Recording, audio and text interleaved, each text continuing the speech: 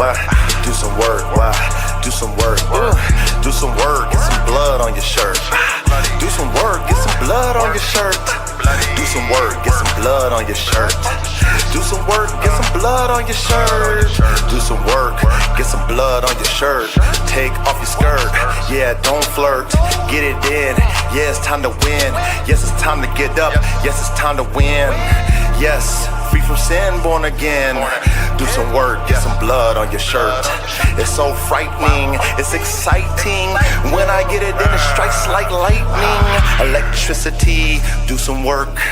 Don't be afraid to get blood on your shirt. Yeah, sometimes it hurts, but I guarantee it works. Ooh, don't flirt, don't wear a skirt. Be a man, please understand. It's time to work, it's time to do additions. It's time to work, it's time to go on missions. Stay in tune with the God, fuck the squad. If you ain't in tune with us, yeah, I go solo, don't you know though? So 100 Nation, that's for sure though. I do the work, I get blood on my shirt, oh my God, yes it squirts. But I let it release, I get the peace. Oh my God, I slay them devils, rest in peace. Till they lay down and deceased. And do some work, get some blood on your shirt. I don't acknowledge no shit that is fake. I can't stand police niggas, they're jakes. Yes, you cannot relate. Sometimes you do the math that doesn't equate. Oh my God, heaven's sakes. Oh my God, what the hell, yeah. What's the smell? I don't smell shit, cause you don't know how to do nothing. You don't know how to do it. Nigga, quit, forfeit, lay it down. Shh, don't make a sound. Yes, I'm profound and I get it in. Yes, we're born to win. I said, do some work, get some blood on your shirt. It's a soldier's life, nigga, blood on your shirt. Fuck all the laughing shit, fuck all the flirts. Fuck all the play shit, fuck all the skirts.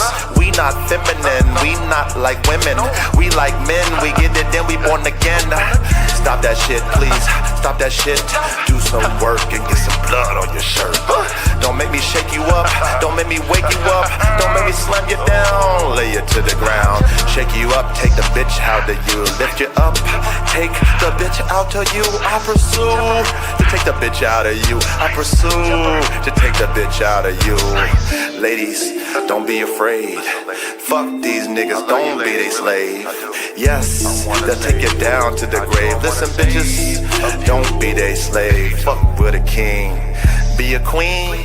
Come through, move like a machine. Stay mean and stay clean. Look up in the sky, yes, have a dream. Martin Luther King, the God that flows through me. Yes, they call me T-E-E-S-I-R-E-T. Sire, oh I'm on fire. Lightning strikes, I ain't no liar. I speak the truth. 1, 2, 3, 4, 5, 6, 7, 8, 9. Press rewind. 1, 2, 3, 4, 5, 6, 7, 8, 9. Press rewind. Yes, it strikes through the spine. It strikes through the roof. It's the truth. Mathematics, get it in. Mathematics, get it again. 1, 2, 3.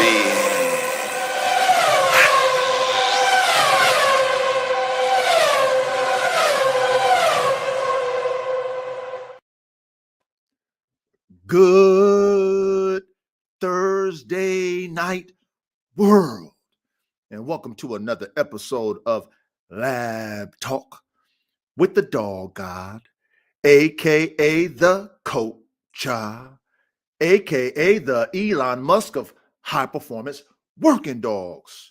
That is me, he is I, and I am him, Yeah. Big salute to my brother Cooper with that pole position. Big salute to my brother Young Reddy with that second place. And big salute to my brother the Bakari from Canada in the building with that third place, that 1, 2, and 3, that podium, man. Big salute to my brother Rock Solid in the building, man. Big salute to you, Rock Solid, my brother, man. Who else we got up in the building, man? Look, excuse me, Lucky Mills. Big salute to you, Lucky Mills, Caveman. Caveman. Big salute to you, Caveman. Who else we got up in here, man, as y'all trickling in? My brother Bill, man. Big salute to you, my brother Bill. Blue Line Terriers in the building, man. My brother, only the council in the building, man. My brother, only the council in the building. Real certified, man. Real certified, man. My brother, Functional Focus, man, in the building, man. My brother, Functional Focus in the building. Big salute to you, Functional Focus, man. And big salute to all of you who are trickling in, man. Trickling into the classroom, man. No classroom like it but ours. For the high performance working dog, man or woman engineer. No classroom like ours. And I'm grateful that we've established this classroom where we got free thinkers who are very artistic, not autistic now, artistic, okay, very creative, the pioneer dog men and dog women. This is the classroom for us where we can come and learn and really be brainiacs, be nerds when it comes to this high performance working dog man type shit. That's right. Now, before I get into my week, you already know what time it is. I already know you guys are prepared. Might be some new people up in here, you know what I mean? Big salute to all my new subscribers, man. Slowly but surely, we are growing. Slowly but surely, our content is being heard, watched. So definitely want to thank all of you who have tapped in recently based off of this classroom content, because that's pretty much what my platform is on YouTube. It's just more or less a place where we can be in the lab. You know what I mean? So, salute to all my new subscribers, man. Hopefully you guys enjoy the classroom. Hopefully you guys respect the fact that I'm not a professor. I'm not a teacher. I'm a coach. Okay. And some of you guys who might be new, my coaching style might turn some of you guys off. And I understand. I do understand it. There's other platforms you can go to where you can get talked to like you're being talked to by your professor, and all that. There's so much selection out here for all of us, right? Options. Okay. However, this classroom is done by the coach. And if any of you guys ever played high competition level sports, if any of you guys ever been in the military, there's a certain level of leader that qualifies for that position. There's a certain type of leader that leads elite, top tier, blue chip athletes, right? When it comes to this high performance working dog lane that we created, it is the pinnacle. It's the highest level. Okay.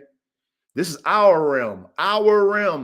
Okay. Nobody but us now, okay, have been speaking when it comes to dogs at the highest level, okay, when it comes to performance, complete dog, frames, brains, and motors. Nobody but us.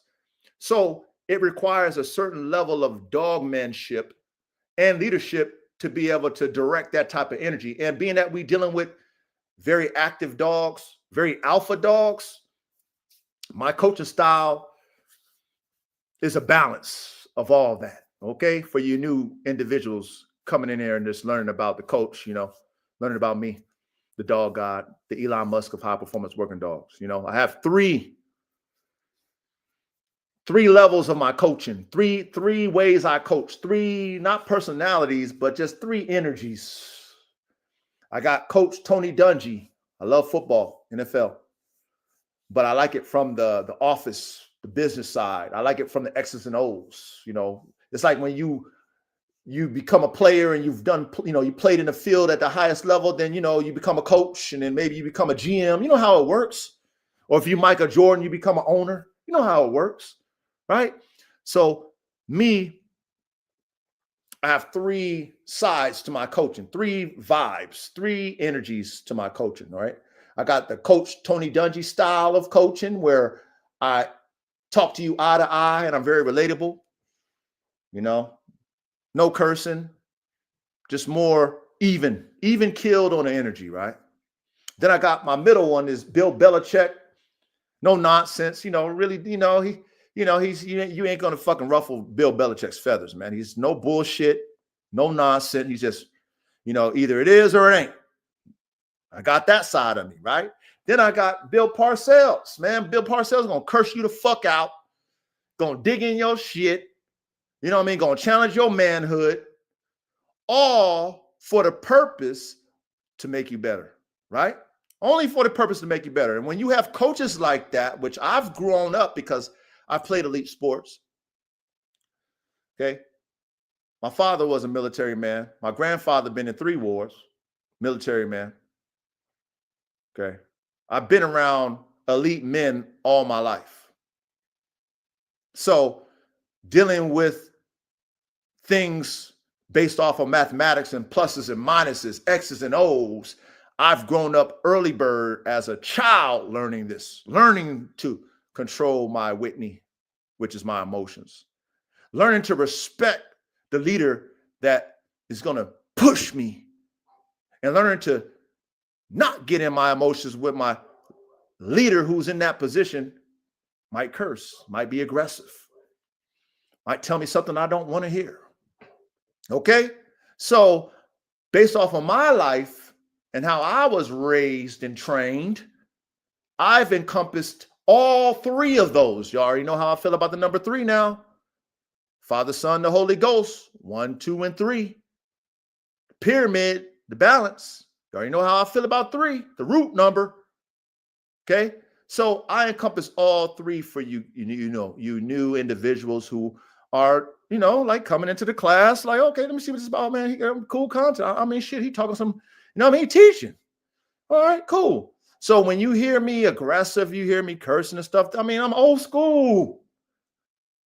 And honestly, even though I know we have some women that come in this classroom, and I respect all the women who can handle that, but this class is for men. Most of my followers is all men. So that's my target audience. And I want a certain type of man around me, especially when we're dealing with dogs that can do damage to people, animals. Like we're putting together alpha animals. So you can't be bitch made and control an animal that we are engineering. You guys understand that? You can't be a bitch in your spirit and think you're going to control an AK-47 chopper. Or like my brother, the council, got an AR-15. Okay, or whoever, all you guys who deal with these alpha dogs, okay, when you see people who get these dogs, they can't handle them because they're not alpha. They don't know how to take control. You know what I'm saying? They don't know how to be Howard Stern at the right time. They don't know how to balance their energy and be loving at the right time. They don't know how to do the balance like me, the coach. So anyway, just an introduction to you new individuals, get introduced to me, my platform, my classroom, which is our classroom now. So to all y'all, my brothers here, consistent, I'm the coach. So if you can't handle the old school coach that's relatable, then you probably going to get turned off. Cause I get aggressive, man. I have passion. I'm a curse. I'm going to talk to you sensible, I'm going to talk to you logical, I'm going to get passionate, I'm the coach. So understand who you are in the classroom with, okay? I'm not your teacher or your professor. I'm the coach. Who else is coaching this dog shit but the coach? I'm sure there are other people, but I haven't heard them. I watch a lot of different dog shows because I'm a student of the game. I watch, you got to be a student. It's like a scout, right? A scout goes to all his ops games. I don't even consider them as ops. I like to learn. I'm a student. I'm a coach. I do X's and O's. So I want to learn plus and minuses and differences. Should I don't know? Should I might know? Should I do know? I want to learn all of it, variances, all the shit. So I watch, I listen, I learn. I have an ear to hear, man. I'm always in one in the back. I don't make no noise. You don't need to know I'm there, but I'm there. All right. So anyway, salute to all you new subscribers. I'm very grateful that you guys have found us. I've switched up my whole play as far as like doing thumbnails now, which is working. By the way, it's working. And the algorithm is playing this game, right? It's playing this game, just like I did on IG, same shit. But I wasn't doing on Instagram because I just had on YouTube, because it was just more YouTube I use as the classroom. But now that I'm doing that, shout out to Reddy. It's good to have brothers, right, who aren't intimidated by your leadership, who respect your leadership. Not only that, who knows that I'm not here to disrespect what you offer as someone who can lead me, someone who can direct their leader. Come into the leader's office, boom, come into the coach's office. Hey, coach, man, I got something to say. And but I don't want to hear it. You're not going to hear that from me. I'm all about the team. I'm all about the team. You're not going to hear that from me. Okay? So respect to all of you. Respect to my brother Reddy, all of y'all. Because I got, y'all know who y'all are. Y'all be in my DM, send me all kind of shit. You know how I always do. Thank you. Because I'm a student. Y'all know I'm a student, but that's why that's why I play at the top of the spear. That's why y'all respect me. Because when y'all tell me something, and Reddy, he's a witness. When Reddy tell me something, I do what he say. He knows that, if I slide coach something, if I tell coach something, he's not going to disregard me. He values me. He knows I'm not coming with a offset spirit toward him. He knows I know who he is, because I want coach to be who he is, and I know who he is. I want to feed him. And that's the only reason why I want men around me, is to feed me, because that's what I do. I feed y'all. Why would I want men around me who can't feed me? But see, this is the difference between me and a lot of other men. I'm a mathematician. What I mean by that, think about the word problems that we used to have back in school, word problems. I'm good at word problems. I'm good at people casting spells verbally. I can discern whether the math is correct or wrong. I'm good at that. I'm very versed at it too, man. I can cast a spell back on you. You won't even know it. That's how versed I am on the word problems. So when men speak and give me a word problem, I'm calculating your words mathematically, because God is mathematics. God is pluses, minuses, addition, subtract. All mathematics is God. Think about engineering and how mankind has advanced through mathematics. That's God. So when a man speaks a word to me, like my brother Reddy, and say, hey, coach, think about this, do this, coach, try this, coach, if you do this, give me a push. That's all my brother doing.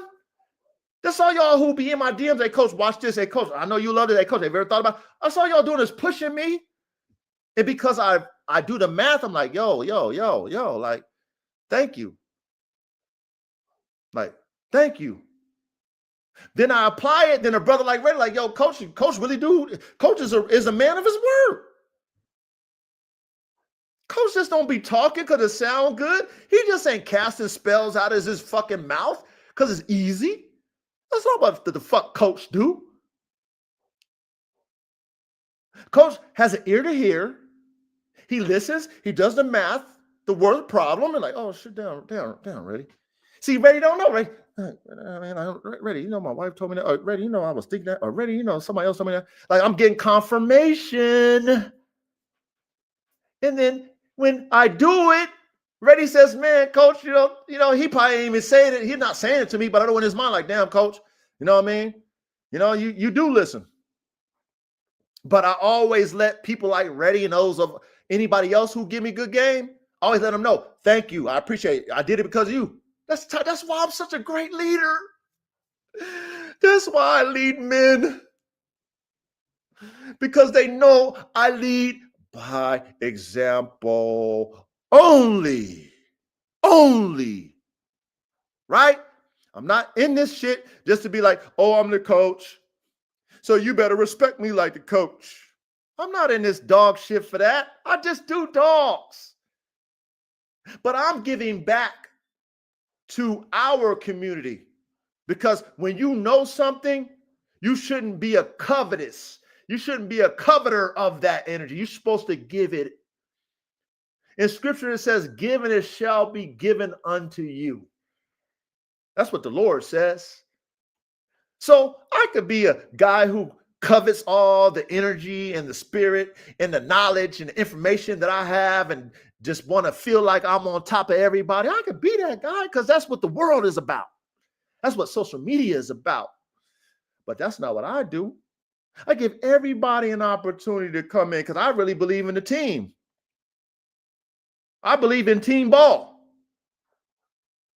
But see, as a leader who can go down to the first level, can be at the top of the level and then go walk down the stairs. I can walk down the stairs and meet everybody as I walk down and see them eye to eye. See them, and then I can go down to zero and see you eye to eye. The zero. And make you feel comfortable enough to reach where I'm at. See, I can do that. Most people, they can't do that because, they don't want you to feel like you even have the, you know what I'm saying? They don't want you to even think that you can even remotely be on a level. But they're not a leader like me. They're not the coach. Okay. So anyway, salute to all my new subscribers. Please, if you really in tune with this man shit, not what it sounds like as a man when you say it, but living it. You know what I mean? Just being strong, man. Being strong mentally. You know what I'm saying? Have mental strength. You know what I'm saying? Like real shit. Like don't let the world make you fucking take your life. Don't make the world fucking make you downplay your own self. Don't make the world make you feel like there's no hope. Like real man shit. Like, you know what I mean? Take the pressure on. Like take it, man. Take that like that. It's man shit. God put, come on, read the scriptures, man. Every elite man of God had to go through this shit. So why can't, come on. Of course you're going to go through it. So stay here. Enjoy this classroom. Don't be offended by the coach. You know what I mean? Handle the shit. Let's push this limit, man. I'm here to push y'all, man. I'm not here to fucking to make y'all feel comfortable. I'm here to push y'all so that you guys are making top tier dogs, not just me. Because I know what I'm going to make, but I want y'all to make them too. So I digress. Get your paper planes, your backwoods, your Swisher Sweets, your gars, your bongs, your edibles, your drinks with that herbal sensations. Get that bitch ready to go. Make sure you got your lighter on deck. Make sure you got your gummies on deck. Make sure you got whatever you have on deck filled with that herbal sensation, and make sure it's that top flight. Get that bitch ready to go. If you like that taste of hops, there's a lot of people like the taste of hops, but if you like the taste of hops, whether light or dark hops, whether it be a stronger hops called the malt liquor hops, make sure you get that bitch out the Frigidaire, out the cooler, get your mugs out the freezer, get that bitch ready to go, man. Get that bitch popped and cracked open, poured in the mug, however you partake in the hops. If you like the dark skin liquor, the light skin liquor, you like it hard and straight liquor, get that bitch ready to go. If you like to take a shot or if you like to sip it, man, like that cognac, get that bitch ready to go. If you like to concoct it, if you like to Sir Mix-a-Lot it, if you like to have it twisted and turned with a little cut, get that bitch ready to go. Because you know what the coach got? I keep it simple, man, because life is so hard. I love to use the KISS method. Keep it simple, stupid, because life is so hard as it is. I like my vodka lemonade. Big salute to all my high performance working dog men and dog women engineers. Salute to all my high performance working dog man and dog women engineer nerds, okay? Coming here to learn, man. Coming here to learn, man. Coming here to learn from somebody who's in the field, man. Somebody who's really doing the shit, got the dogs, all the shit. Not just talking about the shit because it sound good. Because it's content. Not just talking about it because it's content. No, the coach talk about it because he do it in real life. That's the value of this classroom. Okay? We don't talk about shit we don't do now. Okay, not us over here. You know what I'm saying? Like, I'm qualified to talk about what I'm talking about. So big salute to all of you. Let me get my drink.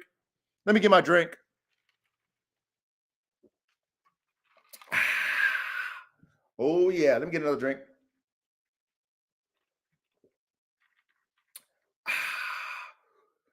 What we got? APBTKG. Big salute to you, my brother. Welcome. So, as a Verde, oh, my brother Verde, big salute to you. Verde, man. Verde in the building. So, let me talk about my week like I always do before we kick off. So, I was on the gram. Shout out to Reddy. You know, he was thinking just like me when I saw it, but K9 Matt, he posted a post where, you know, he had to take one of his bull herders back from a customer who couldn't handle it.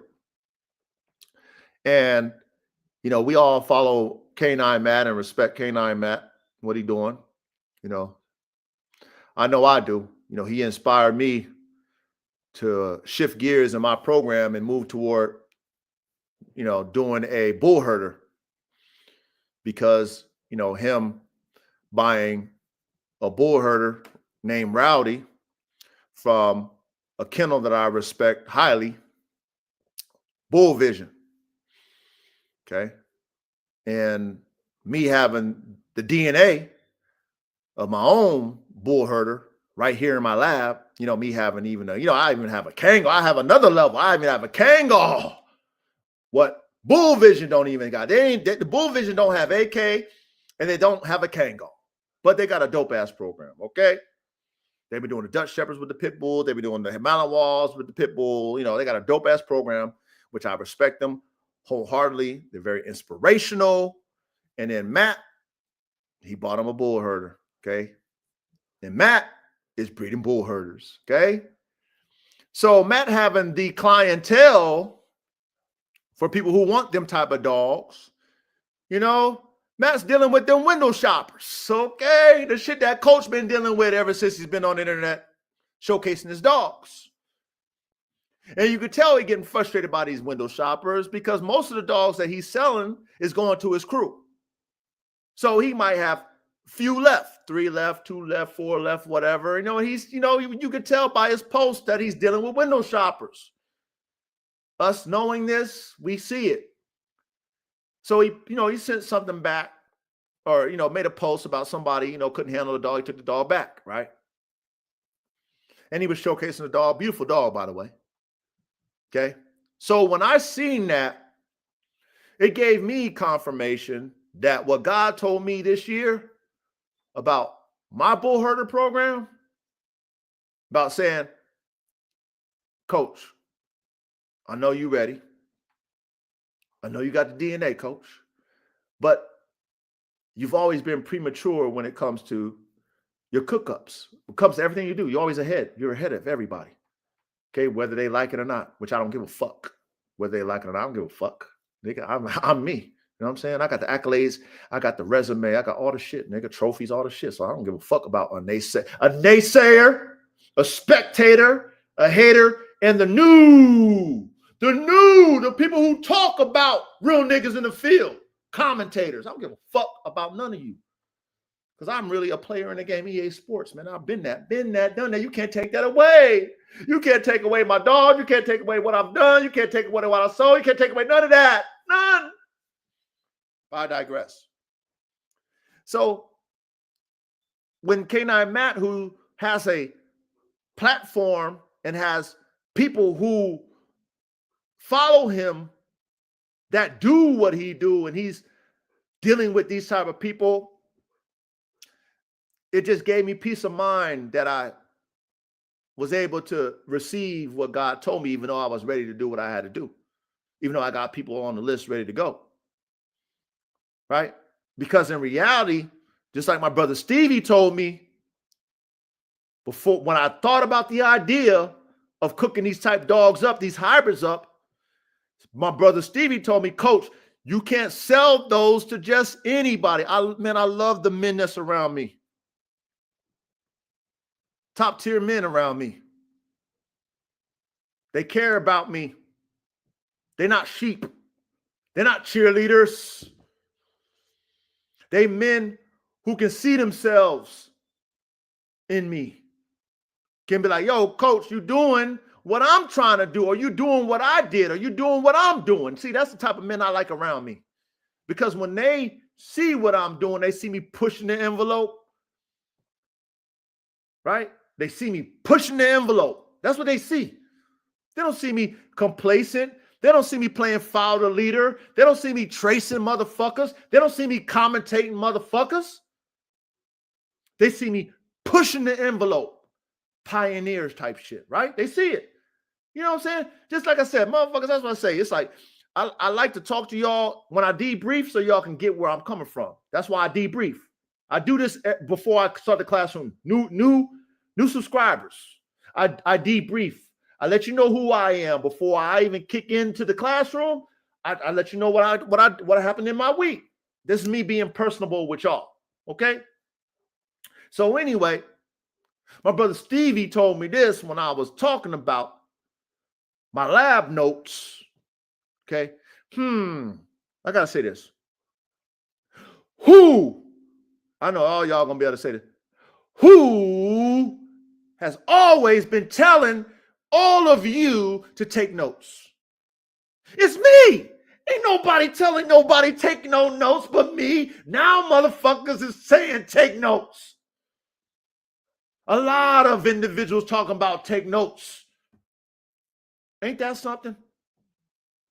But the coach always had the classroom, and coach always been telling y'all to take notes. Ain't that something?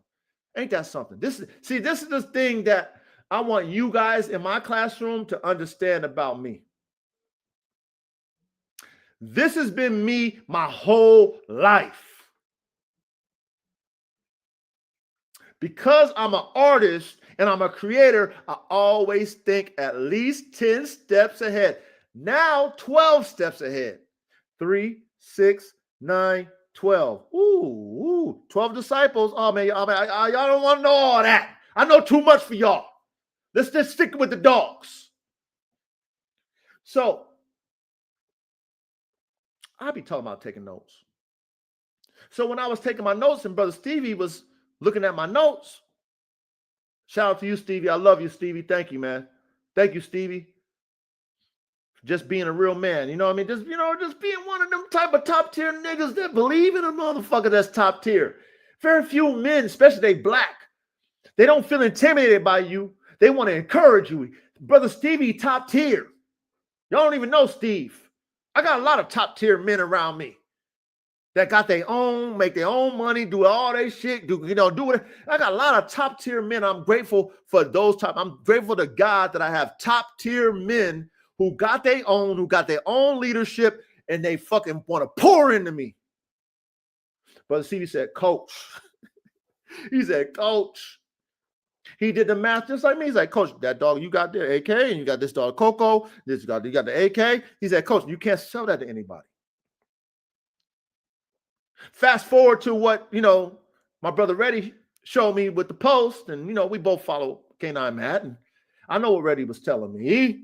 Of course, I know what he's telling me. Reddy ain't no dummy. Reddy's smart. Of course he gonna tell me.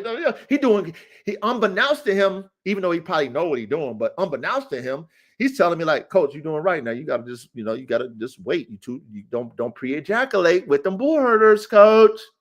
Don't do it, because I guarantee you Matt is selling his for less than what I'm gonna sell mine for. I guarantee you can get probably a bull herder from Matt for probably like maybe. I'm a guess. No disrespect to what Matt's charging. $1,500. I'm a guess. $1,500. You get one of them rowdy pups. You know how much the coaches is gonna cost for them AKs, them AK Malinois, or them AK Kangals? They're gonna cost $4,500. No papers. No papers. You know what I'm gonna give y'all? Whoever buys, I'm gonna give you a certificate, a Formula One K9 certificate. They're gonna be certified by the coach, which is gonna be better than papers. Certified. That's what I'm gonna give you. But $4,500. I don't know who's selling a fucking. I know Coco costs $5,500. My Malinois that my nephew spent his hard-earned money on, she costs $5,500 plus shipping. I'm doing a hybrid for $4,500, and I got people waiting for me to fucking cook it, begging me to give me their $1,000 deposit. But you know what? I know at the end of the day, I'm not a rookie to the game, and I done heard it. Hey, what's that? I think Blue Cantrell or somebody got that song. Heard it all before. I don't know if it's Blue Cantrell. I don't know, one of them females. Come on, I ain't a rookie at this shit. Sounds good. I need $1,000 deposit.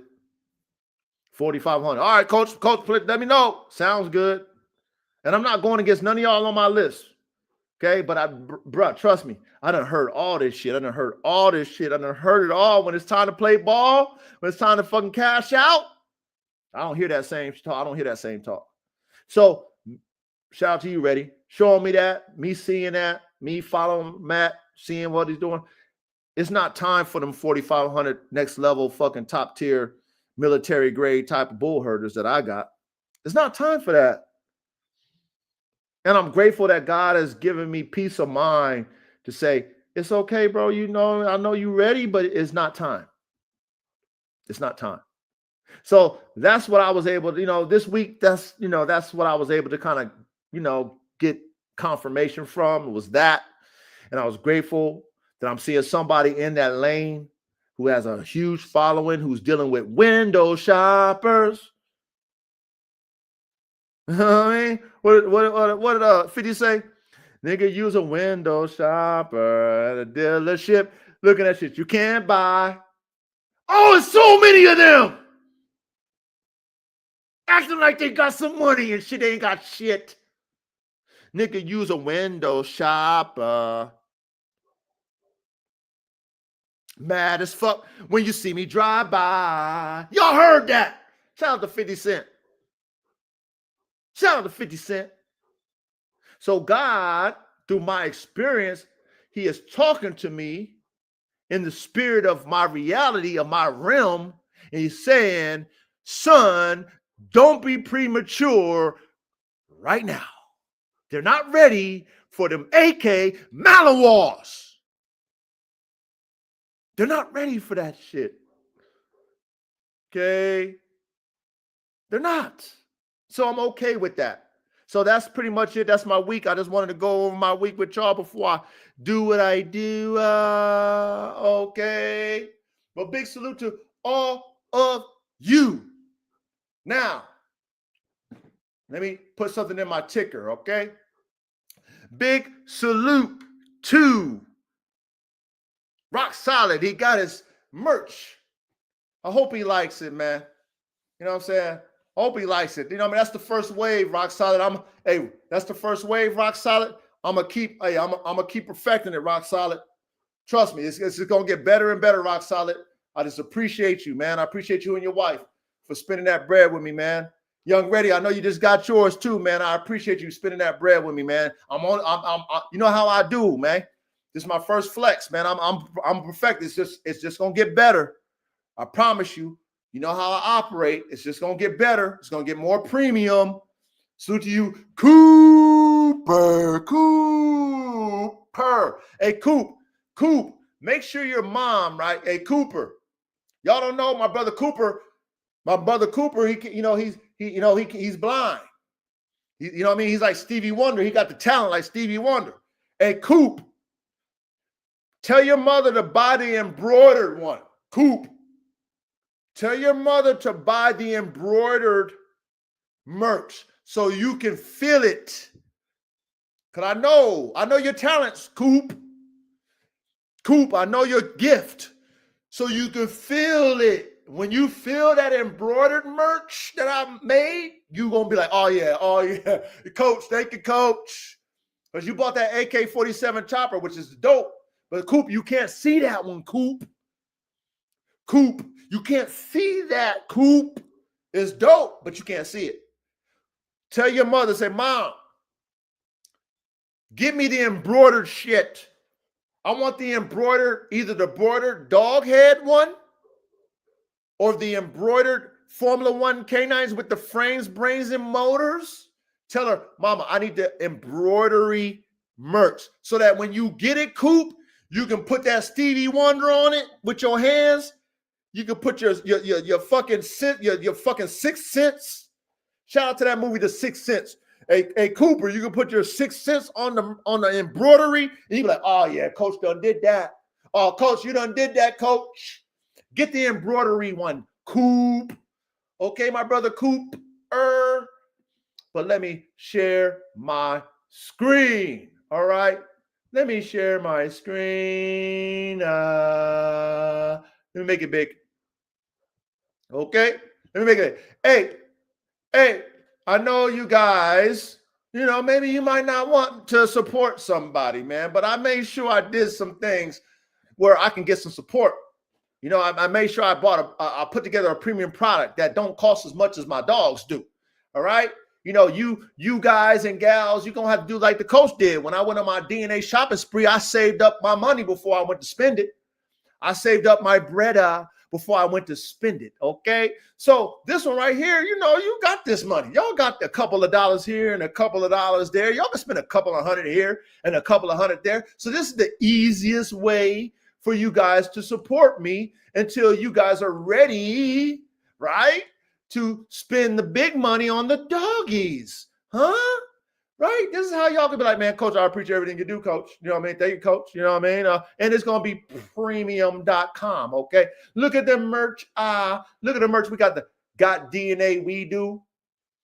We got the Got DNA We Do. Look at that. Look at that, man. We got the, it's kind of cold outside. We got the sweatshirt. The Got DNA We Do sweatshirt. Okay. Then we got what we got here? We got the High Performance Working Dog Engineer sweatshirt. Okay. Go ahead and get that. Go ahead and go, man. I mean, we got all different sizes for you, all different. Like, man, we got the premium, man. Come on. That's what I do, man. I make sure it's premium like my dogs. We got the Built for High Performance. I've got all the different variants of fits. How do you want it to fit? I got it. I don't care what your kennel is. I don't give up what you're doing with dogs. As long as you're doing performance dogs, high performance, this right here, you can rock it, man. You can rock it with your J's if you want to rock it with your J's, man. I mean, you can rock it, man. That's what the coach do, man. Built for high performance. I don't care what breed you got. You believe in high performance dogs? Of course you're going to rock Built for high performance, man. Formula One. Y'all know what Formula One is? Go ahead and watch that shit on Netflix, man. That's what the coach is with dogs. The highest level of. Of course, the merch got to be that. Of course, the merch got to be that. What we got right here? We got the Unleash the Power. Unleash the Power. Come on. I mean, come on, y'all. Goddamn, Jean-Claude Van Damme, man. Look at that shit. Top tier premium merch. Top tier premium merch. Look, man, we got it all for y'all, man. We got it all for y'all, man. We got the AK-47 chopper, aka the Bone Crusher merch. We got the merch. AK-47 chopper, aka the Bone Crusher merch, man. Come on, man. Just go and shop, dude. Scroll through. I got it on the ticker. You know what I'm saying? I got it on the ticker. Okay, at Formula One K9's gear.printful.me. Simple as that, man. We got the hoodies. You know what I'm saying? We got the hoodies. Zip up with the embroidery of the dog head. We got the embroidery Formula One. I mean, come on, man. Frames, brains, and motors. Come on, man. Top tier professional type shit, man. Top tier professional type shit. You know what I mean? Ain't nobody got the merch like the coach. I know they want to hate on the coach. You can't do it, man. The coach just do shit at the highest level, man. You know what I'm saying? Don't let me pull up around with your homeboys and shit. You know what I'm saying? Don't let me pull up around when you and with you and your homeboys and shit. They're gonna be like, damn it, man, that nigga the coach is cold, man. That nigga coach is top tier. Of course I am. Of course I live this shit. Look at that. Look at that right there with the embroidered dog head. Look at how many goddamn. I got so many variants, so many variations for y'all, man. Shop at my store, man. Come and support your boy, man. You ain't gotta donate to me and don't get nothing from it. You could donate and get some top tier fucking merch that niggas is gonna be talking about. I got the polos. I got the polos for your ass. Polos with the Formula One canine on the sleeve. If you like the polo, you want to be classy with the polos. I got the polos. You know what I mean? I got the polos for your ass. I got all the shit. Regular shirt, t-shirts, all different. I got the hats. So let's go to the hats. I got the hats. I got the dad hats. You know what I'm saying? We got the, you know what I mean, the little trucker hats with the curved brim. Man, come on, man. Shop with me. Shop with me. Shop with me, man. Look at that. With the embroidery, with the Formula One canines on the side of the hat. Come on, shop with your boy, man. We got the coach hat. Look at how the coach hat. We got it's called the technical director. If that's who you are when it comes to your program, the head of performance, that's what a technical director is in Formula One. It's the head of the whole engineering program of the race car, okay? Technical director, the coach. That's you, the coach. You know what they call the leader of a Formula One race team? They call him the team principal. Over here, we call him the coach. That's what we call him over here. Technical directors, when it comes to dogs, we call him the coach. That's you. That's you with the Formula One canines, the highest level of high performance when it comes to canines. Of course you can rock that. Of course you can rock. I don't care what your killer name is. Of course people going to be like, yo, that's dope. That's fire. That's fire. That's dope. Where can I get that from? Oh, man, go shop with the coach. Go shop with the coach, man. Go shop with the coach, man. Look at the frames, brains, and motors hat. Look at that. Look at the hat, the frames, brains, embroidery. Frames, brains, and motors. That's what I mean. That's how we build dogs. Frames, brains, and motors. Formula One canines, of course, right? Of course. We got all different styles. Come on, y'all. Top tier like the dogs, man. Top tier. You can't downplay motherfuckers who's really in the field doing this shit. It sound good when you talk that shit. Sound good when you talk it. But when you do this shit, you gotta show it. I'll be showing you. Look at this shit. The dog head. Look at that. Like the Corvette emblem, because you know I used to own Corvettes. I had Corvettes. I got the CTSV. I like Corvettes, V8s. We out here in the West Coast, man. We like muscle cars out here in the West Coast. We like muscle cars. That's what we like out here in the West Coast. When you got a muscle car, you got a Corvette. You got a Cadillac CTSV. That's like you driving a Lamborghini out here in California. My boys out here in the West Coast know what time it is, man. When I pull up in the CTSV, niggas know what the fuck time it is. I ain't no regular nigga. Niggas, man, I can't believe these motherfuckers. I can't believe these internet niggas talking about me, man. Talking on me, man. You little small time internet niggas talking about me, nigga. I'm top tier, nigga. Check my pedigree, nigga. Check it. Check it. Look at that. Formula One. Look, I give you top tier shit, man. I give y'all top tier shit, man. That's what I do. I do top tier show and tell. Ain't nobody else talking and showing. And if you are doing that, I salute you.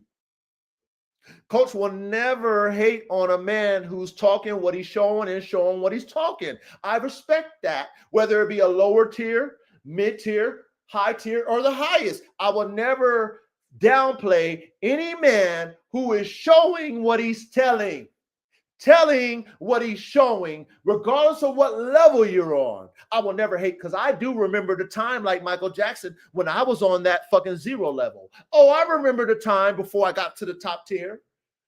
Okay, then I got to the top tier, then I got fucking pegged down, and then you got to work your way back up. Come on, man. It's a fucking, it's up and down. It's like the stock market, baby. You got to respect it. Check out the merch. Look at the merch, man. Come on, coach. Come on, coach. Come on, coach. We got the Formula One canines, the mid, man. Come on, man. Come on, y'all. I mean, top tier merch. Support your boy, man. I got it all for y'all, man.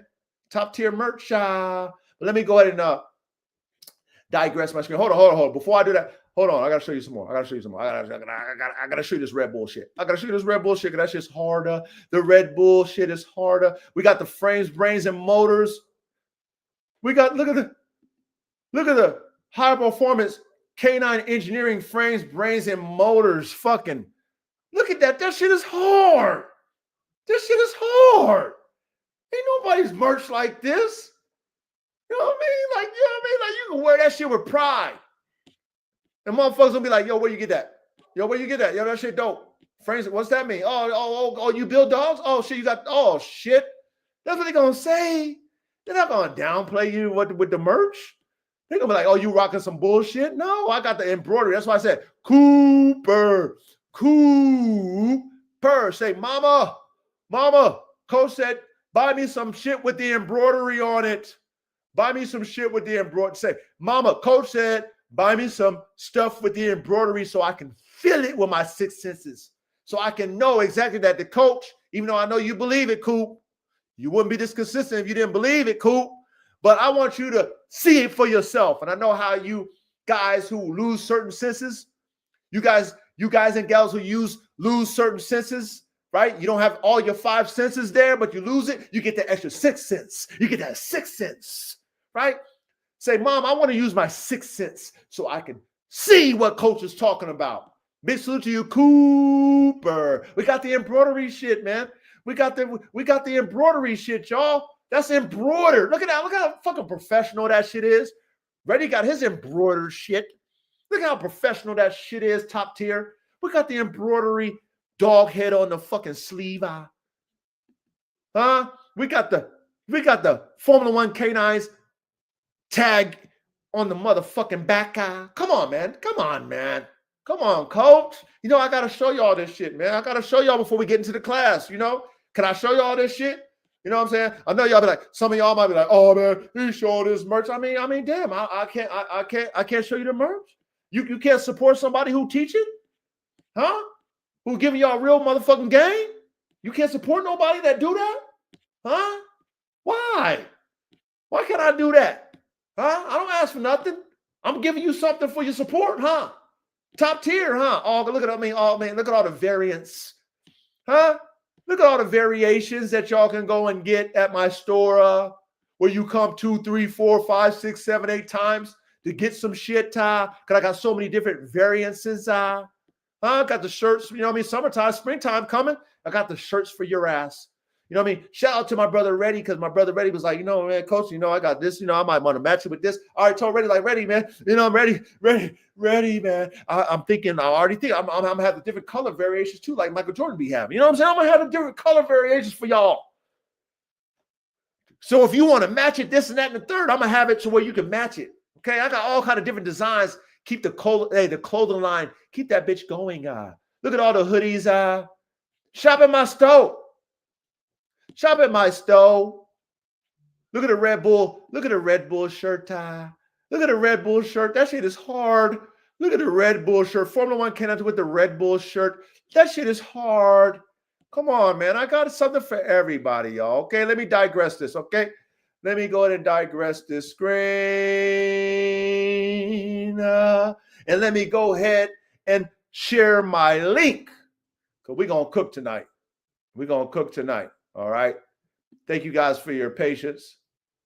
You know, but you know, shit. I mean, can I show my merch? Can I promote my merch to y'all? You know, I don't ask for nothing. You know what I mean? Can y'all support me? I'm giving y'all a product where y'all can be proud of. If you spend your motherfucking money with me. I'm not telling y'all to buy them $4,500 dogs. I know the world ain't ready for that. You know what I'm saying? I know the world right now, we try to figure out how to survive. I respect that. I'm trying to figure out how to survive too. You know what I mean? Caveman. Hey. Caveman, how you doing, brother? Pretty good. How are you? Hanging in there, Caveman. Hanging in there, trying to survive, stay alive, man. That's all. Yeah, I feel you. Still waiting for it to thaw out. Fellas. Salute, ready? Yeah, man. Salute, Coach. Salute, Caveman. Hey, Reddy, you said that you received your package today, huh? Yeah, it came earlier than I thought. I thought it Okay. was gonna come at this time. You know what I'm saying? Well, we were experiencing all the winter storms, so I appreciate all of you who are patient with the shipping. But we've been dealing with a lot of winter storms, and it was snowing today out here on the hill, so we were dealing with the same thing out here in Northern California. We actually had an avalanche where some people are lost in the avalanche and shit out here where I'm from. So Oh it's been, wow. it's been kind of crazy out here in California because I'm up north in the mountains. I live in the mountains, so it snows up here. It's like, damn. Where can you really live without the disasters? It's like, Well, California, if you live in the valley, you can kind of get away with that. But back in the day, they experienced floods in the valley, but they got them levees and shit. So that's what you experience in the valley of California. But mm, you're in California, so you're gonna have the fault. The fault is in California, so you're gonna get all that shit. You know what I'm saying? mm. You live up north, you're gonna get the snow and the storms and all that shit up north. Yeah, that's what's going on now. Yeah, you live in the south, you Snow. get the desert, you know what I mean? All that shit in the desert out there. So, I mean, it's, California is like everything out here. The only thing that sucks about California is the government. Right. They suck. You know what I mean? They suck because they just rape us, and it is what it is. That's what if you want to live in California, you got to accept being raped. It is what it is. Man. But hey, did you like what you saw? I know Oh you hell told me, yeah. you know. Oh Why yeah. It's don't you tell me authentic. what you got? Hey, Reddy, I why don't got you tell me what you purchased, man? Oh man. I'm going to box right now. Cause Oh, I put that joint back inside the plastic, you know what I'm saying? Cause I ain't want my dogs to get at it thinking I got them a snack or something, you know. there you go. There you go. Go ahead and get your test. I mean, go ahead and tell them what you unwrapped out of your box. Because a lot of y'all. I don't know, man. A lot of y'all ain't own my dogs. And like I said, please, men, let Coach talk to y'all. Please Right. don't take what I'm saying personal when I talk to y'all. Okay? Please, y'all. I love you guys, but at the same time, I'm the fucking coach. Respect me. Let me talk like the coach and not fucking get in your Whitney. All right, but go ahead, Reddy. Go ahead. Shit. Go ahead. I got that authentic snapback joint, the one you had on the You got the on mid. the You got the mid shot. exactly the real joint. Mm-hmm. But you got the red bill though. Yep. I seen that. Hey, how's the embroidery on the front? How is it quality? Yeah, it's super quality. Like Okay. I really feel it. Like Okay. they made it great. Like Good. Good. It's visible. It's you know what I mean? Like yep. That shit's everything's not nice and coming. crisp. It's not coming off. It's not like a drawn. It's not drawn. That shit's Okay. stitched in. Like Stitched in. Okay. All right. All right. Oh, yeah. Yeah. Okay. Cool. That's yes. Okay. there ain't no holes. There ain't no lint sticking out of it. Like everything's in. Like it's Okay. clean, nice and clean. Nice. Nice. Nice. Nice. I like that. What about that hoodie you got? Because see, that's why I I was got telling two. you. I got two hoodies. Oh, I didn't know you got two hoodies. Go ahead. Yeah, Go ahead. Hey, go ahead. Talk about it. I got the. I ain't even take the black one out, What about but the gray? You got the gray, but hold on. You got the gray zip up, and then you got the black pull and over. I got a all black zip up too. Oh, you got the zip up? Yeah, yeah. Oh shit. I didn't know that. And they got the same embroidery as the hat So okay, on the front. on the front. Yep. Okay. What about your gray? What do you got on the The back? the gray one, Formula One K9's frames, brains, and motors. Ooh, does it have the F, B, and the M in the red? Yep. Ooh, is it embroidered? Yep. Ooh, stop playing with them. Stop playing with them with the hoodie, with the embroidery. Okay. Now, what about that black one? What's the black one? What's the combination of the black one? I gotta open that one up. Can you open it for the live before we kick off? Can you do that? I got you. See, we like to get witnesses, chat. Oh, right? man. That's what we like to do over here. It's show and tell, brothers. Right? Oh, yeah. All right. It's the same embroidery as the hat on the front. On the front. And then in the back, it got the technical director, the coach, Formula One canines. Okay, now that one's not embroidery, or is it embroidery? It's embroidered. Is it embroidered? Hell yeah. Stop playing. Hell yeah. Does it look good? Yep. Oh, This one felt good. oh. Coop. I know you listening, Coop. Tell your mother to get you the embroidered one, Coop, so you can feel it. Because you can't see that AK-47, Coop. You can't see that one. But I guarantee you, when you get that embroidered one, Coop, you can feel it. Hey, Coop, I know you like Stevie Wonder. You're a talented dog man. One thing about Coop, he's a young dog man, like Verde, like Brother Verde. I got a lot of young dog men that follow me. I love you, young men. Because like Reddy said, it's about you young men. Okay? Because y'all the future. Okay? So I appreciate you guys being able to handle this type of aggressive coaching and being inspired. So, Coop, did you hear what Brother Reddy said about his embroidered shit? Oh, I got one more on there too. I didn't even see this. This is a plus. It got the wolf head on the sleeve embroidered. Ooh. Is it embroidered? Yep. I didn't even know. Ooh. Oh, shit. Got the 3. Hey, chat. Whose merch is like the couches? Huh? Just like my dogs. Okay? Don't feel like men, this is Coach talking. Don't feel intimidated by Coach. This is like my bravado. Don't be intimidated by that. I show y'all why. You heard Reddy. If you own my dogs, you'll be talking the same way when you get a dog from me. So don't feel some type of way about my bravado, men. Be proud for your coach. Be proud. Be happy. Like, that's my coach. Because that's how I would do it. Like that's what I want to inspire you men to be like. We're not downplaying men around here. Be proud if you got a brother that's fucking ahead of you. Be proud. Be happy for him. The only competition we have over here is friendly competition to push each other. We're not competing because I don't like that shit. I don't like that shit. Oh, yeah. Go ahead. And they got pockets. Ooh, how's the material though? It felt nice. It's nice and soft. And, like, I'm gonna be warm when I go out.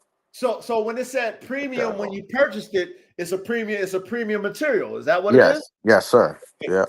Good. That's what I wanted to know. I wanted to know that's a premium material. Okay. Yeah. Okay. And just know, gentlemen, I'm only going to get better with the merch. I'm only going to get better. So for all of you who have supported me now, it's only going to get better, just like the dogs. Okay? Just like the dogs. So this is a way for us as men to support each other, for you all to support me for being the coach. Okay? Being there for y'all. Okay? So thank you, Reddy. Thank you, Coach. I appreciate it. Thank you, Rock Solid. Thank you, Cooper. And anybody else who's going to, I already know, only the council. Thank you, only the council. All y'all. Because I appreciate all your support. Because guess what? We're going to keep taking this to higher and higher and higher and higher and higher and higher. Now, Verde, I would love for you to speak, because before we get started, I want you to speak because I know you've, as a young man, you're noticing something about how the landscape of the dog world is kind of getting the energy from what I'm doing, what we're doing. And you seen it as a young man. Do you know what I'm talking about, Verde? I believe so. Yes, sir. Okay, so I want you to elaborate on what I'm saying. Like, I kind of heard you. You know how to coach. I'm so busy. I still pay attention, y'all. But I kind of heard what you said. Shout out to Reddy and everybody, and only the council. But if you could share what you're witnessing as you watching all these different dog content, and you're like comprehending, like, yo, what I'm saying? You know what I'm talking about, Reddy? I mean, Verde, right? You know what I'm talking about? Yes, sir. Some of the phrases that you like to use, even some Go of ahead. the comprehension. Some of the phrases that coach like to use, like how he like to compare them to race cars and motors and their frames, brains, and motors. Pretty much the head of the topic right now. For the previous past weeks, when I'm out watching some of these other podcasters, I can see the very similar ways of talking, very similar ways of it's almost like sometimes they can't even use their own wording. Sometimes it slips out and they say the complete thing that coach do be saying out, and it just be like a wow. Like, you saying things that this other man be talking about, but once again, it's like, personally, I probably never seen them in the chat. I probably never seen them in the live, in the comments, and I kind of be finding it a little amazing sometimes. Like, there are other men and women out there in the world that will sit up and downplay another man's way of thinking and teaching, but then will go back to their platform and try to perform it for themselves, if you see what I'm saying. Facts. Go ahead. So, for instance, like the frames, brains, and motors, comparing with the racehorses too. I've been hearing a lot of people talk about secretariat a lot too. Speak about comparing dogs to racehorses now, and it's just like, how can we get around the sitting in the back end and downplaying the next man method, and just come to the forefront, come join us, hop in, talk to us, you feel me? Like, don't try to take the next man method and teachings and ways and try to go do it for yourself, because once again, like, you feel me, the young, I'm gonna say it now, the young, we see that shit point blank. Like, there is no selling us dreams no more. Like, we see the real for the real. We see the evil against the good. You feel me? We see all that shit. So it's just like, can we get past it? But I don't really got too much more to say about it for real, coach, because it's like, they not doing it like you. You feel me? They not doing it like these classrooms. They haven't been doing it like these classrooms. These classrooms been going on for years now. You feel me? Some of these people, once again, they sat back, watched your method, watched your ways, and now they trying to do it for themselves. You feel me? But it is what it is. I don't really care for it too much. I just hope people see the real, and I hope people see the fake. That's all I got to say. No, thank you, Verde. And see, this is why I love our dynamic in our classroom and the brothers that's a part of this classroom, because we understand that there's levels to everything that we do. And like I said, me as coach, we nurture, what I'm saying? Like, as a team, you got to nurture from zero all the way to the top. You have to nurture it as a team. You know what I mean? If you ever been in team sports, that's how it works. So to see the young, talented cats like you, Verde, you, Coop, all you younger men in here, who's like really inspired about dogs, like you, like, like you really have a, you have a drive about these type dogs that we talk about, right?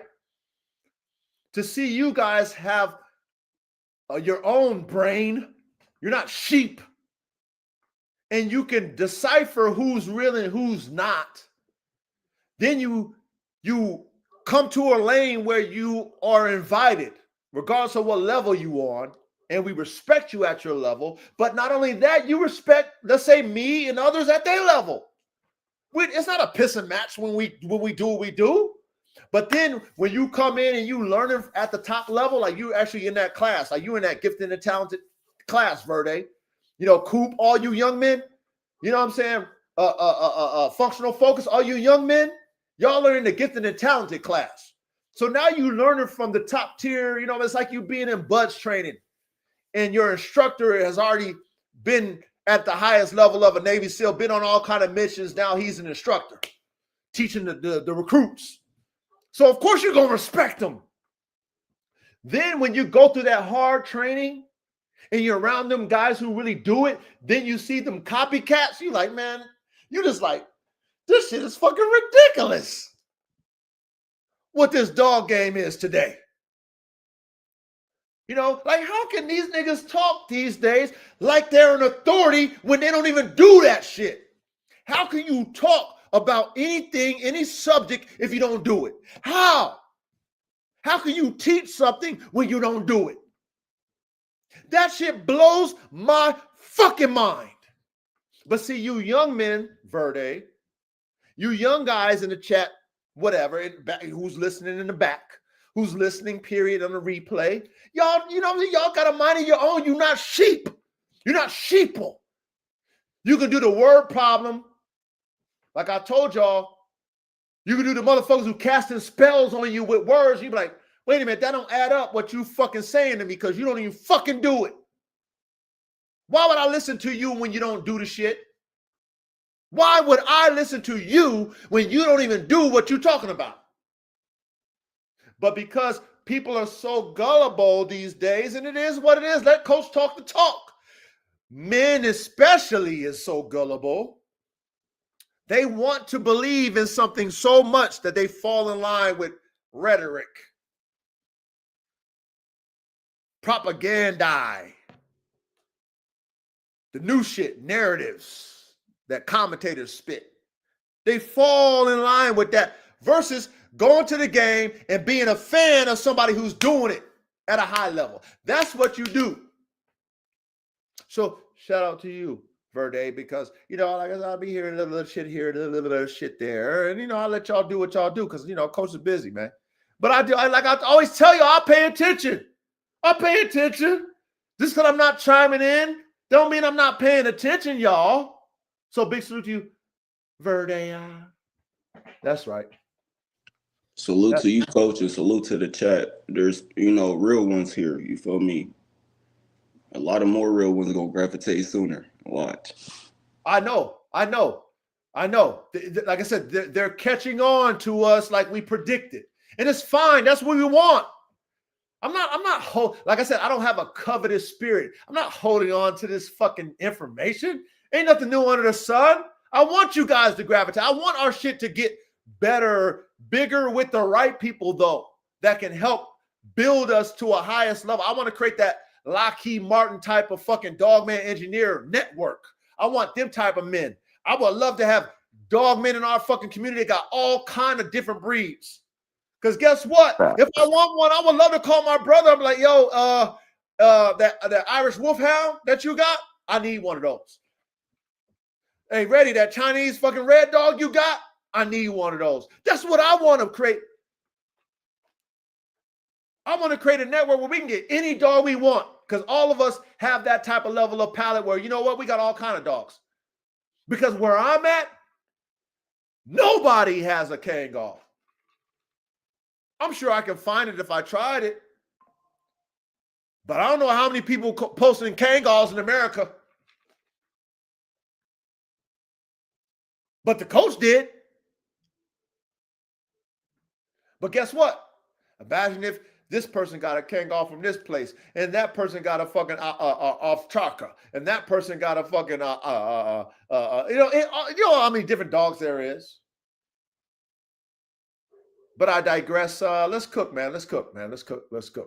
Now, you know what I'm going to do? Because this is something that Brother Caveman brought to our attention a while back.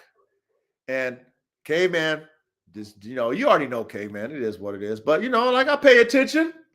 I remember you say, "Hey, coach, we needed, we should do this classroom." So I put it in my notes, like I tell y'all to take.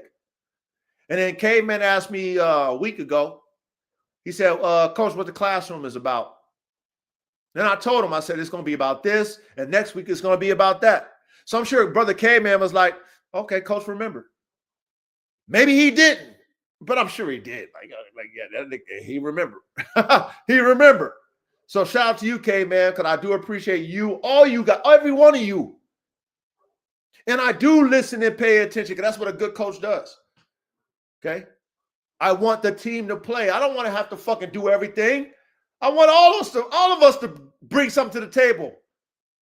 I don't know everything. But if I got you to know something, you Verdi to know something, you Ready, you Chat. If all of us know something and we put it in our supercomputer, that's how, like I said, Lockheed Martin, Elon Musk, his team. That's what I want us to be. A team of fucking smart ass, dogmen nerds, pushing the limits, studying, coming up with ideas, coming up with schematics, and sharing that shit. What about this? What about, have you thought about this? Look at this, coach. What if we did this? This dog has this. I know, like real engineer nerd shit. That's what we got going on, right? So anyway, the topic tonight is genetic crossover, explained in competition dogs and racehorses. Now, Caveman, Ready, Verdi, if you got something to say, you can say it if you want. But Caveman, I would like you to, kick off with this. Verdi, Ready, I would like you to, chime in and do yours, and then we're gonna, we're gonna summarize it with the assistant coach, and tie it in and close it out with that. So, whoever want to kick it off, please be my guest.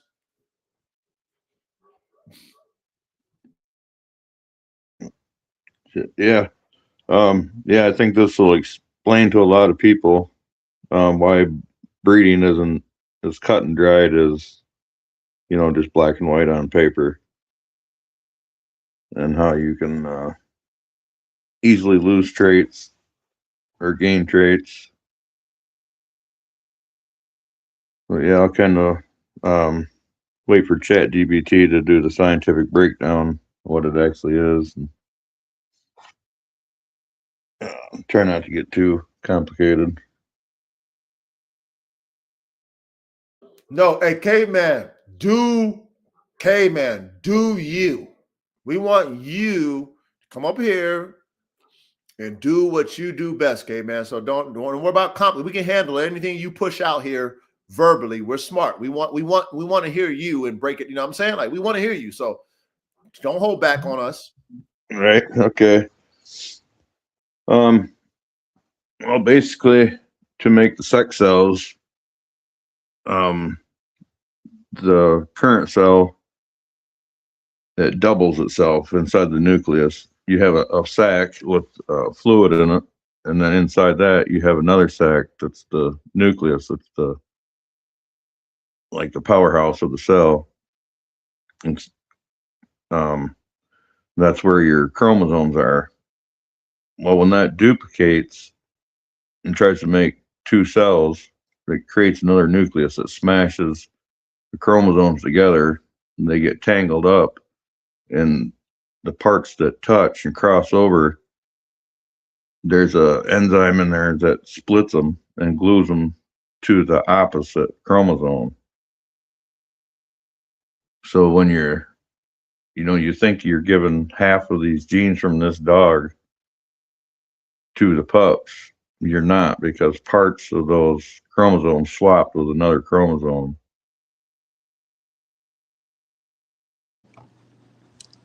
Question, Caveman. Yeah. So is that the phrase for that they call that? Is that the meiosis? Yep. Okay. Meiosis. Yep. Okay. Meiosis. Meiosis. Yep.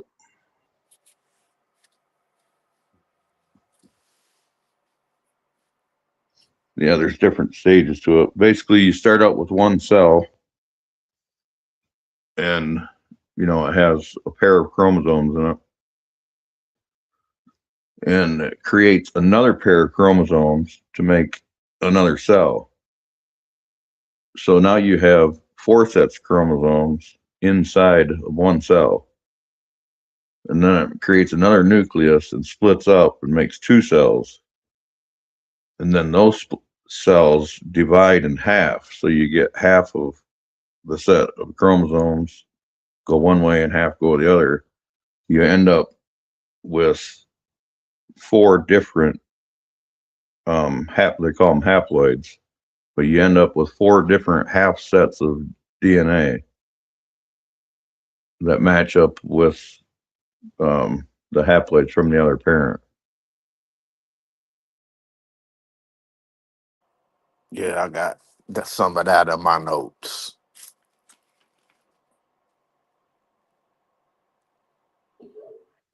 Okay, go ahead. Ready? All right, my joint says meiosis 1 and meiosis 2, the process in which the division of germ cells, sperm, and egg cells of sexually reproducing organisms takes place. It gives rise to 4 haploid daughter cells with half the number of chromosomes as the original cell. The passage of genetic information from parent to offspring. Uh, that's consistency. When you breeding for your true F1s, you don't have variation. The whole litter is the same. Meiosis 1 is reduction. For meiosis 2 is the division. That's what the cross thing that caveman was talking about, when it's the 4 cells and then they divide into the 2, and then those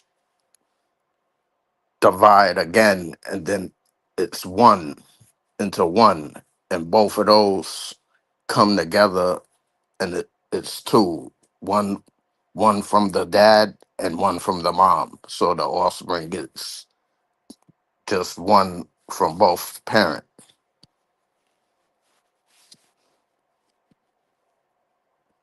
I'm correct, right, Caveman? Yep, that's right. And also in the crossover starts at the very first phase of this process. There's 8 steps to the process, but in the crossover, you can lose traits from your one of the parents. Like parts of their DNA does not get given to their pups, or some of the pups. They actually get switched over to the DNA of the mom, or the mother side of their DNA. Instead of the pups getting a certain set of chromosomes from the grandfather, they don't, because those are swapped out with another dog. Right, that makes sense. So only the mothers get it.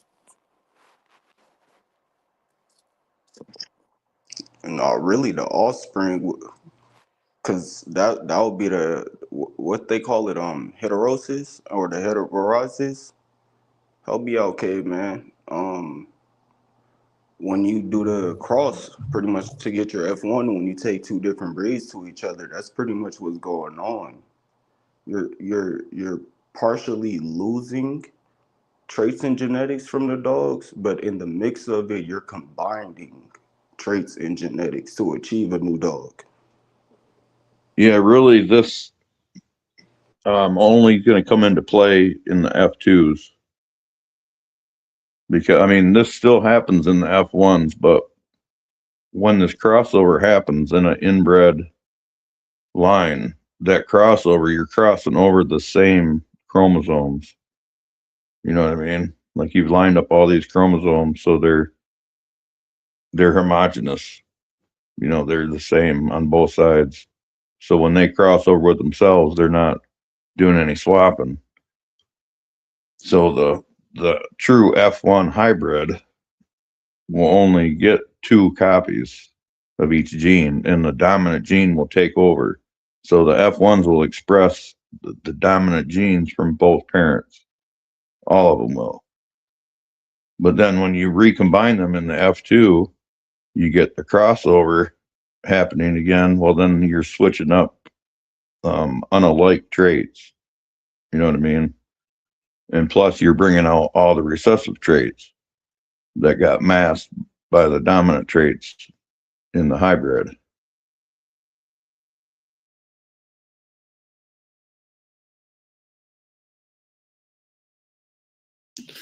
I really wish I had my whiteboard to do some diagrams, but it's a lot easier if you can see an illustration.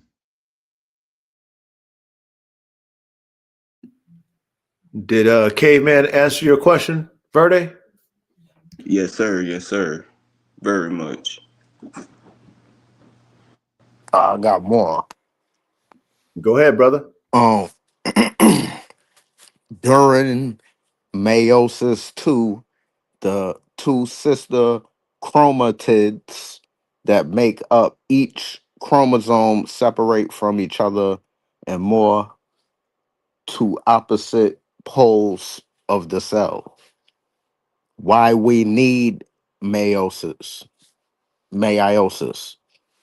Formation of gametes, eggs and sperm. Fertilization, putting it all together. Occurs in the ovaries in females. Occurs in the testes in males. For the females, it's oogenesis, and for the males, it's spermatogenesis. And haploid sperm going into the haploid egg equals diploid zygote. Meiosis forms haploid gametes. Meiosis must reduce the chromosome number by half. Fertilization then restores the 2N number. Let's say you get 2 from mom, 2 from dad. What happens is the child gets too much. You don't want that. Meiosis reduces genetic content to 1 from each parent, giving offspring the correct amount, which is 2.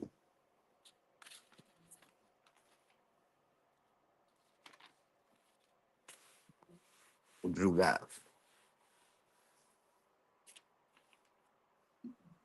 Is he on point, Caveman? 100%.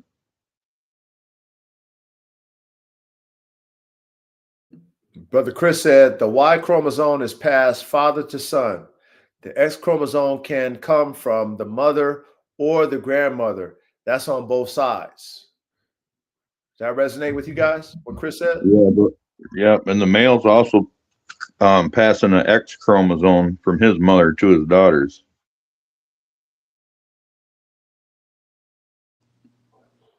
Yeah. Chat. Hopefully, you guys are paying attention in class.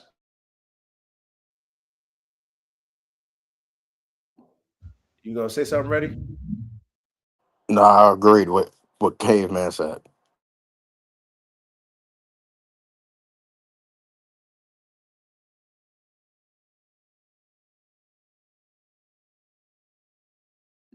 Okay. So you guys got anything else before we get into the format?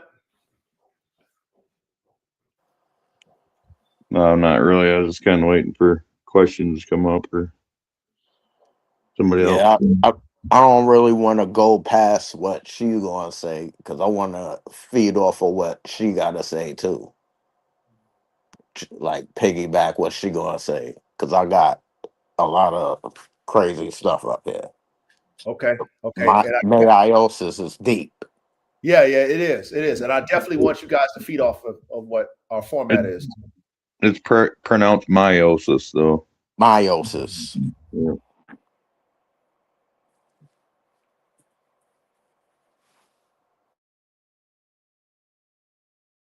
Yeah, I was trying to really stay out of all the different terms and everything, and stay more like the application side. You know how you use it in breeding. But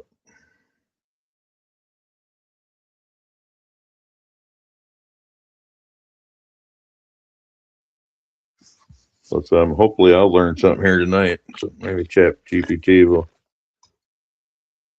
teach me something.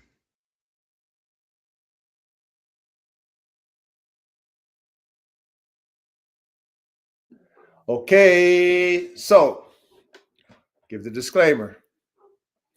Remember who I am. You new subscribers. I am the coach. I do X's and O's. I'm not your history teacher. I'm not your English teacher. I'm not your professor. I'm none of the above. I'm the coach. Okay, I coach what I do.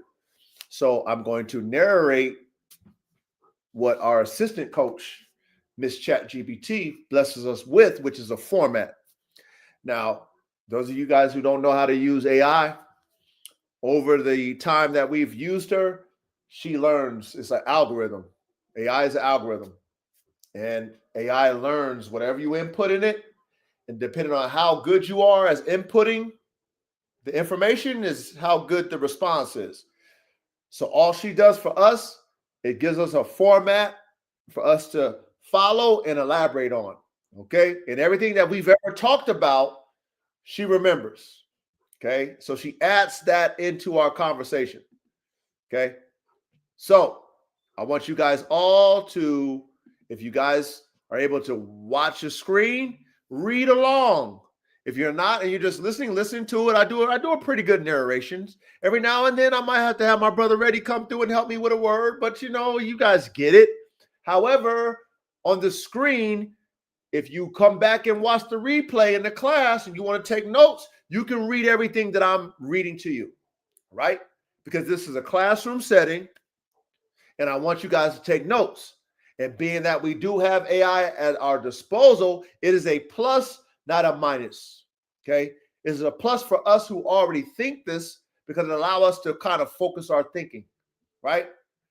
Because we're able to take all the information that's ever been, let's say, talked about on the internet, and based off of how we speak, she summarizes it in a format. That's what's so valuable about AI. Okay. So I'm grateful for that. I'm grateful that we have AI for us to have a format, for us to elaborate on. Those of us who understand this, like Caveman, like Reddy who studied it, like I who studied it, we understand it. Some of you guys already understand this. Chris understands it. A lot of you guys probably understand this because we nerds. But it's good for us to have a format so that we can just elaborate on. That, I mean, it's structure. You know what I mean? In the military, it's structure, right? We're not afraid of structure. So respect the fact that we have this level of AI that can give us a structure that's on our level of frames, brains, and motors, that's on our level of high performance working dogs. Respect it, because I do.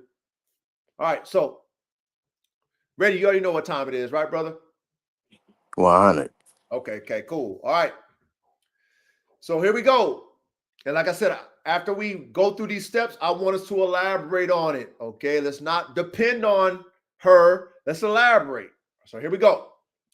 What genetic crossover really means and why it matters in competition dogs and racehorses. Let's strip this down clean and technical. The biological definition. Genetic crossover happens during meiosis, the formation of sperm and eggs. What's that? Homologous.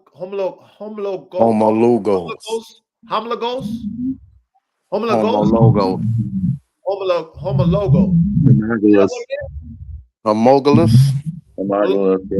They're homologs. Homologous. Okay. Homologous. Chromosomes exchange pieces of DNA that swap, creates new combinations of genes in the offspring. In simple terms, it's nature reshuffling the deck before every generation. That reshuffling is why full siblings can be dramatically different, even from elite parents. Okay, now I'm going to repeat that. That reshuffling is why full siblings can be dramatically different, even from elite parents. This is why we say we play the genetic lottery every time we breed elite parents who are prepotent producers. Because she just says it. It's always a reshuffling of genes that we have no control over. You gonna say something, K-Man? Yeah, if I see you got a diagram up there, you're probably going to notice that when crossover happens, there is one strand of the mothers and one strand of the fathers that doesn't get shuffled. See, I don't know how to read the charts, but you know what I'm saying? K-Man, if you can see it, I can click on it. Maybe you can read it. I don't know. You want to do that? I can't really see it, but I see it's color coded in red and blue, which is pretty common. And you should see in the end, or somewhere in the 8 steps, you'll see 2 red strips and 2 blue strips mashed together, and the outside blue and the outside red won't change, but the middle 2 will, where they crossed over. Right, that's what it's called. You'll have a blue one with red tips and a red one with blue tips. Yep. Now, chat, if you guys want to understand this, I would advise you to get on your AI game. Okay? ChatGPT, Grok, Gemini, the paid version now. Okay? And being that we're smart, talk to it like you want to take as much information as you can out of it. Don't be basic. Don't use it like you use fucking Google. Use it like you really talking to it, because then you can do like Caveman said. All the chart. I mean, they should do whatever you say. You just got to say it. So let's keep it going. During meiosis, chromosomes pairs line up. They break and reattach. DNA segments swap. New gene combinations form. This creates genetic recombination, the foundation of variation in all performance animals. Let me read that one more time. During meiosis, chromosomes pairs line up. They break and reattach. DNA segments swap. New gene combinations form. This creates genetic recombinations, the foundation of variation in all performance animals. You guys get that part? Yeah. What happens during meiosis? Yep. Okay. Why this matters in competition working dogs, being that this is what we do. High performance working dogs. Pay attention, you guys. When you're breeding high performance dogs, bite work, protection, herding, catch dogs, etc., you're chasing traits like nerve stability, pain tolerance, drive, recovery speed, structural durability, cardiovascular efficiency, intelligence under stress. You can breed 2 elite dogs together, and crossover may combine elite genes, once in a generation freak athletes like my brother, my boy, my freaking dog, my son, AK-47 Chopper, aka the Bone Crusher. Yeah, that's him. Break apart elite gene combinations, average dog from great pedigrees, randomly reshuffle traits into something unpredictable. This is why pedigree does not guarantee performance. Crossover can preserve elite gene stacking or dismantle it. What can we add to that, gentlemen? I want y'all to add to that why this matters in competition working dogs. Like what her outline, what she just said, what can y'all add to this?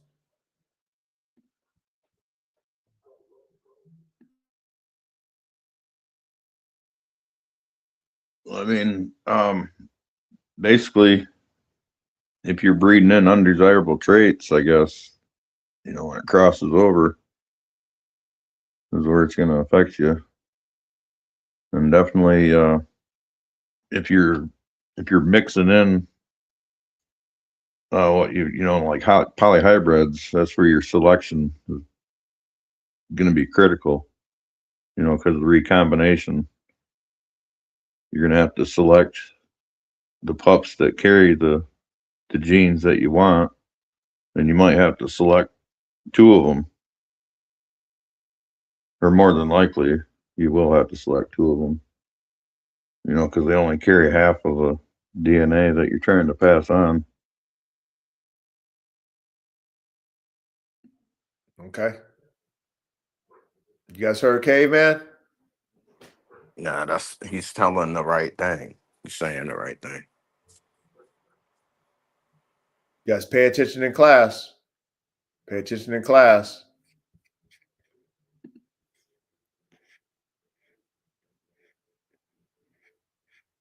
Now, let's bring in thoroughbred racehorses.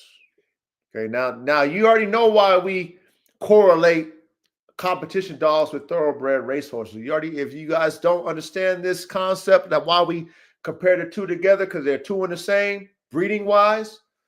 Okay, go watch our class on how competition working dogs compare to or correlate or relate to thoroughbred racehorses. Go watch that class. We already did that class already. Okay, we like to have something that we can compare and contrast.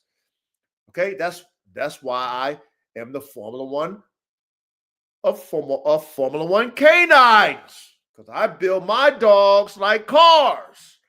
But if you guys want to go animal to animal, we show you how, if you want to have an elite high performance type competition animal, competition dog, you should be doing it like them boys over there with thoroughbreds. Now, we don't got the money that they have, but we can understand the concept. That's why we got this here. Okay, so here we go. In racing, traits influenced by crossover includes fast twitch muscle fiber ratio, stride length mechanics, oxygen utilization, bone density, mental competitiveness. You can breed 2 grade 1 winners and still get a slow horse, a fragile horse, a mentally soft horse. Why? Because crossover reshuffle the gene deck. Do you guys understand that? Elaborate on that, fellas. Elaborate on this. That you're trying to breed 2 great animals together, and that on paper it seems like they're compatible, but what you're doing is you're complicating the genes, and you're disintegrating disintegrating the dog. You gotta bring in the animal that doesn't have what you have and breed that animal to bring what you want to your animal and your future and offspring, to make that your animals better, because you can't do it from 2 great animals. Only there's individuals like AK-47, but that's once in a lifetime shit. Right. Yeah. And watch this, ready? What you saying is correct, right? Okay. But to simplify what you're saying, right, is it's always a reshuffling. That's what K-Man was trying. I don't know, K-Man. I'm just assuming. I think that's why you want us to cook on this, man. That reshuffle game is what a lot of people don't understand. I mean, K-Man, elaborate, man. You know what I mean? You're ready. You said on it, ready. Elaborate. Yeah, you got it 100%. It's just like if you keep mixing different colored cards into the deck, you know, and you're trying to get an all red deck, and you know you got all this reshuffling going on. You got all these different colors coming in.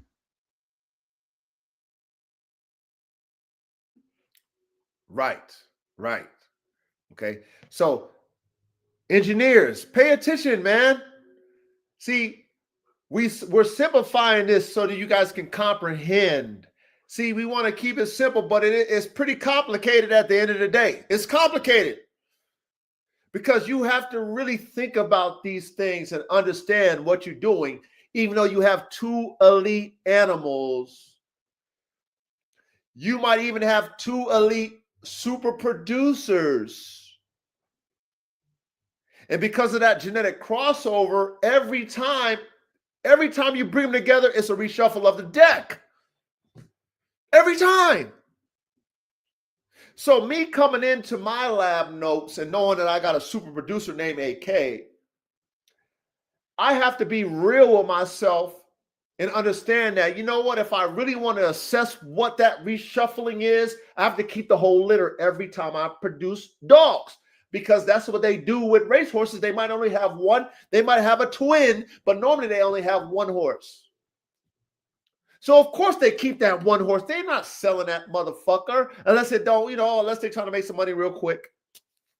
But if you got a program, you're keeping that. You're going to develop it. You're going to test it. You'll see what see what you produce. Same thing with the dogs. And being that with racehorses is a big money, multi-billion-dollar industry, they're not letting nothing go to waste without testing every fucking theory they do. And because they have these notes, they know it's a reshuffling every time they breed. And it's not guaranteed, regardless of what those parents produced you last time. That's why when they bred Secretariat to all them females, they didn't get no Secretariats. The females, which is what we would call, we call that mitochondrial DNA that the females bring. Is that why we can assume that the females were able to produce fucking similar to Mayday, even though they're not Mayday, they were able to produce better than the males? Can we assume that, K-Man? Yep, that's what it's called. Okay. All right. So if you guys have been paying attention to in our class, you will get these things that we've been talking about. Like all the things we've been talking about over the years. If you've been paying attention and taking notes, you'd be like, man, we've been talking about this type of shit. There's no classroom like this. We're really trying to figure this theory shit out. So when we actually put theory in practice, we get it. We understand. That's why we do what we do. I digress. Let's keep it going. Let's keep it going, man. Okay, so here we go.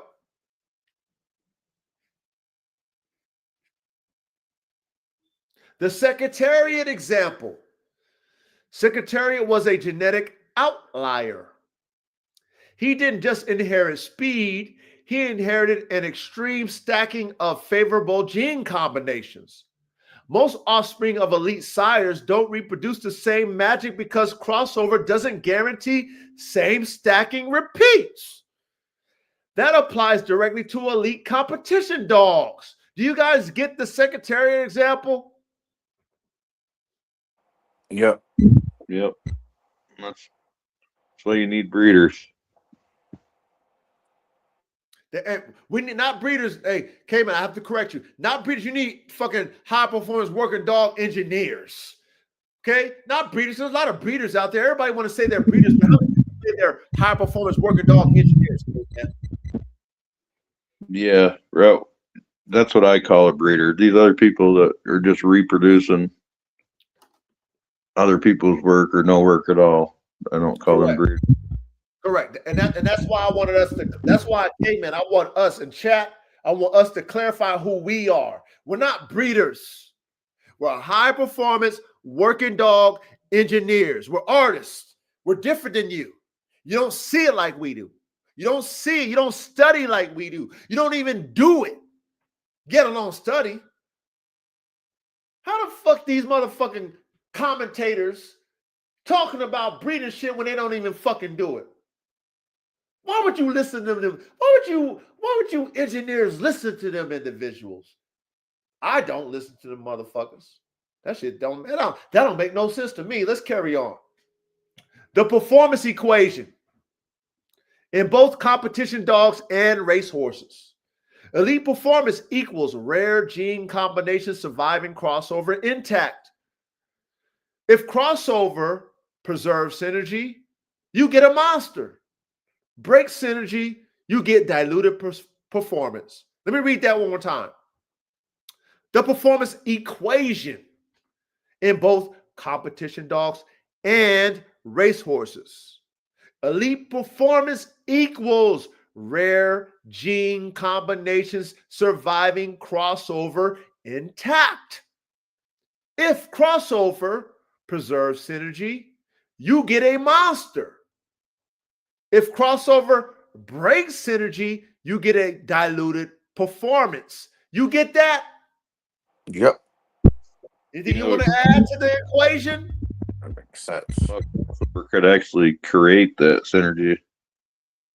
You know, if you're, let's say you're looking for alleles that all equal 10, and you got a dog that has all 10s, you know, except for chromosomes 1 through 4, and then you cross that, meiosis happens, and that crosses over with a chromosome that has 10 on those alleles, then you'll end up, you know what I mean, with all 10s on that strand of DNA.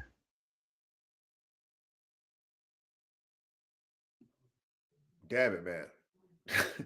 Same as you can lose, you know, by crossing to a dog that's weak, you can gain it by breeding two, you know, like mid-grade dogs that complement each other's weaknesses. You can get crossover to create dominance. Right, caveman. Thank you, caveman. Pay attention in class. Engineers, pay attention to, man, please pay attention. What we talking about? Caveman hit the nail on the head. When we talk about complementing, remember, I don't know if it was last class or the class before, and I was talking about like you taking psycho to psycho, high drive to high drive, and how you should be breeding things that complement each other. Like, let's say you take a high drive dog with a medium drive dog, or let's say you're taking a psycho with a low drive dog, and you're like complementing. Like, that's what K-Man is talking about. That's what engineers do. We want to create balance, or what she says, synergy. Synergy. Okay? Pay attention in class. It's basically like what they saying about the Malinois and the Dutch Shepherd. The Malinois is the crazy, and the Dutch Shepherd is the calm down. But it got crazy, but it also got calmed down. Right. Right. Right. Frames, brains, motors. You as an engineer, not a breeder, you and your expertise is balance, synergy. That's a hard thing to do. This is why you don't throw dogs that don't show you certain things in the trash when you're breeding them, because you want to take a dog that might be mild in their drive, might be more manageable in their drive, and then you got that motherfucking hard dog, what they call that gangster dog. And you like the gangster and you like the mild dog, but none of them is perfect. The gangster ain't perfect, nor is the mild dog perfect. So what you do, you take them and you experiment and breed them together and see out of all the offspring if you get the balance. If you get the balance. If that crossover works for you. That's what you do. Pay attention in class. Let's keep it going. Hey, Chris, you're getting a wrench, Chris.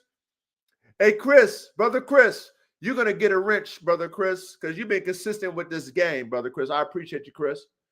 You're getting a wrench, Chris. You part of this motherfucking engineering brain that we got. Let's carry on. How this relates to line breeding and outcrossing.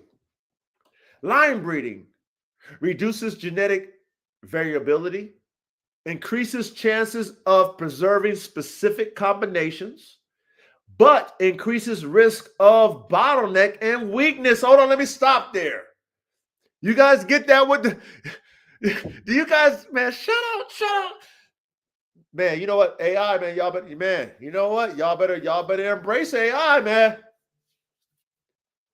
Do you guys get what she said about line breeding? The pluses, she hit us with the pluses and the minuses of line breeding. Reduces genetic variability, increases chances of preserving specific combinations, but increases risk of bottleneck and weakness. Do you guys get the line breeding? Elaborate on the line breeding real quick. Go ahead. Come on now. You get that? Elaborate. Yeah, you're losing Vega. Every time you line breed, you're losing Vega. Yep. 'Cause every time you're selecting for something, you're throwing something else away. And if you're, if you're selecting your dogs to all be photocopies of each other, They're gonna disintegrate and hit that bottleneck. if you're breeding a hound, you want them to be able to track and tree, but you got to keep some diversity in the line, and keep dogs that complement each other's traits instead of breeding them all for just treeing ability. You throw all your other talents and everything away. Exactly.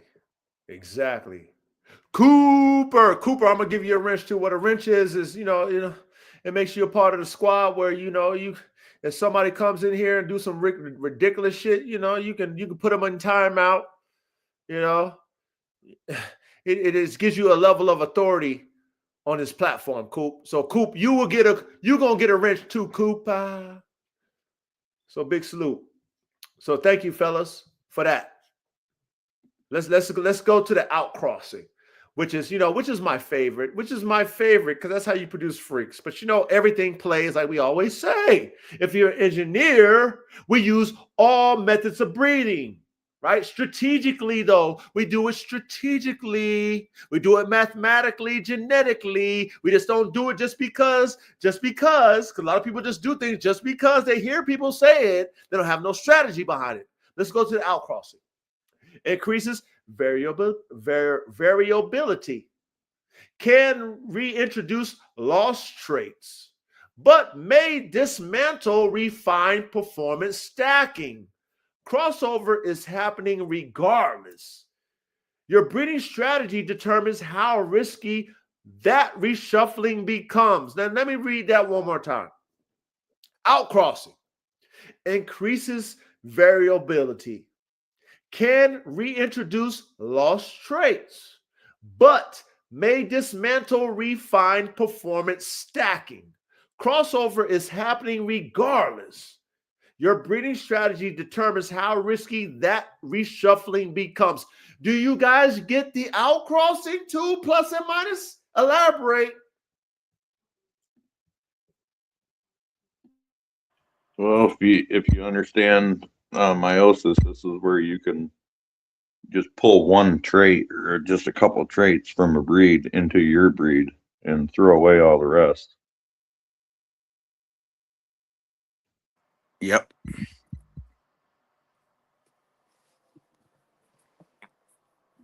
That's correct. Of course, it can be the same as far as destroying performance traits when it crosses over and you're taking your high performance dog and swapping over undesirable traits. Correct.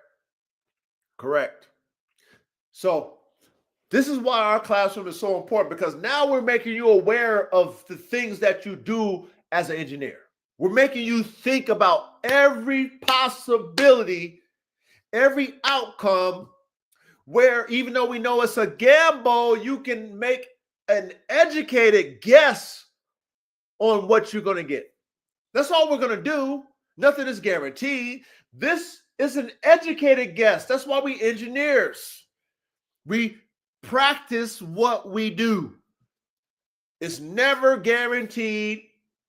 You're never going to say, I'm going to get this. You're never going to say that. We know better. We know better. We engineer. We know that we don't control the variances. We don't control what happens in the reshuffling. We don't control that. That's God's realm.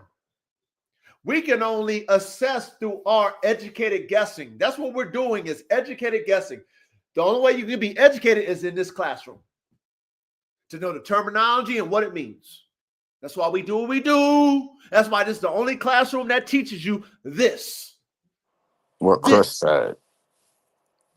Hold on, here we go. What did Chris say? That is, Chris, he said some good shit. That's true, though. It is. He says outcross can be very dangerous.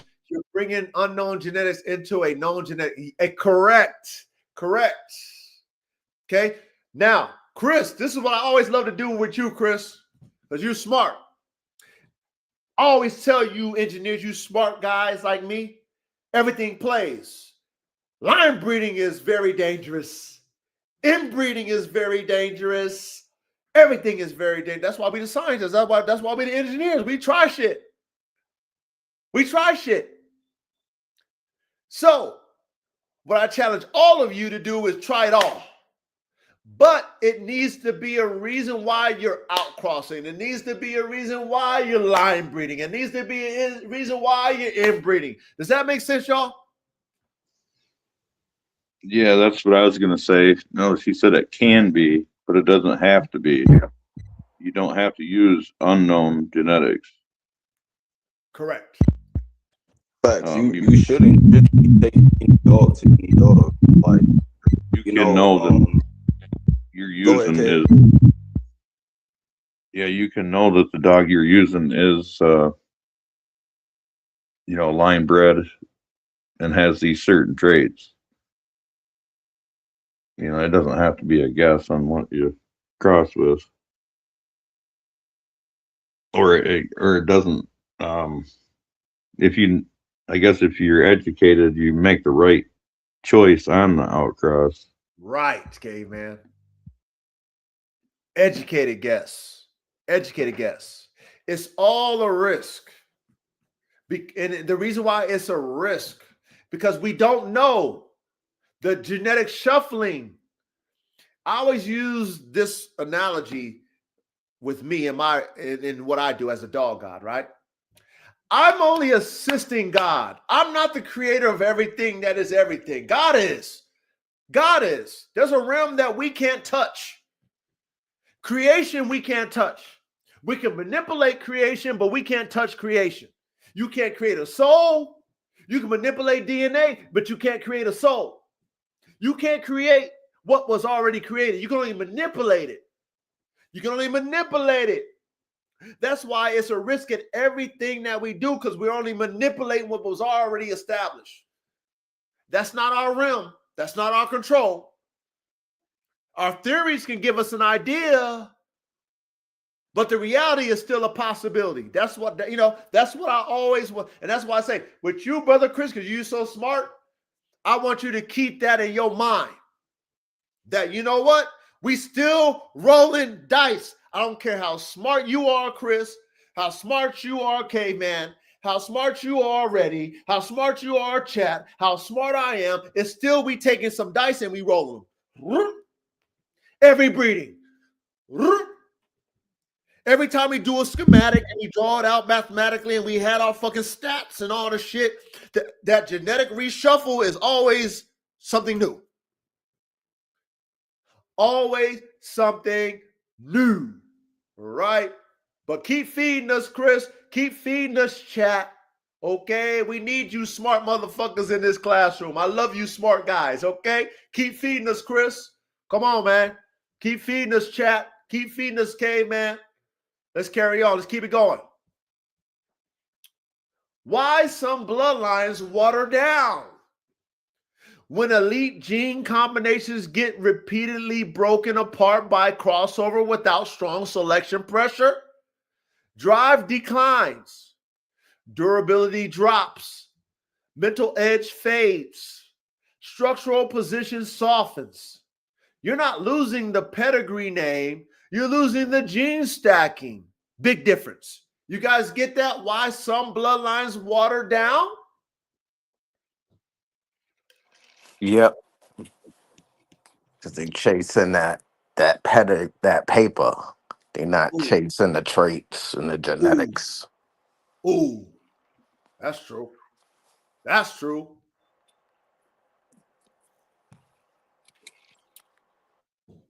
You're losing the gene stacking. That's why I tell you guys, when we see, like I said, this is the highest level of performance. It's the highest level, high performance. Genetic diversity gives you the highest level of performance, gives you highest level of vitality, gives you highest level of fucking drive, gives you, I mean, come on. We know this. Now, it's pluses and minuses, y'all. It's a give and take when we playing around with these genetics. Yeah, the dogs aren't going to look the same. Yeah, we might get smaller dogs. Yeah, we might get bigger dogs. Yeah, I mean, but like I said, what's our purpose as engineers? To That's get why, better. right. And that's why I classify us as like the Lockheed Martin, Skunk Works of high performance, because your job, my job, is not to make the same airplane, not to make the same tank, not to make the same fucking missile. I got to make better missiles, better tanks, faster missiles, smarter ships. Do you get what I'm saying? Y'all get what I'm saying? Hell yeah. So I can't water down my fucking genetics if I want to make bigger, stronger, faster, better every time. I can't water them down, because the only way we get better is with genetic diversity. The only way you keep shit is you go ahead and solidify them. Right? You finally got it. You want okay. Look, we pushed it to the limit already. Okay, we went so far out. Let's keep what we got. We're so ahead in our program. Let's tighten it up. But guess what happens when you tighten it up? You start losing shit when you tighten genes up. You start getting to that bottleneck. Did we learn about bottlenecking, fellas, last classroom? Yep. Yes, sir. So, as an artist, you got to be able to dance with this shit the right way. As an engineer, you got to be able to dance with it. You got to dance with it, y'all. You got to dance with it. Okay? If you're able to get that explosion of genetics and it push you way, like I said, push you in a freaking nature zone, then you can start line breeding that shit, tighten it up, because you're way ahead. You don't need to go no further than that. If that's where your mind is as an engineer, it's not where my mind is. But if that's where you are as a dog man, it's fine. Start line breeding that shit. You know what I'm saying? Do the 3 in and 1 out play. Start experimenting with your different type of breeding techniques. Because you know what I mean? You catapulted your fucking program from where it was. But at the same time, if you just keep breeding family of dogs and you want to breed off of philosophy of family, inbreed, pure, you're not getting better dogs. I don't give a fuck what nobody tell you. Because all it takes is one F1 to fuck your whole family of dogs up. One.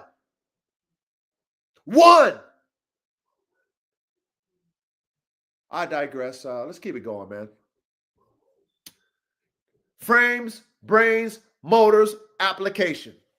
If we map this to your framework, frames, structure, bone, biomechanics, brains, nerve, focus, stress control, motors, cardiovascular engine, muscle fibers, endurance. Crossover can keep all three aligned, okay, or separate them into different pups. Okay, we get that. You might get great motor, weak brain. That makes sense with the shuffling. Great frame, low drive. That makes sense with the shuffling. Strong brain, soft structure. That makes sense with the shuffling. That's why we tell you keep everything. Now, most people can't do that now, but that's why we tell you that, because she's telling you might get all these things with the shuffle. Elite animals are when crossover accidentally preserves all three at once. Let me repeat that. This is why God is in control and we not. This is why I say to myself, I'm playing God, I'm assisting God, I'm not God. Because what does she tell us? Elite animals are when crossover accidentally preserves all three at once. Can y'all elaborate on this? That's freaks. Elite when they preserve accidentally. That's the that 50-50 that you was wishing for, and you got it. Frames, brains, and motors. You got all of them. You got one of them. By the grace of God, by God gave you it. You didn't get it. God gave you because it's a freak. Yeah. Now you get to keep playing again. Now you got a whole new deck, and you could keep trying to play it all again to see if you could get better than that. Right. Ready, right. You kicked it, man. You heard what Reddy said? We got a whole new deck. We got a whole new reshuffling with a freak. Now you got to try to figure out how to keep that freak shit alive. I mean, now you got another project, which is hard to do. They couldn't even do it with Secretariat. They couldn't do it.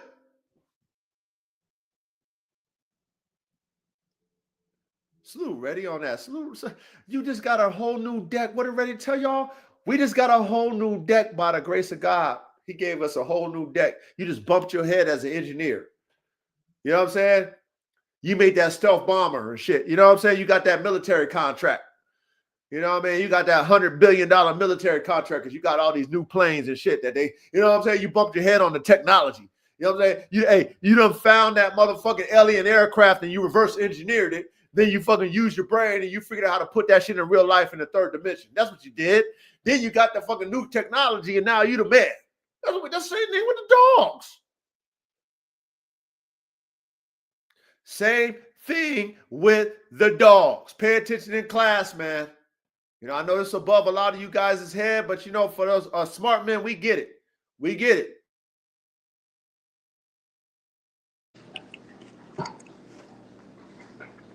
Excuse me, coach. Go ahead, brother. You know, it's crazy that you say that, right? That's exactly what they do, even overseas. Look, we might have the F-35 go down. We might have the F-22 go down.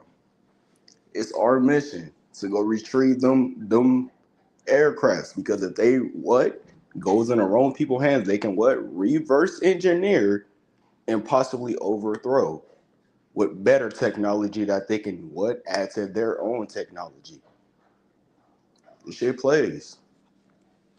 Facts. That's a fact, word. Oh shit. Facts. You hear the young dog man talking that facts? Everything plays like we've been teaching y'all. Everything plays. I know this shit is over a lot of you guys' heads, but if you hear, it's not over your heads. You guys are smart. Y'all want to learn.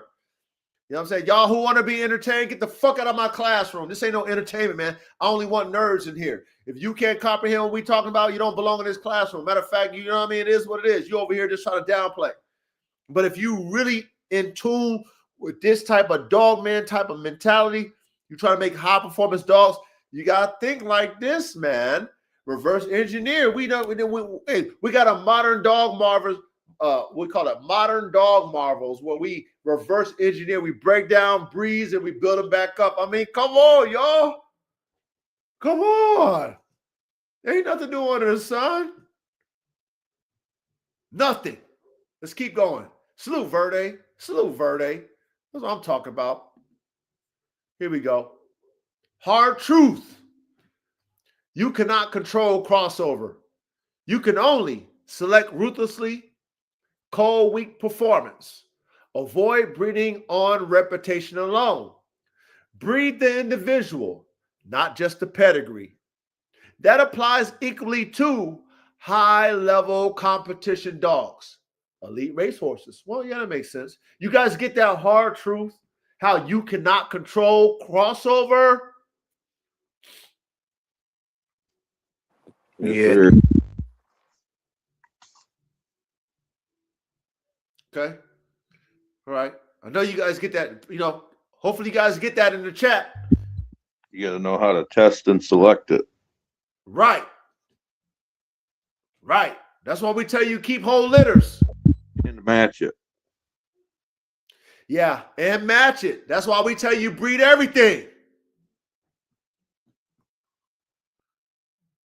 Because listen, when she say Cole, that's why I say everything is up to interpretation. That's why I want us to elaborate on this structure.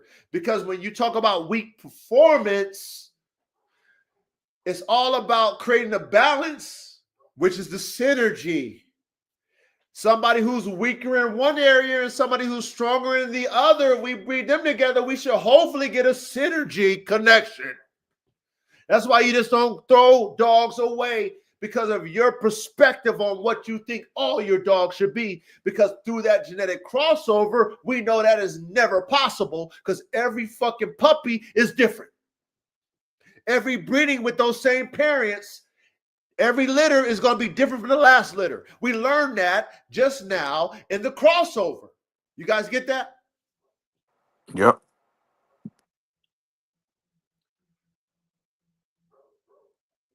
Please pay attention in class, y'all. Please pay. I know it's a lot. I know it. I know it's the top tier of the class. I know, I know it is, man. Gifted and talented. There's only a few of us that's going to be in this class. But guess what? How many people got freaks of natures of dogs in the world? Ponder that. Ponder how many originators of breeds. Think about how many breeds are on the planet versus how many people who own those breeds. Think about that. How many breeds that were created versus how many people that own the breeds. That should tell you why this classroom is what it is. Because there's few people that create breeds, that create dogs. Few. And it's okay. That's how God designed it. Let's keep going. Bottom line, genetic crossover is the biological lottery system that determines whether elite performance survives into the next generation. Breeders who understand this respect randomness, select based on actual performance. Don't worship names. Don't assume greatness produces itself. And that's the difference between a breeder and a genetic engineer of performance. I love her. I love her. Do you get the bottom line, y'all? Yeah. Yes, yes. Let me read that one more time. Bottom line, for you in the back, that want to commentate when you don't do what the fuck we do. But I know you in the back, huh? I know you watching. Huh? I know you taking notes so you can remix our shit. Huh? So you can be that P. Diddy and remix our shit. Pay attention. Because you don't do this shit. And what I'm saying with the bottom line, you can't even comprehend it because you can't even do it. Your mind don't comprehend it. You can copy us, but you don't comprehend what the fuck we do. Watch this. Bottom line, genetic crossover is the biological lottery system that determines whether elite performance survives into the next generation. Who taught y'all about the genetic lottery? It's the coach that taught y'all that shit. It's the coach that taught you about the genetic lottery. It's the coach that taught you that nothing is guaranteed in this shit. I taught you that shit. Breeders who understand this respect randomness. Ooh, we respect that it's a lottery. Us artists, fuck breeders. Us engineers, we know it's random. We know it's a genetic shuffle. You don't know this dumb shit because you dumb. Okay, it's dumb to you. But we know this because we smart. Respect randomness. Select based on actual performance. Don't worship names. You individuals who worship pedigrees and names on paper. This talking to you. This is talking to you. The bottom line. Don't assume greatness reproduces itself. You who think you can just fucking breed great performer to great performer and think it's going to reproduce itself. She's talking to you. Don't assume greatness reproduces itself. Oh, wow. Shit. And that's the difference between a breeder, which we are not, caveman. That's what I was telling you, caveman. We are not them, caveman. I know you understand that, but I have to make sure we understand that as a whole, caveman. I know you're not them, but I have to make sure that the class know that we not them, caveman. You know what I'm talking about. And a genetic engineer of performance. You get that? Yep. Yep, I got you. Okay. Chat, you get that, chat? You in the back watching us acting like you not. You get that? Talking about you can't learn from somebody who teaching you the fucking highest level of this shit? Because I do this shit and I got dogs to show you that shit? Fucking dog game. This dog game is fake as fuck. All these commentators talking like they real dog man. Y'all ain't no real dog man. Y'all ain't even got no fucking dogs. Your dogs is basic. Basic ass dog, but you talking like you an elite motherfucking dog man. You can't do what the fuck that the coach do. And if you could, then you'd be in this classroom participating. Like all of you. Like all of you who's in this classroom, I believe that you can do what I do. And I believe that hopefully you can do better so you can push me to do better. Because that's what I'm pushing you to do. I'm not pushing you to be mediocre. I'm not pushing you to say, okay, I'm okay with my dog. Okay, I couldn't do it. Okay, that's fine. That's the best I can do. No, I'm pushing you to fucking figure the shit out. That's why we have this classroom. Let's carry on. You cannot control genetic crossover, but you can absolutely influence the probability that elite gene stacking survives it. Let me repeat that. You cannot control genetic crossover, but you can absolutely influence the probability that elite gene stacking survives it. You guys get that? You guys get that part? Yeah. Two different ways to do that. Go ahead, K-Man, elaborate a little bit if you want to. Go ahead and elaborate already if y'all want to elaborate. You know what I mean? Before we kick in. Well, like if you make sure that it's crossing over with a like trait, then it's preserved.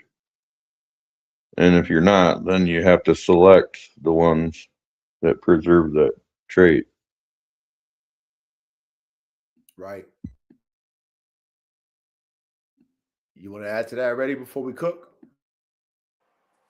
Nah, he said the right thing. Okay. All right. All right. Let's cook. Let's cook. Let's cook, y'all. No classroom like it. No classroom like it. Pay attention to class. Take your fucking notes. Okay. Don't listen to the motherfuckers who's they steal from us. They fans. They fans. They steal from us. They fans. You know what I mean? But they're not, they're imposters. They don't do what we do. They're not us. Let's keep it going. First, what is elite gene stacking? Question mark, okay? What is elite gene stacking? It's when multiple performance critical traits align at the same time.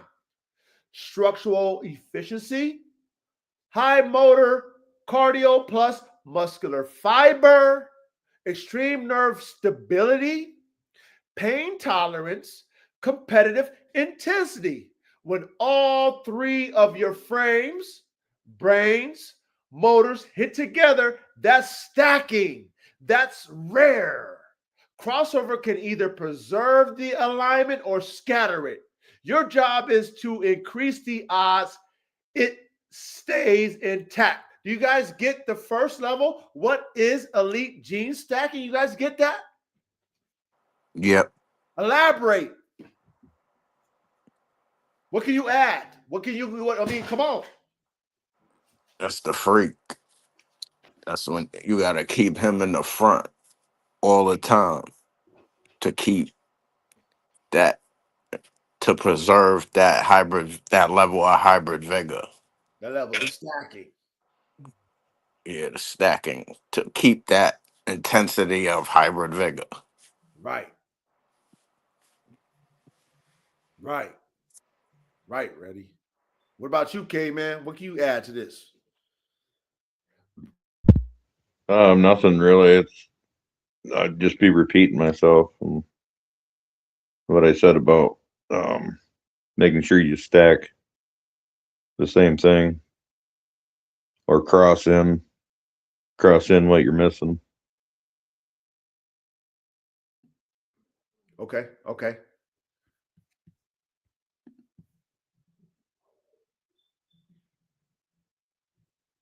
Line breed on proven individuals, not just famous names. Let me repeat that.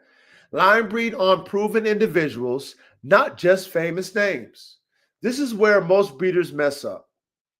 You don't line breed because a dog is well known. You line breed because that individual consistently produces performance. Multiple offspring show similar strengths. The traits are repeatable. When you line breed correctly, you reduce genetic variability. That increases the probability that crossover reshuffles similar material instead of totally different material. That increases stacking retention, but only if the foundation individual was truly elite.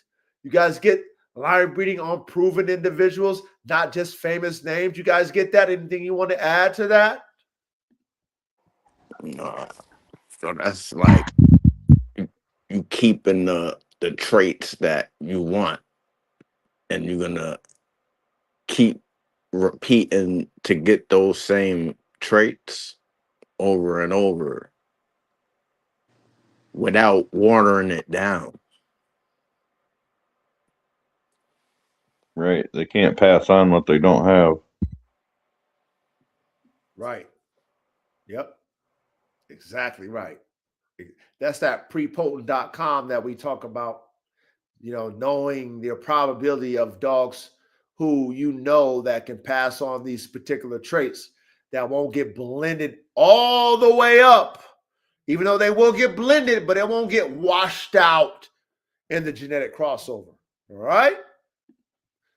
Okay, that's the line breeding on proven individuals, not just the names. That's why we don't follow pedigrees over here. Okay, we're not breeding show dogs. We're breeding high performance dogs. Okay, pedigree don't fucking matter over here. It's individualdogs.com. If those individual dogs can't reproduce, we don't bet on what's behind them. Period. Let's go to number 2. Select for performance, not pedigree paper. But goddamn, coach, you ahead. I know. I'm the coach. Of course I'm ahead. Okay. Crossover doesn't care about titles. It cares about DNA combinations. If you breed a titled but average dog or a famous but genetically diluted line, you are amplifying randomness. Top racehorse breeders learn this the hard way. Well, of course they learn it the hard way because they got the money to play the game. These people who talk about it ain't got no fucking dogs, no motherfucking money. They just talk about shit because it sounds good. Okay, that's why we compare competition dogs to thoroughbred racing, because at the end of the day, if you compare your program to a thoroughbred racehorse fucking program, they spend the money even though you might not have it. So if you don't have it, but you still compare your program to the people who got the money, you know what? You're better off. You're better off because you know what you have. You know your program is hard stricken. It's hard. It ain't no fucking talking about it. Because those people with those thoroughbreds, they got hundreds of millions and billions of dollars in it. They're testing everything. They're not talking about shit. They're doing it. They're testing it. They're breeding it. They're testing it. They're paying for it. All the shit. This internet shit, these people talk about it. They're not about it. They run their mouth. They ain't shit. They talk about it. Just run him out. They got no dogs. Their dogs ain't shit. Come on, y'all. Y'all know better. Y'all know better. That's why I teach the way I teach. Because I know better. I want y'all to know better. I want y'all to do better and know better. Watch this. Let's go. Top racehorse breeders learn this the hard way. Look at the rarity of horses like Secretariat. Let me repeat that.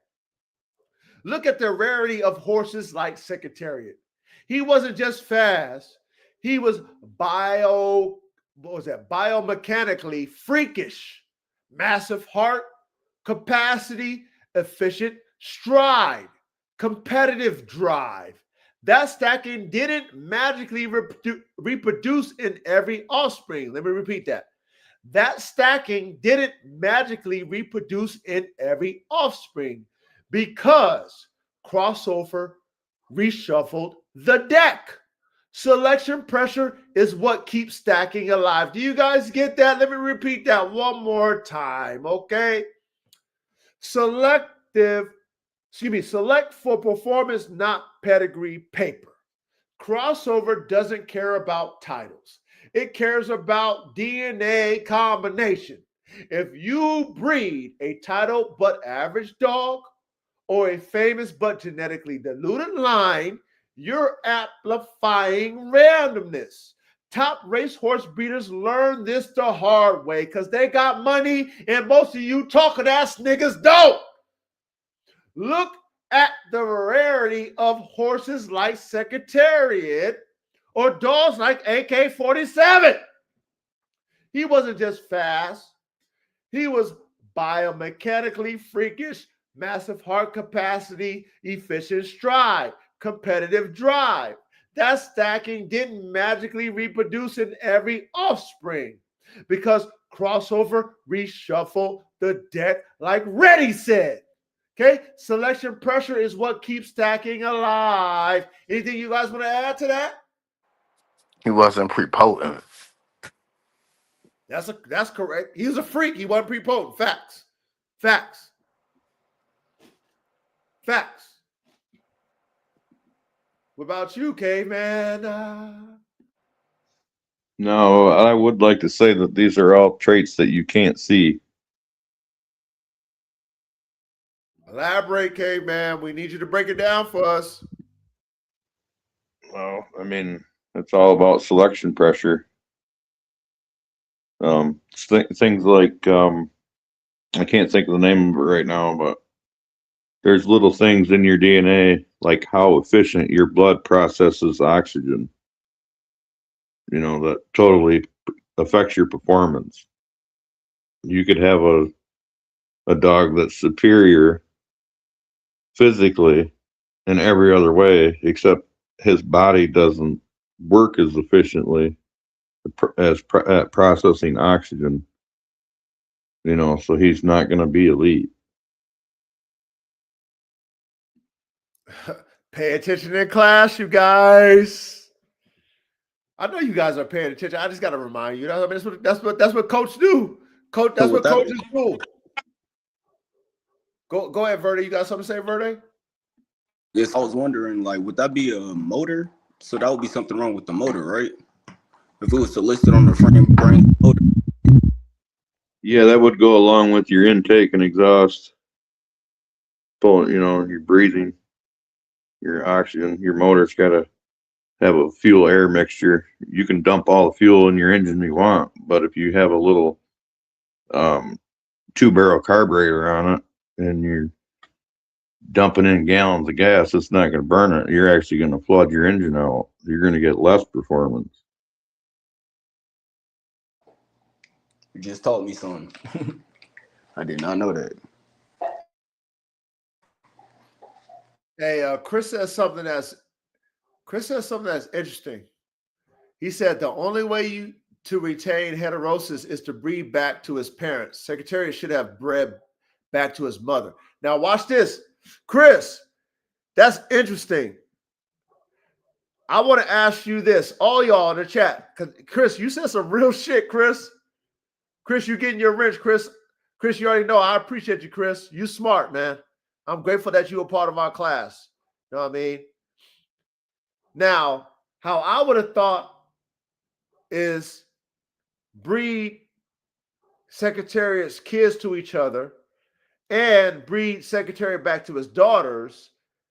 But being that we know the pluses and minuses of his father and his mother, and I'm trying to really produce this, I would have did everything possible to try to get that. So, you know, I'm going to have to ask ChatGPT if there was ever a breeding to AK to his mother.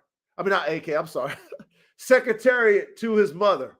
Because you would think, right? There's so many people that had, they had like stock as Secretariat. If you research Secretariat, there were so many people that had stock in that. That's why he was bred so many times. Okay? You would think that they would have did that. That's what I would have thought. So I'm going to research that. Because you know what? You're right. You're right, Chris. I would have tried it all. To his daughters, to his mother. I would have bred Secretariat's dad to Secretariat's fucking fucking daughters. I would have did it all. Try to figure out how to produce it. But wouldn't you think that they would do that already? Like, I don't know, but like I'm asking you guys, like, wouldn't you think they would have did that? What do you think? Yeah, I would have thought because all the marriages were related. So could they have possibly back crossed?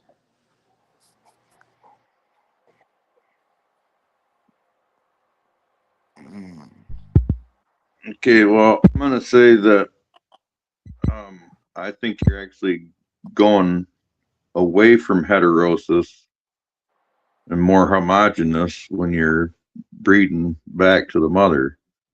But I'm gonna agree that they should have bred back to a female on the mother's side. And if that didn't work, my next step would have been to breed to two females on his mother's side and breed their offspring together. Hey,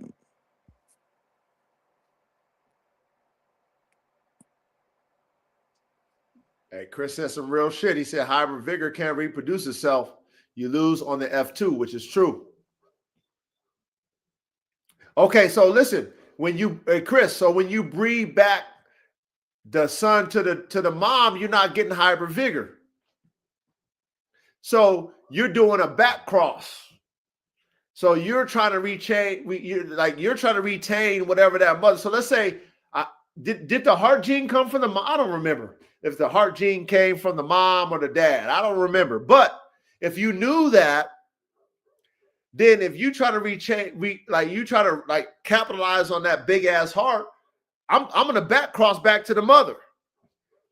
But like I said, if we have a billion, like, okay, back in those days it was like millions, right? You know, now it's billions, right? Now it's billions. But let's say today it's a $1 billion. We're trying everything, Chris. Like caveman, like chat, we're trying it all. We're trying everything. I'm breeding him to anything. I'm doing every cross to try to figure out how to produce this freak. Come on, y'all. If we got the money, aren't we trying everything? That's why I would say, don't you think they would have tried it? Like everything we talking about, when you got money like that, of course you would have did it. They don't allow cloning. You can't clone. You can't artificially inseminate with thoroughbred racehorses because it's too much money. They don't play that shit. You're not conning nobody that's spending $250,000 on some semen, right? Then we want to see that dick go in that fucking horse pussy and nut. Period. Right? No cloning because we don't want nobody cheating. We want everybody to make great horses. No cloning shit is allowed. So don't you think if we got the money, we would try everything? So Chris, I would think they would have tried it. I don't know, but I would do it. Chris, if I was them, I would do it. Wouldn't you, chat? Wouldn't you, panel? Yeah, I would have. But Yeah, he was a one and done horse. I'm gonna say I was going to say didn't they say he was pretty much like the final product for what he could have been? If he ain't pre-potent, what the hell is he gonna do? And then I Unless was he going run to be into my a next question, pre-potent like, bitch. I was just gonna ask that already. Like, so we got this amazing specimen that can outperform like fuck, but it's like he can't. He can't perform in the bedroom. And right, Right, right. So it's like, right. He okay. a half performer. So that's what I'm saying. Like, how do are we bottlenecking the situation? We gotta find a bitch that's pretty potent. But see, that's the thing. If we find a bitch that's prepotent, it's going to knock down Secretariat every time if he can't reproduce himself at all. It don't matter. Like, that's the whole thing about the prepotent that we learned about. You should be able to smack this shit to a donkey. And you feel me? That donkey should be able to gas, haul ass. You feel me? But it's like Facts. if we using strictly prepotent bitches too, we're damn near really Xing the specimen out even more. So that's what I'm saying. Like, or like, were we bottlenecking the situation, or like, should Secretariat have just been his final form, and should we really just been looking forward to push for a whole new horse? Watch this. Watch this. I'm K-Man. I know you want to elaborate. I want you to elaborate after this, K-Man. Okay. This is why K-Man said it skips his generation. This is why the power came through his daughters. Okay. This is why the genetic combinations of the reshuffling is so important. This is why we engineers, right? His females hold the most genetic fucking prepotency of Secretariat. The females hold more of the DNA than the males. Do we agree or not? I Yes, sir. agree. Yep. Okay. Now, his sons couldn't carry it because Secretary is a freak and he couldn't produce his freakishness. He is a once in a lifetime bumphead. That's who he is. God didn't allow him to fucking reproduce himself. He's not an AK. Now, his daughters hold more of his DNA prowess, his DNA genetic profile than his sons. Now you mix his daughters with a fucking prepotent sire of another fucking line, you get what we call heterosis. Y'all get that? Yes, sir. And at that point, that will be a new horse, though, right? That's why his daughters was the ones who carried on his fucking genetic prowess. Because they carry more of the freakish gene than his sons did. And they can reproduce. They still didn't produce Secretariat, but they produced better than the sons did. That's why K-Man says it's skip a generation. You get that? Yeah. Yeah. Yep. Now, go ahead, K-Man. Go ahead, K-Man. I got a few things. I'm gonna say that, like, this stuff does work really well to a certain level. It just does not reproduce that elite. Like, it's not producing garbage, you know what I mean? It's producing top performing animals, just not the top one. Not freaks, not freaks. Right. And also, something like Secretariat, the problem with that is you're talking about running off of a hybrid that was an endurance cross with a speed cross. Well, he only gives half of his genes to each offspring. So he can't give both of those things to his offspring. So you're going to have to take offspring that has this side of his DNA and cross it with offspring that has this side of his DNA and try to match it back up and hope you mixed in the right stuff from the two other sides or whatever, you know. So yeah, this stuff does work. If you're trying to produce good animals or really good animals, it does work. It just doesn't work for that Guinness book animal, you know, that easily. That's where you gotta test. And with horses, let's say you got a horse that's 3 years old, you breed it, it takes 11 months for it to have a baby. The horse is 3 years old before you test it.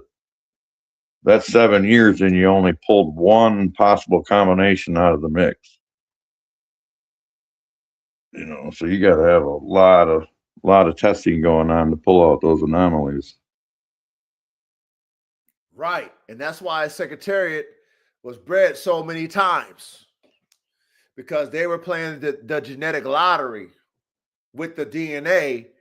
But like you said, Caveman, like we understand, Secretariat is a true freak, okay, who was produced by a cross, who is not prepotent. So it's going to take time for those genetics to shuffle to somewhat similar to the freak, even though they're not the freak. That's what we understand as engineers. When you get a freak in your life, we know at the end of the day, let's accept that as a freak athlete. Because as we see with human beings, we see the Michael Jordans and the LeBron James and all these, the Deion Sanders and all these, you know, we could go on and on about these freak athletes, but their kids ain't on their level. But then watch this.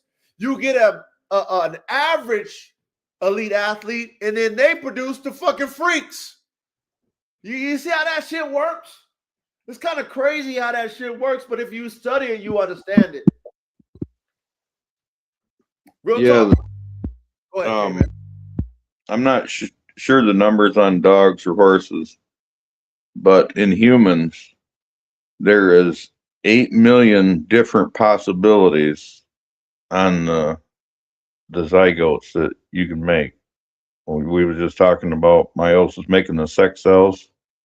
There's 8 million possibilities in a human on what genetic combination can come out for each parent. Now, imagine that deck being shuffled, 8 million. Imagine that being shuffled. And as humans, we understand that the outcross is how we breed, right? You know, other countries and tribes, you know, they do a lot of inbreeding and live breeding. That's why they all look the same. That's why, you know, it is what it is with those, right? But in America, we do outcrossing.com, okay? Inbreeding, cousins, nephews, nieces, sisters, brothers, mother, fathers, mothers, kids, daughters, sons. We don't do that. So, you know, we do outcrossing here because we want to create longevity, but at the same time, you know, when you fall in love with somebody, you're not doing genetic testing, okay? All right, you don't know what's behind the line. You know, you see your wife, your husband, and you marry them, but you don't know what kind of fucking genetic defects they got in their bloodline, okay? But we know, hey, you better off outcrossing than inbreeding. Now, when it comes to competition dogs, we know the power of the cross is going to get us the possibility of freaks and what I like to call the podium dogs, like what K-Man was talking about, which is the good horses or the good or the great horses or the great dogs. Okay, the freaks are an anomaly. But when you get one, you want to figure out how to genetically reverse engineer it so that you can put it in the offspring. All right? So I know it's complicated for a lot of you. Pay attention in class. If you watch all our class, you will get what we're talking about. Okay, you will get it, but you got to go back in time and watch all the classrooms. Catch up, because everything we doing now, every classroom we do, we're going to keep elevating. It's going to get harder. But if you follow along, you're going to get it. You're going to get it. Like, damn, we talked about that fucking 10 episodes ago. We talked about that fucking 3 episodes ago. That's what you guys going to do. Because this is what it takes to elevate our dog program. Let's carry on.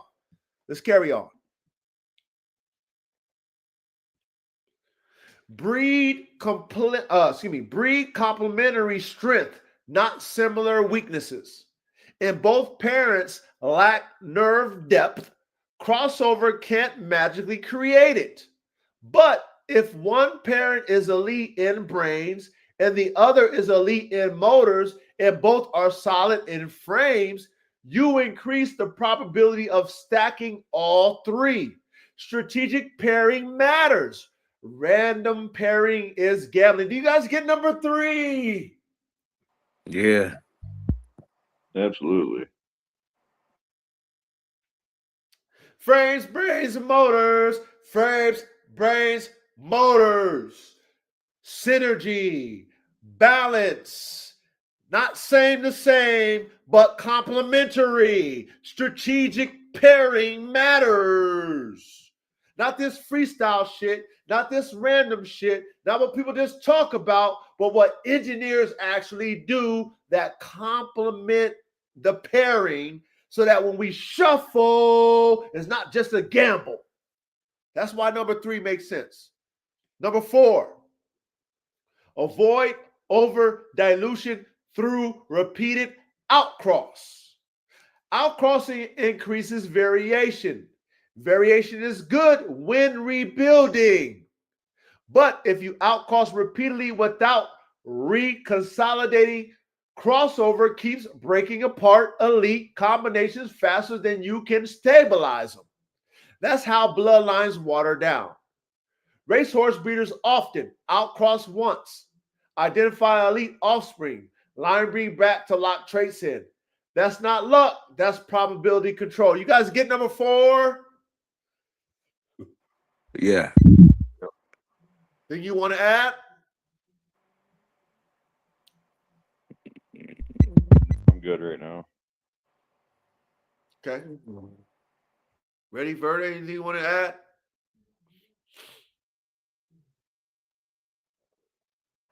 No, I'm all right. Okay. Ruthless early selection. Here's where most programs fail. If you keep average nerves, slight structural inefficiencies, dogs that almost have it, you allow broken gene stacks to reproduce. The more selective you are, the more you bias crossover outcomes in the future generations. Nurture reshuffles. You decide what survives. Okay? Let me repeat that. Ruthless early selection. Here's where most programs fail. If you keep average nerves, slight structural inefficiencies, dogs that almost have it, you allow broken gene stacks to reproduce. The more selective you are, the more you bias crossover outcomes in the future generations. Nature reshuffles. You decide what survives. You get the ruthless early selection. You get that?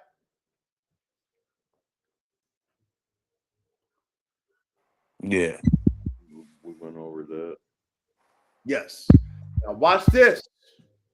When you're doing your F1s and your F2s and you got the room and the space and the patience, then you keep everything. You're going to see average nerve. You can see above average nerve. You're going to see slight structural inefficiencies. You're going to see premium. You're going to see all that. And then what you do is you take the ones that lack and you take the ones that add and you breed those together. That's what you do. That's what you do.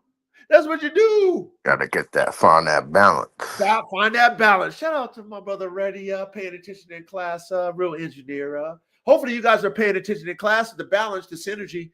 Hopefully that's why we don't just call everything when we fucking really cooking up dogs. We're engineering. We're not breeding the same with the same. We want balance. We want balance. Not the same with the same. Pay attention in class. Number 6, maintain structural integrity.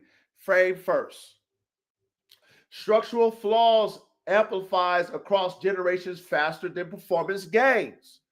In both high drive dogs and racehorses, weak pasterns, poor hip angles, soft backs, inefficient stride mechanics, these destroy stacking over time. If frames collapse, motors and brains don't matter.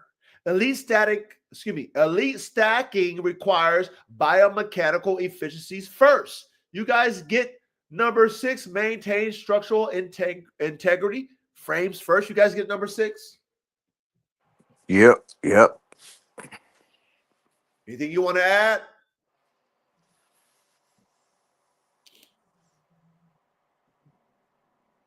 No, not yet. Okay. Yeah, I was like, she hit this one. takes so long for me to mute to respond. But there's always a pause.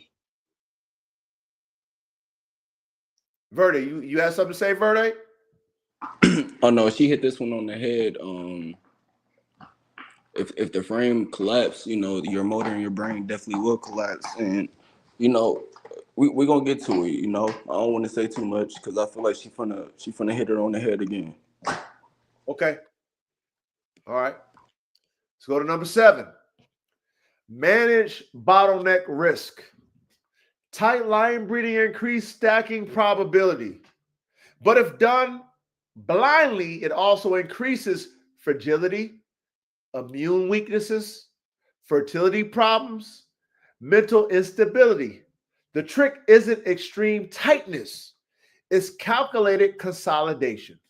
Top thoroughbred programs use pedigree coefficiency calculations to avoid destructive bottlenecks. Dog breeders should be doing the same. Do you get number 7? Yeah. Yep. This is where breeding complementing traits instead of just focusing on something besides just looks, you know, getting all your dogs to look the same. The same. Yeah. And I was gonna say that's a real simple way. A basic way to start is if you're breeding a line of dogs.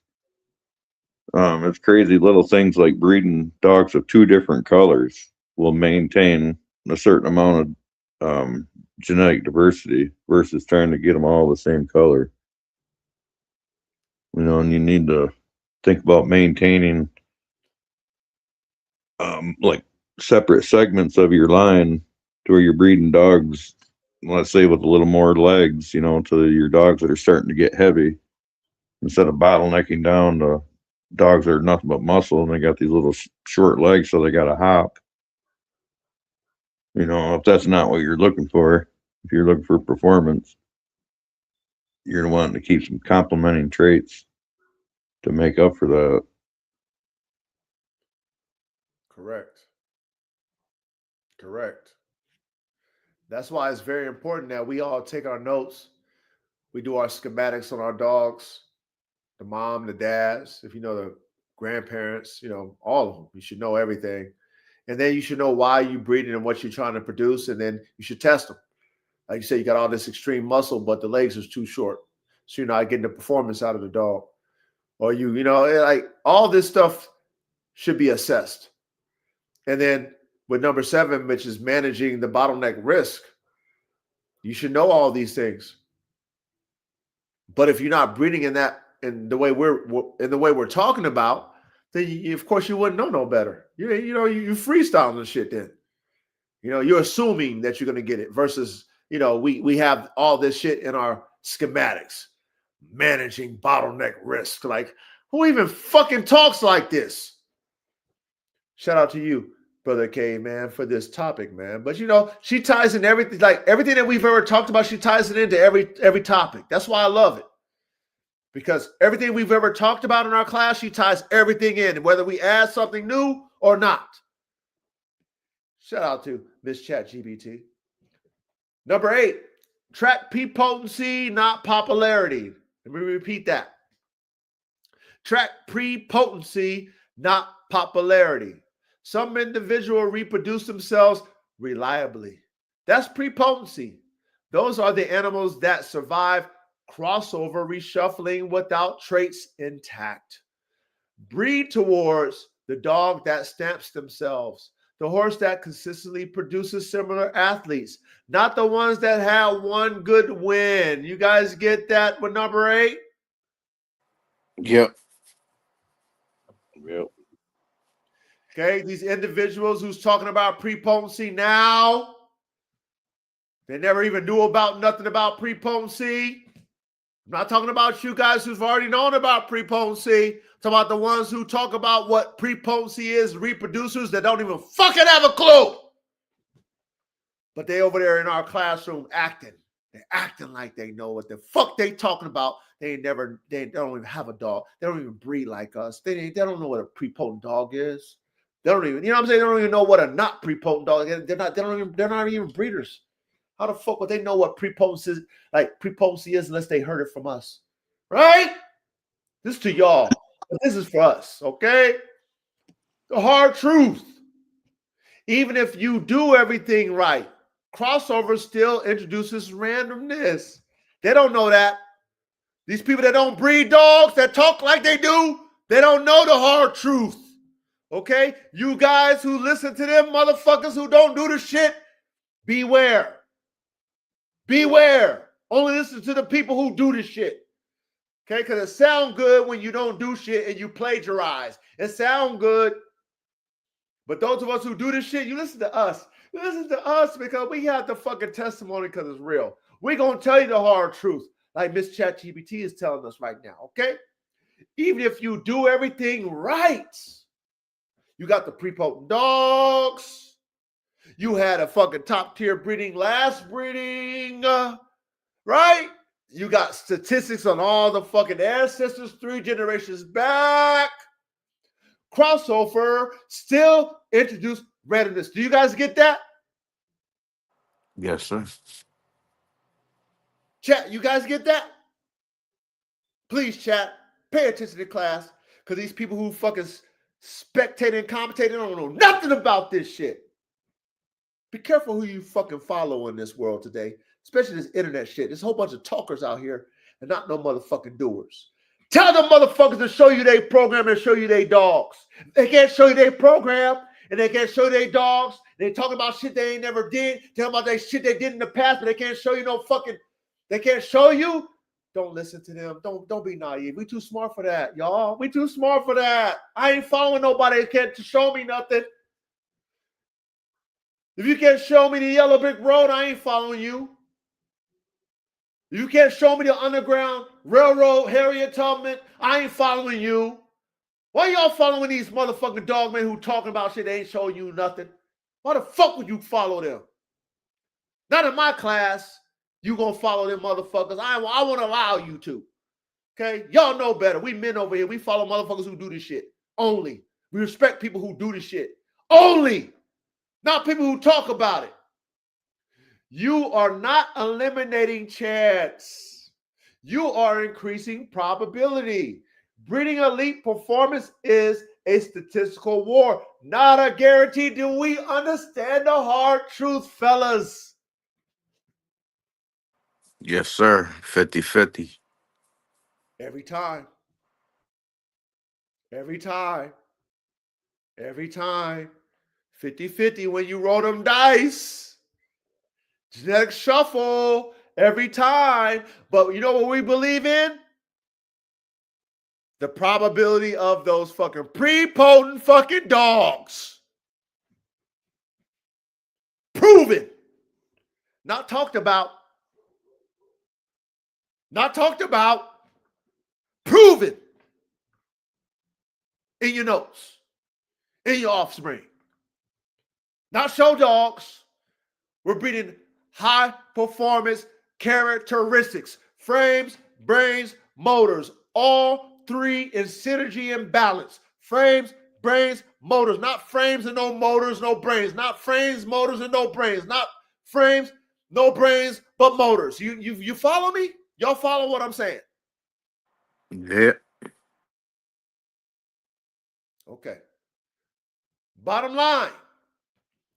To preserve elite gene stacking, line breed on proven reproducers. Well, we get that. That's the bottom line. We get that. Proven.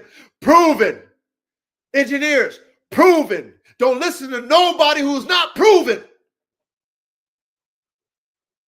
Don't listen to these motherfuckers who ain't proven. Sounds good. Pair complementary strengths. Let me repeat that. Pair complementary strengths. Select ruthlessly. Let me elaborate on that. Being that we want to balance shit, get you a mild-mannered high-performance dog, get you a medium-level high-performance dog, get you a high level, get you an extreme level. All those should be in your lab. All of them. Not only one extreme only. Because we don't breed extreme with extreme. We don't do that. We want balance. No dog is perfect. That's how you select ruthlessly. Select in a balanced form, because we as engineers, we want every part. Because somebody might come to you and say, you know what, my dog is too much. My dog don't have an off switch. You as an engineer say, you know what, I got a dog for that. Yeah, fix that. That's why we select ruthlessly in balance. Do you guys get number 3, how I'm explaining it to you? Yes, sir. Yeah. Good. Engineers, please pay attention in class. Please pay attention in class. Consolidate after outcrossing. You get what that means when she says consolidate after outcrossing? Consolidate. Do you get that part? Yep. Yep. Yep. Got to collect undesirable traits. That's right. That's right. Now, because it's a shuffle, you don't know which of those. You can see the expression in the offspring, but you don't know what they're going to produce. But because you can see the expression, your probability when you create that synergy of balance is higher. It's higher because we believe in the genetics, even though we don't know the outcome of the shuffling. Number 5, protect structure. Number 6, avoid genetic bottlenecks. Number 7, track pre-potency. The only way you know pre-potency unless you test it with multiple different variances, not just one bitch, multiple different variances, multiple different breeds. Track pre-potency. Do this consistently. She said, of course, do that. But I'm telling y'all, do this consistently. And you tilt the odds in your favor. Ignore it, and crossover will slowly dismantle your program. Do you get the bottom line? Yep, that makes 100% the truth. Yeah.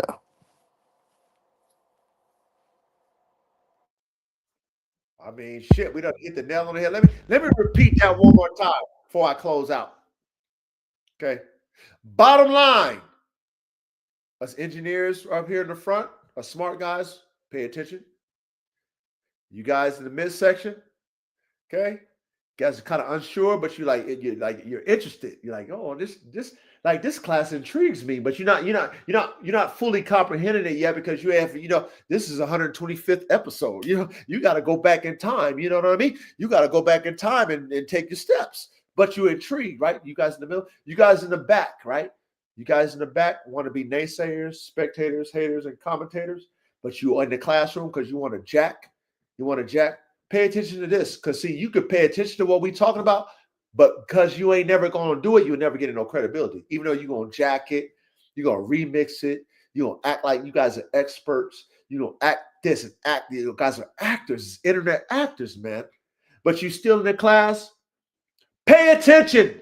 Take notes so you can learn how to better your not program. You ain't even got a fucking program. And if you got a program and you in the back, you better pay attention.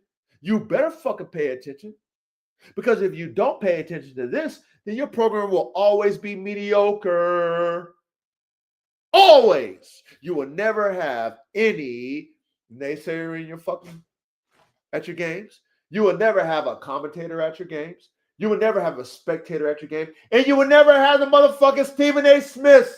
The Stu, what's my man Stu? Oh, Stu, rest in peace to Stu. All those commentators, you would never have them talking about your fucking games. Never. You would just be in your backyard amongst your little fucking friends. In your backyard. Okay?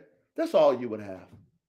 But when you become popular with your program, you will have all them at your games. So you in the back, pay attention to the bottom line. To preserve elite gene stacking, learn something, you in the back. Learn something. I know it's above y'all pay grade. I know it's above y'all mental pay grade. You guys in the back. I know you don't comprehend because you ain't smart when it comes to this engineering shit. But you in the back, you better pay attention because I keep it simple for all of us and especially for you motherfucking idiots in the back, okay, that want to act like experts. To preserve elite stacking, line breed on proven reproducers. Well, guess what? A lot of you in the back ain't got no fucking dogs. But I do. Pair complementary shrimps. Select ruthlessly. Okay? In a balanced form. We're going to add that because we want all the pieces in our genetic laboratory. In our genetic DNA laboratory, we want all the pieces so that we can create a synergy of balance. So that's why we select ruthlessly so that we can have everything. Because when your dog don't have an off switch, we need an off switch. When your dog don't have an on switch, we need an on switch. When your dog has too much drive, we need a dog with medium drive. Like, come on.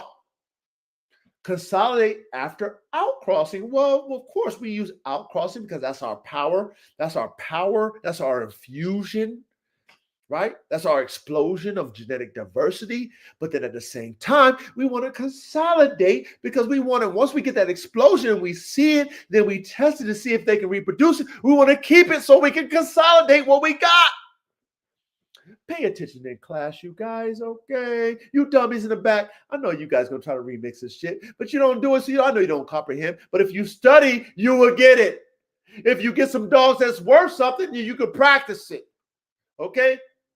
Protect structure. All right, frames, brains, motors. Okay, well, we got to have the structure, right, to encompass the engine that we put in the dog. And, if we got a supercomputer in that dog, that brain is telling that fucking body to fucking overdo itself, over pursue, overdrive. You're right. If that brain is telling the body to do more, how does it like it? The frame got to be able to fucking handle it. Right? Because we're not breeding show dogs. We're not breeding show dogs over here. Avoid genetic bottlenecks. So, of course, we're not going to line breed and inbreed just because we want a so-called family of dogs. Engineers, we're not doing that just because it sounds good because you say you got a family of dogs. We know that that's going to cause us a genetic bottleneck. If you guys don't know what that is, go watch the class we did on it last week. Track pre-potency. How do we track pre-potency? We test if the dog is pre-potent amongst other multiple bitches or multiple males. Even if you got a varied dog program with different breeds, you will even test that amongst different breeds, not just the same breed, to see if your dog is truly a pre-potent dog and not just you just saying it because you only bred it to one bitch. And that synergy happens to show itself in one bitch. But if you got an extensive program like me, and you got multiple different breeds, you done did all kind of different breeds, multiple different sisters, multiple different breeds, one sire, all this shit, you done tested all the theories that you can track pre-potency. Now, if we do this consistently, engineers, okay, and you tilt the odds in your favor, ignore it. And crossover will slowly dismantle your program. All right? We're not going to ignore this, gentlemen. You guys agree with me on this? Yep. 100%. Great. Let me digress the screen, man.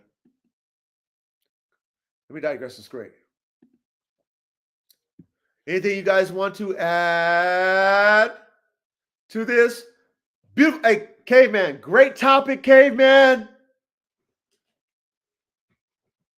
Nah, this topic was one of the ones, Caveman. Yeah, I feel like it come up a lot in the background as part of our discussions. Something that needed to be understood. I kind of got a little bit more, though, with the meiosis, though. Because I had like a second paper but then it's gonna lead into all types of extra stuff that I didn't write down. 'Cause the meiosis is very deep. It's a lot going on with that joint. What you talking? The phases of meiosis.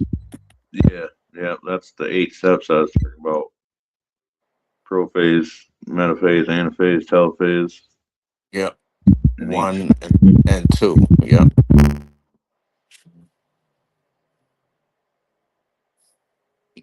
And I had that similar the X that X joint with the picture. I had drew that up on my page on my paper too with the homologous. What you said? How you say that? Homologous, logos, Homologous. homologous chromosomes, Homologous. and the sister chromatids.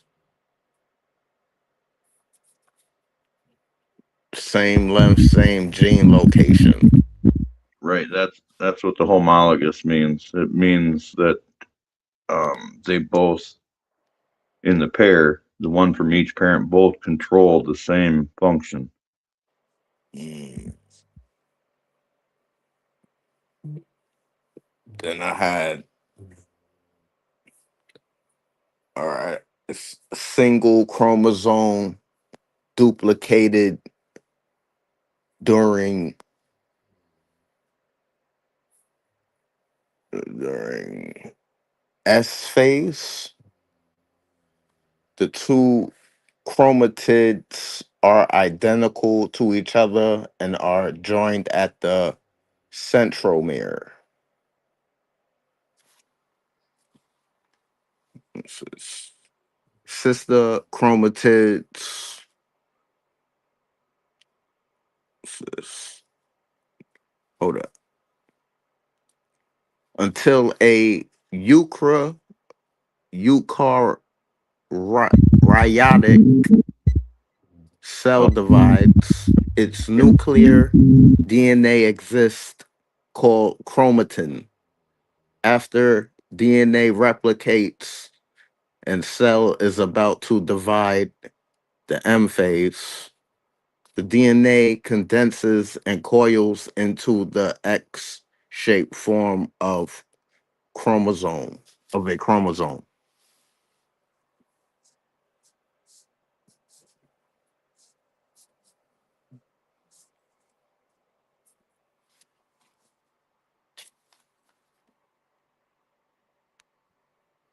Then I got like this other thing that I had drew up with the DNA strand of the chromatin, and showing how it takes the deconstant decondensation from it and the condensation off the chromosome. I'm not sure what that is or what you just said. I found fire, but The chromatin, the DNA strand, and the chromatin, which is the one of the homologous chromosomes. There's two of those. It it decon it decondensates and turn. It goes from f- fat to a skinny squiggly line, because the chromatin had condensation in it. I see. So it's like dehydrating it. Yeah.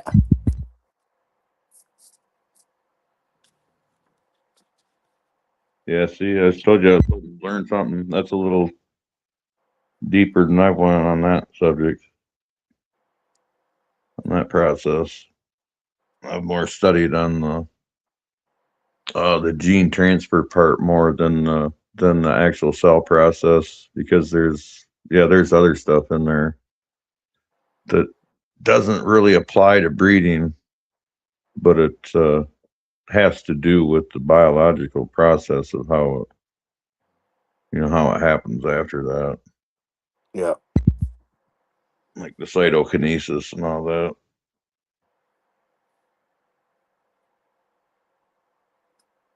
I ain't even read into that yet.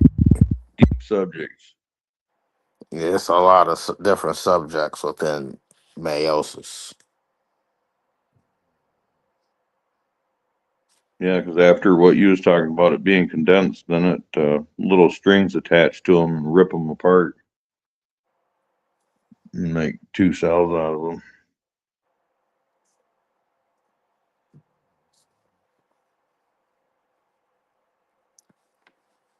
And that's what when I came into the chat earlier today, and I was like, that's the true F1, then that everything's the same.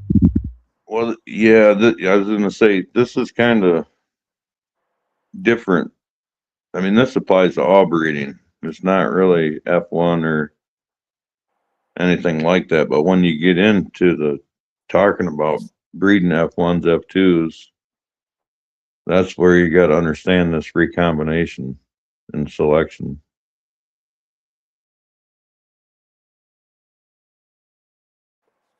I get it. But I mean, this cell process happens in everything that has DNA. It doesn't matter what the lineage is, Right. or how pure or how mixed or what.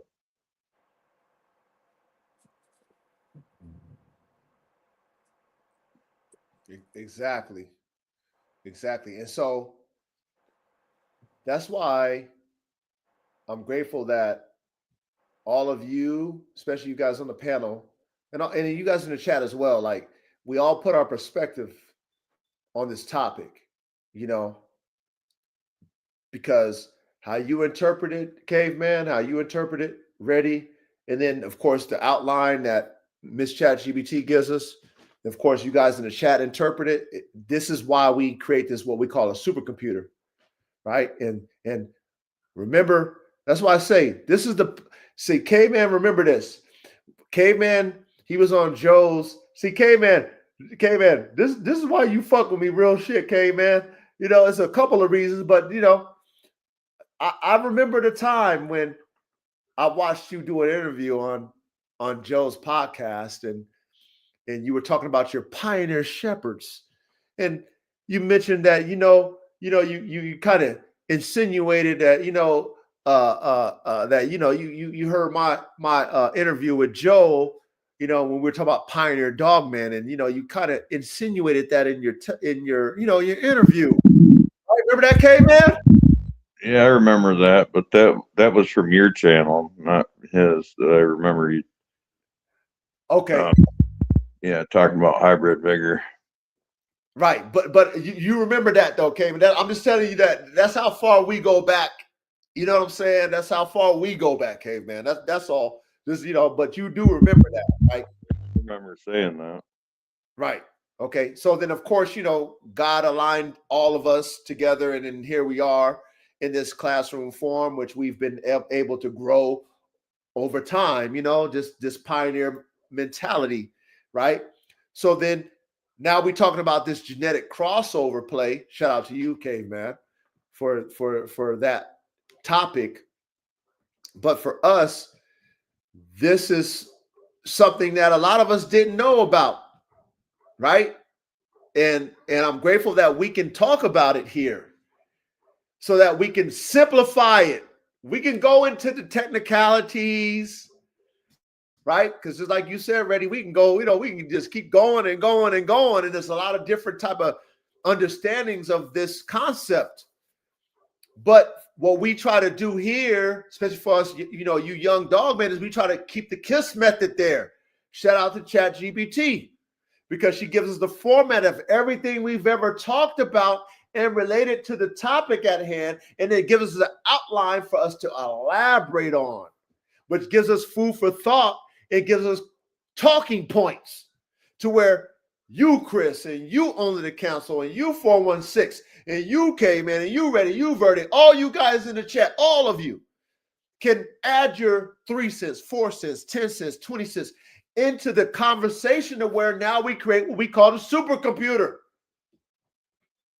And now we're getting food from everybody because we simplify the subject matter, but it gives us food for thought to elaborate. Does that make sense? Yeah. Yeah, 100%. And that's why this is valuable that we have every Thursday night, is because we're going to keep pushing ourselves, but I want to keep it simplified for us to use our minds and our creativity to have educated questions and educated responses to where it's nothing is outlandish. You know, we can put everything into perspective because all we're trying to do is create better at the end, right? The end result is to make everything that we know in theory make sense in practice, to make a complete high performance working dog, period. That's the whole objective. And again, no matter about the imposters, the commentators who talk like they us, they not us. All right? This is where this type of conversation comes from first. It's ours. And it's okay if they copy us, but understand this. This is where this classroom format comes from. This is where the supercomputer, this is where the nerds come to set the trends. Think about technology and the way it is today and how those nerds shape the world. We are shaping the high performance working dog world. That's what we're going to do over here.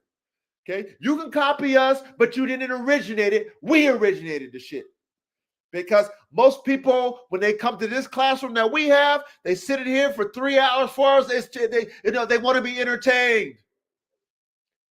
They're not nerds. They can't stay and they don't want to learn. They don't want to take notes. They don't want to hear Caveman's perspective, Reddy's perspective, Chris's perspective, Only the Council's perspective, 416 perspective. You know what I mean? Who else we got? We got all y'all up in here, man. TESD perspective, Verde's perspective. Who else we got? We got all y'all. Come on, man. Come on, man. We got who else we got? Chris's perspective, APBT's perspective, Cooper's perspective. Come on. They don't want to hear nerds talk. They want to hear drama. They want to hear bitching. They want to hear backbiting. They want to hear Mr. Know-it-alls. They want to hear all the fake shit. They don't want to hear no nerd talk. So be proud, gentlemen, that we are here standing on our own, doing our own thing, and people are watching who really want to learn. They're watching.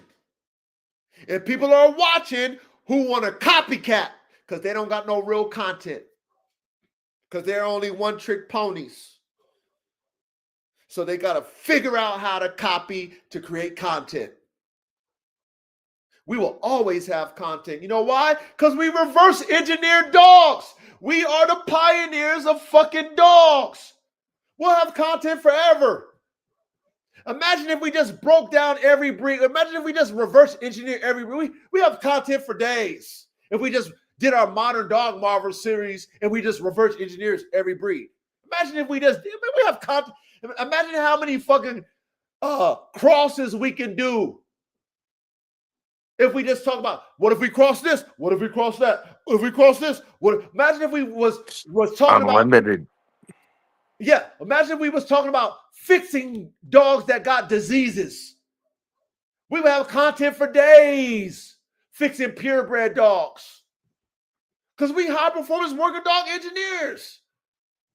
These motherfuckers ain't got content like us for days.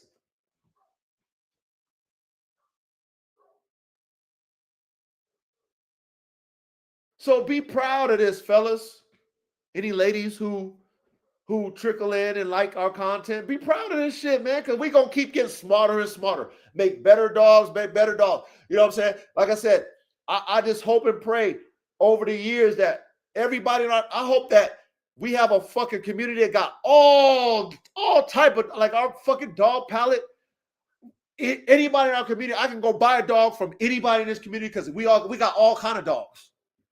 Any dog I want, I can buy from our community. Because that's who we attract. All over the world, all different type of dogs, all different breeding patterns, all different crosses, all different purebreds, everybody. And I can be like, hey, I want this dog. Hey, I got it, coach. Holla at me, man. Pay me this. I'll line you up with my shipper. Brew. And that's what we're creating over here. And because for me, the only way I'm going to create the level that I'm going to create, which for my program, and create these military dogs, I got to have DNA over here, man. My lab got to keep getting refreshed. My sperm lab, my straws, God willing, I get my money up, I should have all kind of straws, all kind of dogs. That's what I want to have. I want to have so many different straws off of so many different breeds of top-tier dogs that I can just go in my cabinet, like, what do I want to cook up tonight? What do I want to cook up next year? What do I want to add to my dog that I'm lacking? Ooh, look what I got. Look what I got here on ice. This dog was dead fucking 30 years ago, but guess what I got on ice? I'm gonna do the Return of the Living Dead and put him in my new shit. That's what I want to do. Me. You got some top tier shit? I want to pay you for some semen so I can put it in my lab. So when I go in my dog parts department, there's nothing that I can't create. Does that make sense, y'all? Well, I know. Sounds like fun. Oh man, as an artist, there's no limit. There's no limit. Yes, sir. What? Anything that we talk about as engineers, I got that part of my lab. You be like, Coach, how much you want for it, Coach? Coach, I need that. Coach, please, how much you want for it, Coach? I know you got it. Like, that's how we should be talking. Coach, I know you got that part. Coach, I'm lacking this shit. I've been breeding this way. I've been breeding that way. I've been paying attention to class. I studied. I done did this. I done did that. I've been missing though. That that genetic crossover, that genetic shuffle I ain't been hitting the lottery, Coach. But I know you got a pre-potent over there, Coach. Already, I know you got that pre-potent over there. Ready? Can I get that? That's how that's what I'm trying to produce over here with us. What's wrong with that? Fellas, nothing. So I close out with this. Do not be discouraged about being who we are, nerds, engineers. Okay? Do not try to convince these people who don't qualify to be in our fucking stratosphere, to be in our classroom. Don't convince them. They will never get it like In Vogue. Never gonna get it, never gonna get it, never gonna get it, never gonna get it, never. Come on, man. They'll never get it. Don't try to convince them. Don't argue with them. They don't qualify for us. They're what? They would never, the exam you get to qualify for the school, they wouldn't pass it. Why would you why? You know what? Please get out of here. You would never pass Navy SEAL buzz training to become a Navy SEAL. You would never get in Harvard. You idiot. Get the fuck out of here. You should understand that, fellas. Be okay with it only being a few of us to get it. When you talk what you talk and people fucking downplay it, don't argue with them motherfuckers. You just, in your mind, you guys are fucking dummies. I'm not arguing with dummies. The fuck out of my face. Real talk. Get the fuck out of my face. In your mind. You ain't got to say it to them. Just ignore them. Just turn the other cheek. Peace. Deuces. And I'm going to say this and I'm going to close. Do not follow motherfuckers who don't do what the fuck you do. Do not be a sheep on the internet. Too many frauds out here talking. Do not follow frauds. If they can't show you what they're talking about, do not follow them. Since this is about the dogs, you tell them, show me the fucking dogs. If they can't show you dogs, but they're talking about dogs that they can't show you, do not follow them.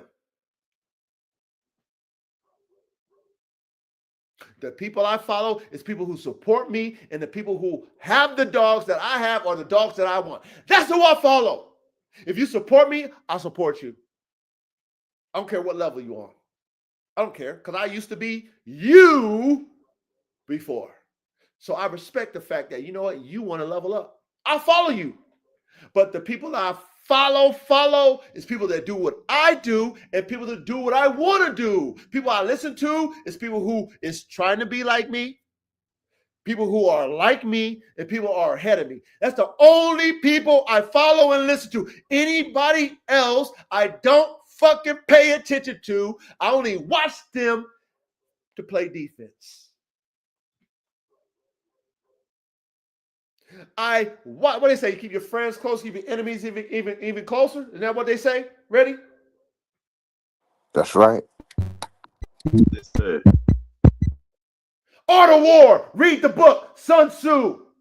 48 Laws of Power by Robert Greene. Read that shit too. A lot of motherfuckers don't read. Read 33 Strategies of War by Robert Greene. Read the book. Get the book. Read that motherfucker. You'll pay attention to class. You understand why you watch them motherfuckers that fucking act. Them actors. You watch them. You know all they plays. You know everything. You know more about them than they know about themselves. You just let them just do what they do. Talk. You just let them. Judas. Read the Bible about Judas. When Jesus told Judas, one of you will betray me. And Judas was like, no, not me. And when Jesus told Peter, one of you motherfuckers are going to deny me 3 times when the motherfucking rooster crows. And Peter was like, oh, no, not me. But then when the enemy said, you know Jesus, when he knew he was getting his head cracked, he was like, no, I don't know Jesus 3 times. And then Judas sold him for some fucking silver. These motherfuckers really exist right now. The people that's closest to you, they the ones you got to worry about. You better pay attention to them. You better watch their games. Don't be game goofy out here in this dog game. Yeah, and what happened to Judas? Well, Judas committed suicide because he couldn't live with himself. There you go. Peter repented because he remembered when Jesus told him about himself, showed him the mirror. Then he repented afterwards. Friends close, enemies even closer. Friends close, enemies even closer. When you are moving in a forward direction and you try to do the right thing, people don't like that shit that do the wrong thing, but they wish they was right. They don't like that shit, y'all. Then you got the sheep that follow them. The sheep, I call them sheeple. They're not leaders. They just follow. They don't know how to fucking translate mentally what's real and what's not on their own. They get influenced, okay, by lost so-called shepherds. They get influenced by lost so-called shepherds. They're not real shepherds. What they leading? The blind to the blind? The lost to the lost?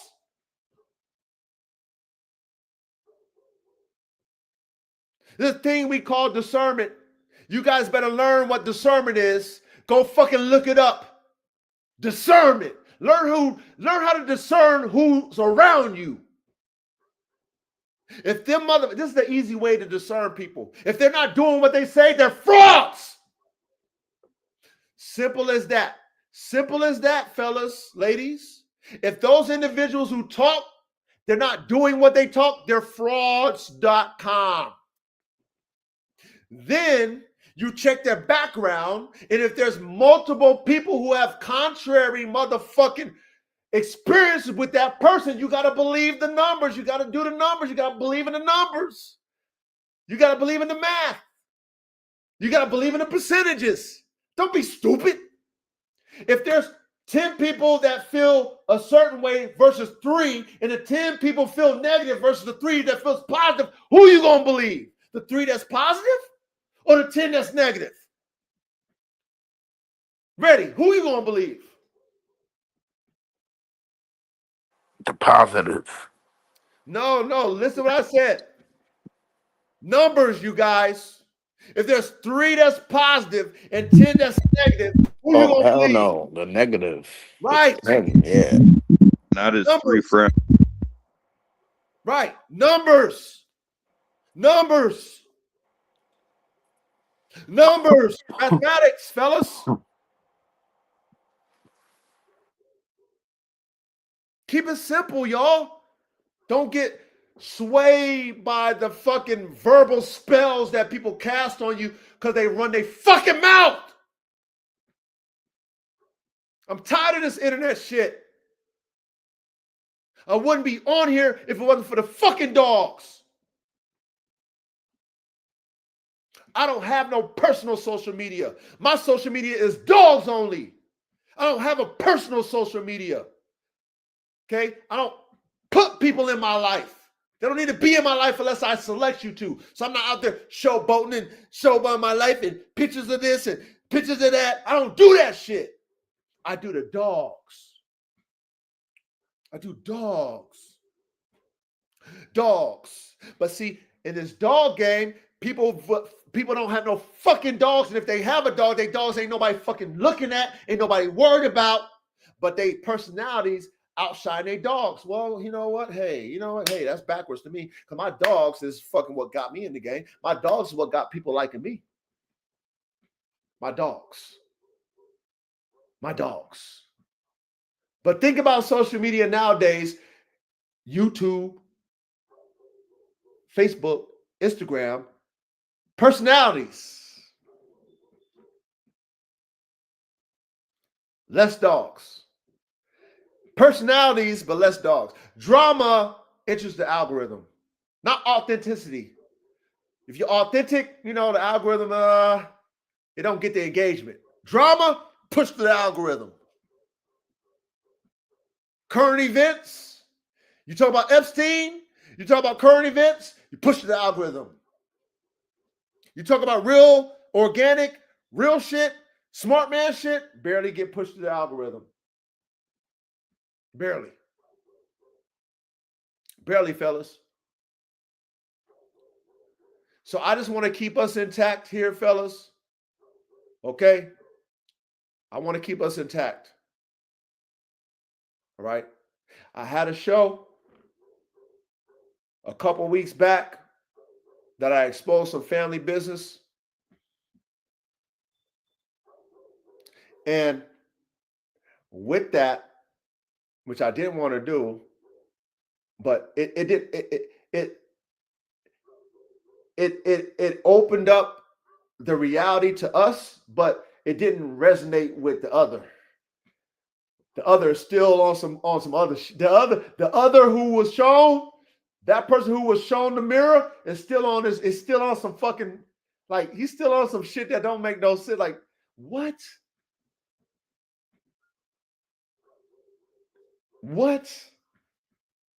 It is not just him. It's the dog game in general. But it's like, what? So I don't want us over here to be influenced by anything other than the real. If it's real, high performance, working dog type of fucking dogs, dogmen who's really doing this, who's really studying this shit, who really like live it, that's who we want to be in tune with. That's the only ones I want in this classroom. If you're on that bullshit, if you're on that fraud shit, don't come to my class. Don't come to this class. You don't comprehend because you will never do it. Why were you coming to jack? You want to jack swag? Huh? You want to talk like me? Huh? You want to talk about man shit? You want to talk about emotions now? Huh? When I've been talking about that, and I've been teaching all of us that, I've been teaching you that. Now you want to talk like you on some man shit? Emotional shit? Now you want to talk like that? You want to talk breeding and all type of shit when you don't do the shit? Come on, man. Now, speaking to you guys, because at the end of the day, I don't want you guys to be fucking persuaded by that bullshit. I'm sick of it. I'm tired of it.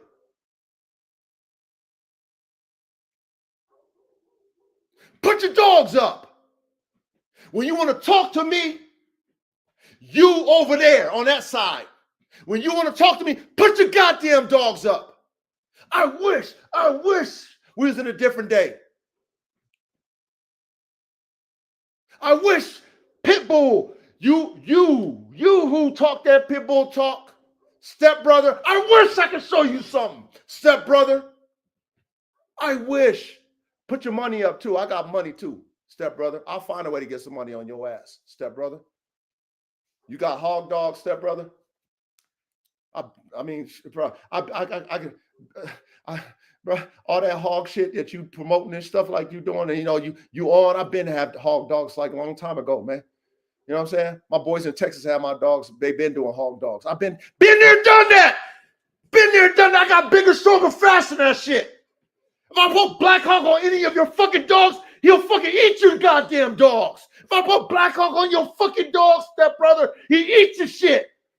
Facts. Facts. He'll eat your little ass fucking game dogs. He'll eat them. He'll eat them. You don't know how to make dogs like me. Don't let Duro fucking gas you, stepbrother. Stay in your fucking lane with them little ass game dogs. Stay in your goddamn lane. I make bigger, stronger, and faster dogs, nigga. I'm high performance with this shit. You ain't me. The audacity of these motherfucking dog men today. The audacity of these guys. You don't make dogs. My dogs ain't got no old school bloodline to them. They mine. They mine. I make them. Bigger, stronger, faster. Ask Bill. Ask Bill about my goddamn dogs. Ask my brother Levi about my band dogs. I can go on and on and on about people. Ask Manny about my goddamn XL Pitbull Dracos. Why don't you ask them? Let them tell you about the murder, kill, maximum prey drive. Ask them about their yard accidents. Why don't you ask them? This is why I'm tired of this dog game, y'all. I know I'm ranting, but y'all hear me out. This is why I'm tired of this shit, man. I'm tired of hearing these motherfuckers who ain't qualified to fucking speak when it come to me. You can't compare to me. You ain't got the dogs. I fucking retired my pit bull program, stepbrother. I got straws on all my top tier studs. I'm not breeding pit bulls no more. I got their straws though. I got their straws. I got the next level version, which is Black Hawk. Right now, young guy, 3 years old. He'll be 3 years old this year. Youngster, 21 in fucking human years. He's a young guy. I got my next level. I'll have his straws, but I'm not breeding pit bulls off his ass. No, I'm breeding bull herders and fucking Kangal crosses. I'm doing shit like that. I'm not breeding pit bulls. Why? I'm not getting no money off no pit bulls. Niggas can't even get $500 for a goddamn pit bull. Why I want to breed pit bulls for? Huh? Well, my shit gonna demolish your shit. Huh? What would I breed pit bulls for? For what? You niggas can't afford no $6,000 double XL pit bull. You guys can't even get $500 for your goddamn dogs. You think I want to sell you a goddamn $6,000 fucking machine? You crazy. I'll collect the semen and put it in my lab. It'll be frozen in time where I can just play with it however I want to. However I want to, I'll play with it. Huh? How many straws you motherfuckers got? I bet you ain't got not one straw on your dog. I bet you don't. And if you do, show me. Show me the fucking receipts that you got straws on your dog. I bet you don't even got a program like that. How y'all gonna talk about me? How? The audacity of these motherfuckers nowadays. Y'all feel me? Y'all feel the passion of the coach? The audacity of these individuals. Audacity. No sacrifice, no dogs, no program, no nothing. Basic shit, basic shit. Been there, done it. What you do, what you doing, stepbrother now? I been did that shit. Been there, done that, been there, done that, been there. I done elevated that, I done elevated that, I done elevated that, I done elevated that. Like what? What? Hog dogs? That's what you on now, stepbrother? Hog dogs? Congratulations. Been there, done that. Congratulations, though, that now you're on it. Been there, done. I got shit bigger, stronger, and faster. Eat your shit. Eat it. I got shit will eat your shit. Fuck a hog. Black hog can't be on a hog. He is not a hog dog. He'll try to kill the hog. He gonna try to kill it. Fuck catch it. The fuck? Come on, man. Y'all not on my level. Stay in your lane. That's all I'm saying. Stay in your motherfucking lane. Do not speak on me. I showed you the mirror, Duro. I showed you the motherfucking mirror. You can't run from that shit. You a fucking fan. Don't you dare talk down on me. The audacity of these fucking niggers. The audacity of these guys with no goddamn dogs, with no motion. Speaking on a real dog, man, with real top tier dog, real pedigree, real shit, real dogs all over the United States, all over in different continents. What do you got?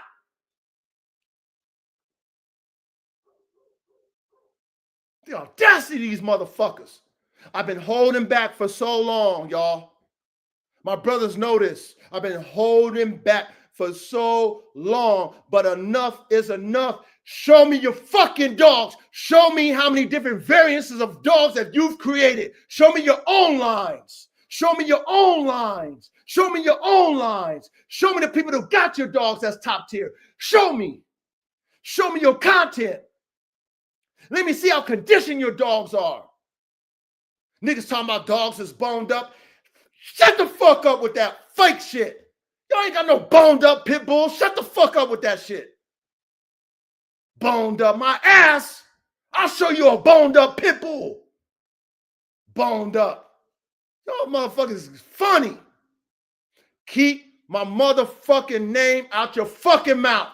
You don't compare to me. Stay in your lane. Duro, you a vet tech. You ain't no goddamn dog breeder. Who the fuck is you? Go tell him. I know you watch it, stepbrother. Go tell him, because you don't watch my shit. Go tell him, stepbrother, because that's what you're going to do. Big John, go tell him. That's what you're going to do. Who's the other one over there? Hey, ready? Who's the other one? Who's the other one with him? Oh, no, Mac. Now, Mac, go tell him now, Mac, since you don't watch me. Since you don't watch me. Duro, you don't compare to fucking me, man. You was a fan, nigga. I fucking separated myself from you. That's all I did, man. That's all I did. You a copycat, nigga. You didn't have no goddamn podcast. This is Bill Belichick talking now. You ain't got no goddamn podcast before me. You was on my shit. I inspired you to go do your shit. Oh, man, go and set your shit up. Yeah, do that. Yeah, I inspired you. You ain't going to tell them that. And like I said, you don't want me to rewind the tape. I'll show some more mirror on your ass. We got more mirror if you want me to show you.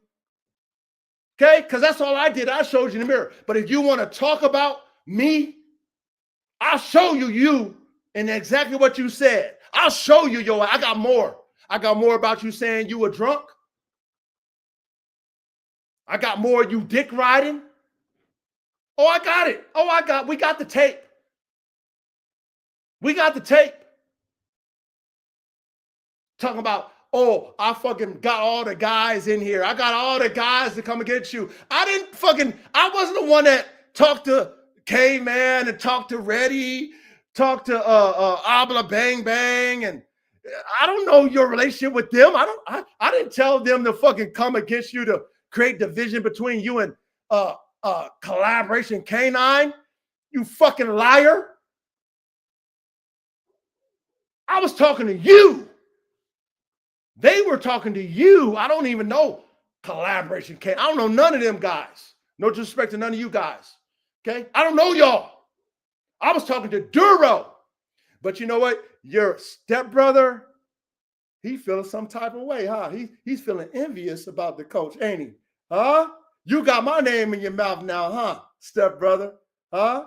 Huh? Now you want to worry about me, huh? Huh?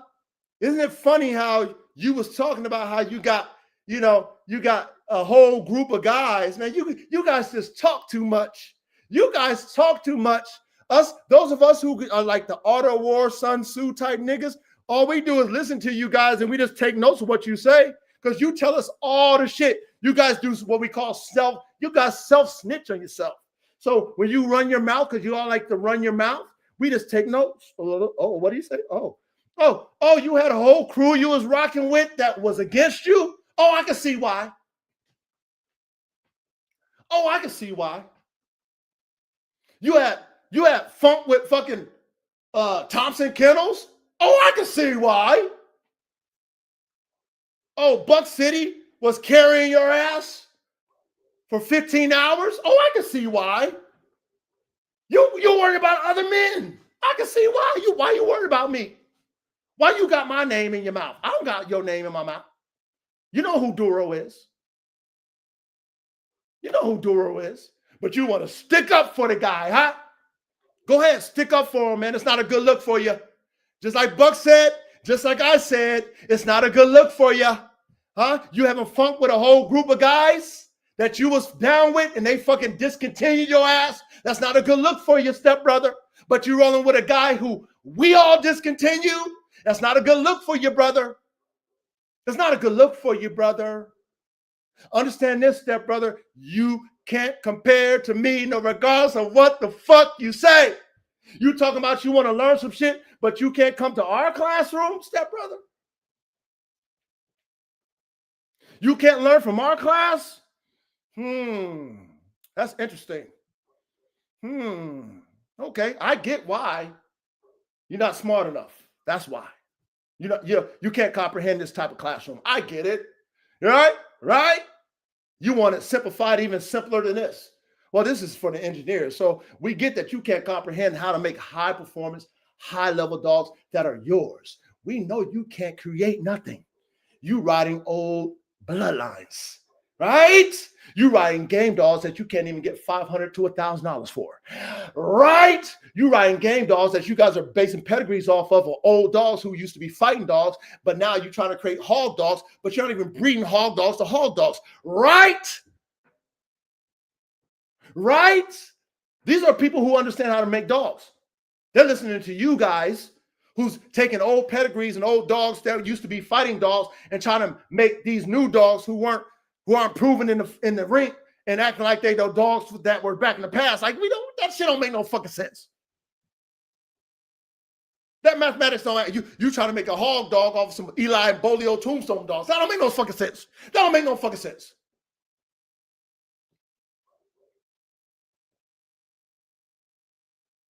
That don't make no fucking sense. So please,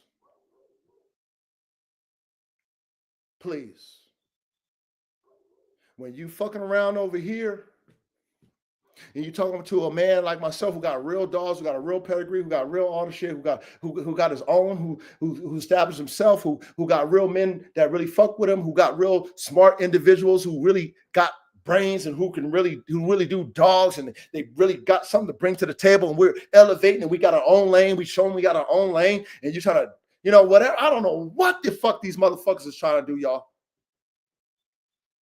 I don't know, but I'm sick and tired of it. And I'm going to stand on it right now. I'm standing on it right now that This line that we are on, you will never cross it. Regardless of what you say, you can never cross it because you cannot show me a fucking dog. And stepbrother, I've been at hog dogs. You want to see dog? You want to see my dogs killing hogs? I got people that can show you that, stepbrother. Killing them, not catching them, killing them. I can show you that, stepbrother. You want to go toe for toe? Killing them. There's not a dog on your fucking yard that will fuck with Black Hawk. Not a goddamn dog on your fucking yard. They're too fucking small to fuck with Black Hawk. Black Hawk will eat them. Black Hawk will eat your goddamn dogs. You're not on my fucking level. You never will be on my level. Don't talk at me like that. I already told you I ain't got no problem with you. You want to still speak about me? You want to be his cheerleader? You want to be Duro's cheerleader? Huh? You got your pom-poms on for Duro, huh? Pom-pom, cheer, huh? Yeah, oh, that's right. Yeah, oh, that's right. Yeah, oh, that's right. Pom-poms, huh? Stay in your lane. Stay in your backyard. Stay in your goddamn backyard. Stay with your fucking bloodlines that you copying. Can't fuck with me. And none of your dogs want to see AK. None of them. You wouldn't even qualify. If we was doing waiting to date, AK too big. One bite will have your goddamn dog paralyzed, nigga. One fucking bite from AK will make your dog paralyzed. Paralyzed. One fucking bite. 112 pounds. None of your dogs will be able to compete with that. I don't give a fuck. Who you talking to? This is Coach Bill Belichick talking. I didn't want to do this, fellas. But at the end of the day, I'm going to stand on my, y'all, man, you better put some respect on my goddamn shit.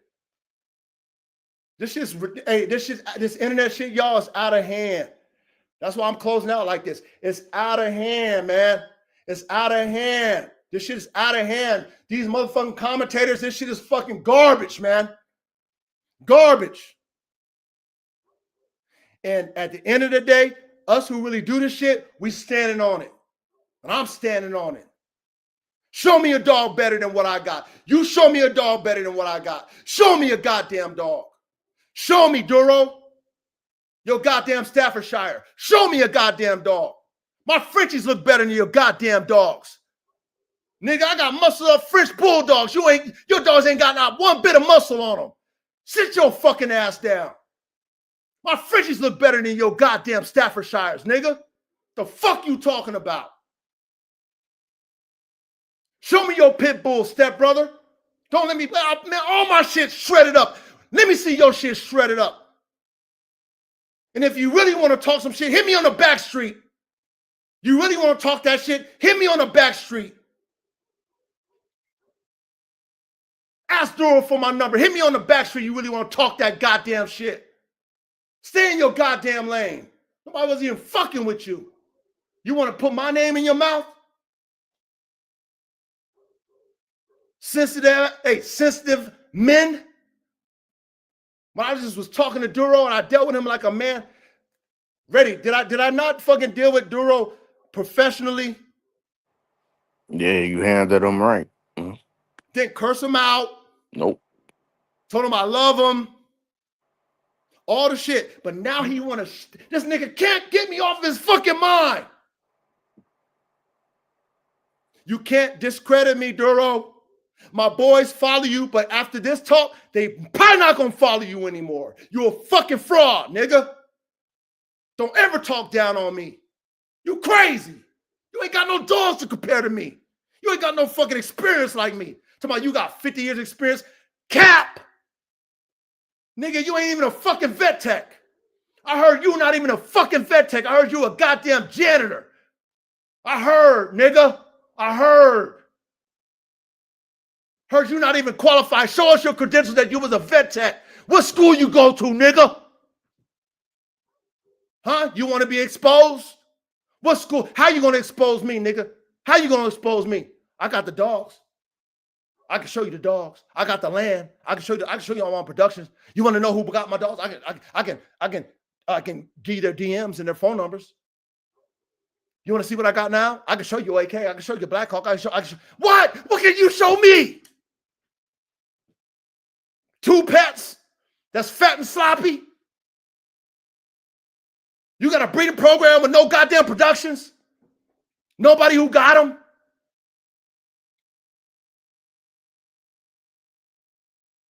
Enough's enough. Enough is enough. That's all. So I got to stand on it. It is what it is. Enough's enough. Don't fucking cross this line. You don't belong in the high performance breeding line. Don't talk about breeding nothing. You don't have the, what are you breeding? Who's buying any puppies off of Bang? Your female is spaded. Who's buying puppies off of Bang? No one. Maybe your crew. Nobody else. Don't downplay me, Duro. You was a fan, dog. I showed the world you were a fan. I showed the world you were a fan. You are in your emotion because I cut you off like Jesus did Judas. I cut you off. You in your feelings because of that. You and your feelings, you try to act like fucking what's his name? Abla Bang Bang. What caused the dissension between Abla Bang? No, he didn't. I don't know nothing about you and Abla. Well, what Abla said is what you know what I mean? That's y'all energy. I dealt with you like a man. Duro, I called you on the phone the next day. After the live, I called you the next day to squash that. I did. You didn't call me. I called you the next day. That's what I did. The fuck you paint these fake ass shit for people who sheep who listen. Oh, yep, oh, wow, yep. Oh, that's what you did. Yep. What? After I showed you guys? After I showed you what the fuck this nigga is? You still believe him? That's why I just don't get. That's why I'm just so confused about the dog world because motherfuckers still believe. They just want to believe lies.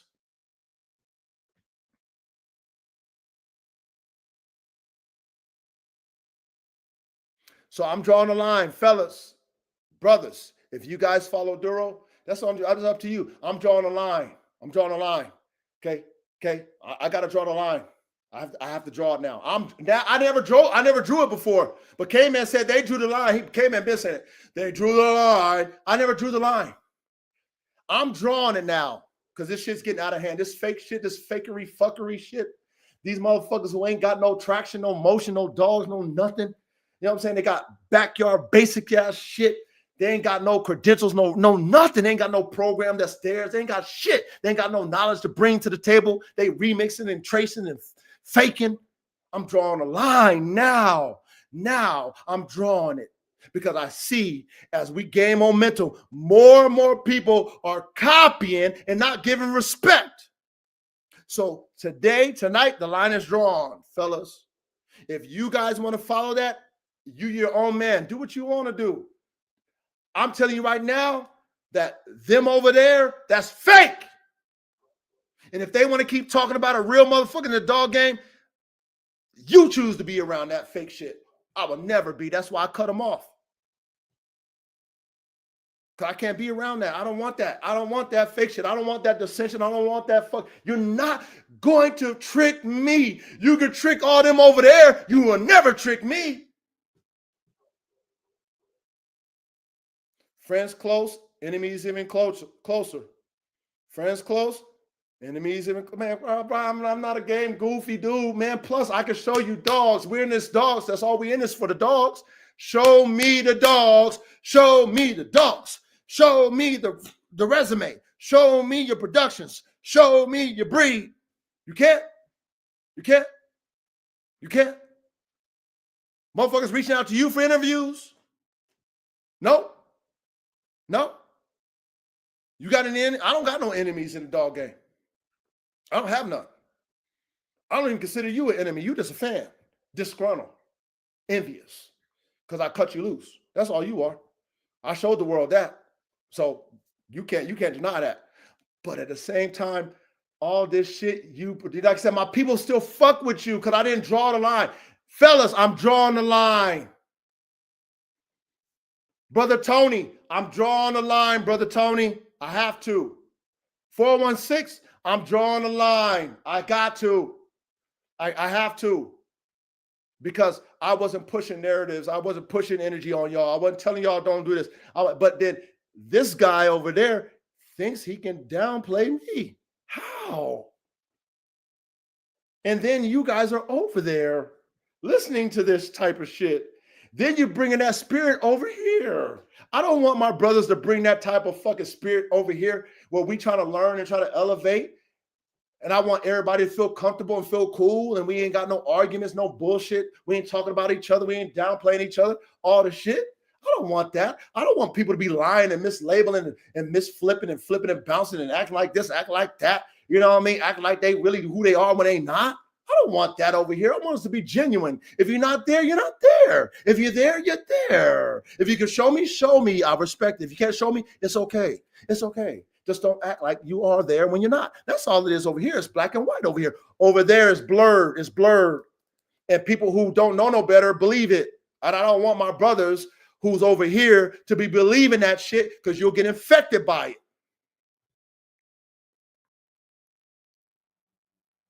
So coach is drawing a line, gentlemen. And if you want to be over there, be over there. Pick a side though. Like Caveman said, pick a side. Because I'm not going to deal with no Judas spirit over here ever. I don't want that spirit. That's why I cut them off. Y'all heard me. I did it out of love. Do what you want to do. You're win, but I'm done with you. I can't allow you guys to blur the lines because I see what he's doing over there, which I didn't do. See what Tony wrote. No, I didn't see what Tony wrote. Hold on. Sorry, guys. I'm rambling, man. You know what I mean? Just hear me out. I feel it. No, you go ahead. Keep going. You know, like I apologize, man. You know, it is what it is. What split y'all in different lanes? Duro can't make no real nigga feel nothing about you. Okay, no, I respect that, Tony. But listen, I'm gonna admit this, and I know that Reddy could probably gonna find that. He gonna find what I need to find, but I'm gonna admit this.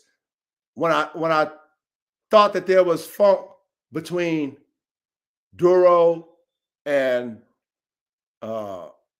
Yellow One, that's stepbrother, by the way.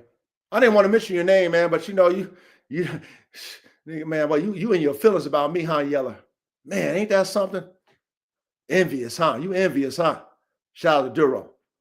But I thought that when Duro was going at the chat at somebody who called him sensitive, I thought that was Yellow. Now, you know, I still think that there was something there, maybe not. We got to find it. I don't know. But that situation, it was actually you, Brother Tony, when that went down and you called him sensitive and he was cursing you out, saying that he was going to, you know, meet you at the airport, knock you out, called you a sucker. And I came in and cleaned that up. So that was actually you, Brother Tony. And I made sure that I told you, Tony, like, hey, man, you know, he just talking out of passion. He ain't talking. But that's who he is, Tony. I was covering up for him because I wanted to keep the peace. I didn't know that's who he was, Tony. But you're right. Brother Tony, you was right. Tony. See, I didn't see that when I allowed him close to me. And when he was coming at you, Tony, I was trying to keep the peace. That's why I told you, Brother Tony, which I thought that was Yeller, that he was arguing at. Okay? I told you, hey, man, he's just, you know, he's talking from passion. He's talking from passion. Okay? Now, you got to squash that, which is fine. And again, Tony, listen. Tony, I never told you or none of my brothers to not fuck with him. Tony, I never did. You know that. Never. Never put no energy towards y'all to think a certain type of way. Never, never, never. But you know what? Now you know, Tony. Go back. Hey, Tony, do me a favor. You a student again. I know you are, Tony.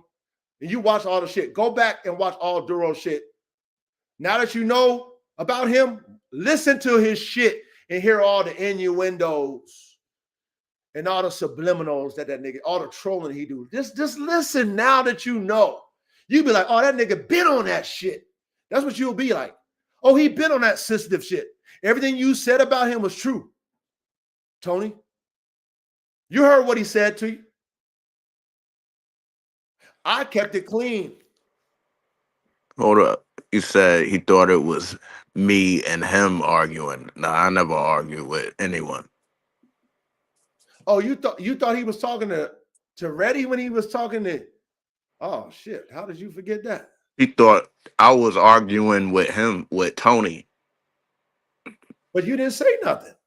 Exactly. That was Duro talking. Duro saying that shit. That wasn't no fucking. That was Yeah. Duro. Wow, he thought it was you, Reddy. Damn, Tony, you thought it was Reddy? That was Duro. But the common denominator is that's Duro with everybody. It ain't just you, Tony. He was doing that amongst all of us. That's the problem that we have. You know what he says to his brothers? Hey, I remember when I have funk with what's these niggas' names, man? No disrespect to y'all, man. What's their names? His crew. The collaboration. Yeah, the dudes on the panel. What's their names? No, Mac. Okay, I remember when I had funk with you, Nell Mac, or disagreement with you, Mel Mac. We kissed and made up. Who's the other one? Not yellow one. Who's the other one? CDC. No. Yeah, CDC too, right? But the other one. Something 80. Oh, GR80. Oh, I remember I had fun with you, GRA, but we kissed and made up. You see the combination? He had funk with everybody. What? Y'all don't see that shit? Where's the numbers at? You smart men. Funk with the coach. Funk with Tony. Funk with Nell Mac. Funk with K-Man. Funk with Reddy. I mean, goddamn, how many motherfuckers you gotta have funk with first before you kiss their ass and make up? How many? How many? Y'all ain't smart. Y'all can't do mathematics. Y'all don't do no laws of averages. What the fuck's going on with men these days? Shit's crazy. This shit's crazy. And I didn't want to expose him, but all I did was show you guys him. I didn't fucking narrate him and put a spin on him. I let you guys see him and hear his voice. That's all the coach did. That's all the fuck I did. Huh? And then I let other men tell you about their testimony. Hey, brother Tony, I mean, I got the live. I can send you the live, and you'll be like, oh yeah, he was talking about me. I can send you the live, brother Tony, so you can see it. I mean, I think you remember it, but it's not even about that, Tony. It's not even about that. All I'm saying now, fellas, is as the coach, I'm drawing a line because this guy is out of hand, man. This guy's out of hand, and he just hurt, man. This nigga plagiarizes me. He plagiarizes me, talk like me. He fucking his dialogue like me, talking about some old men. We're men and we can't be emotional. Where you get that from, nigga? Now you talking about men and being too emotional? That's you, nigga. I'm the one that's talking like that. You wasn't talking like that till you heard it from me. Now you talking like that? Now you talking like that, huh? You originating and all this type of shit. You been on this. Where you get that from? But see, people who don't know you, they believe that type shit.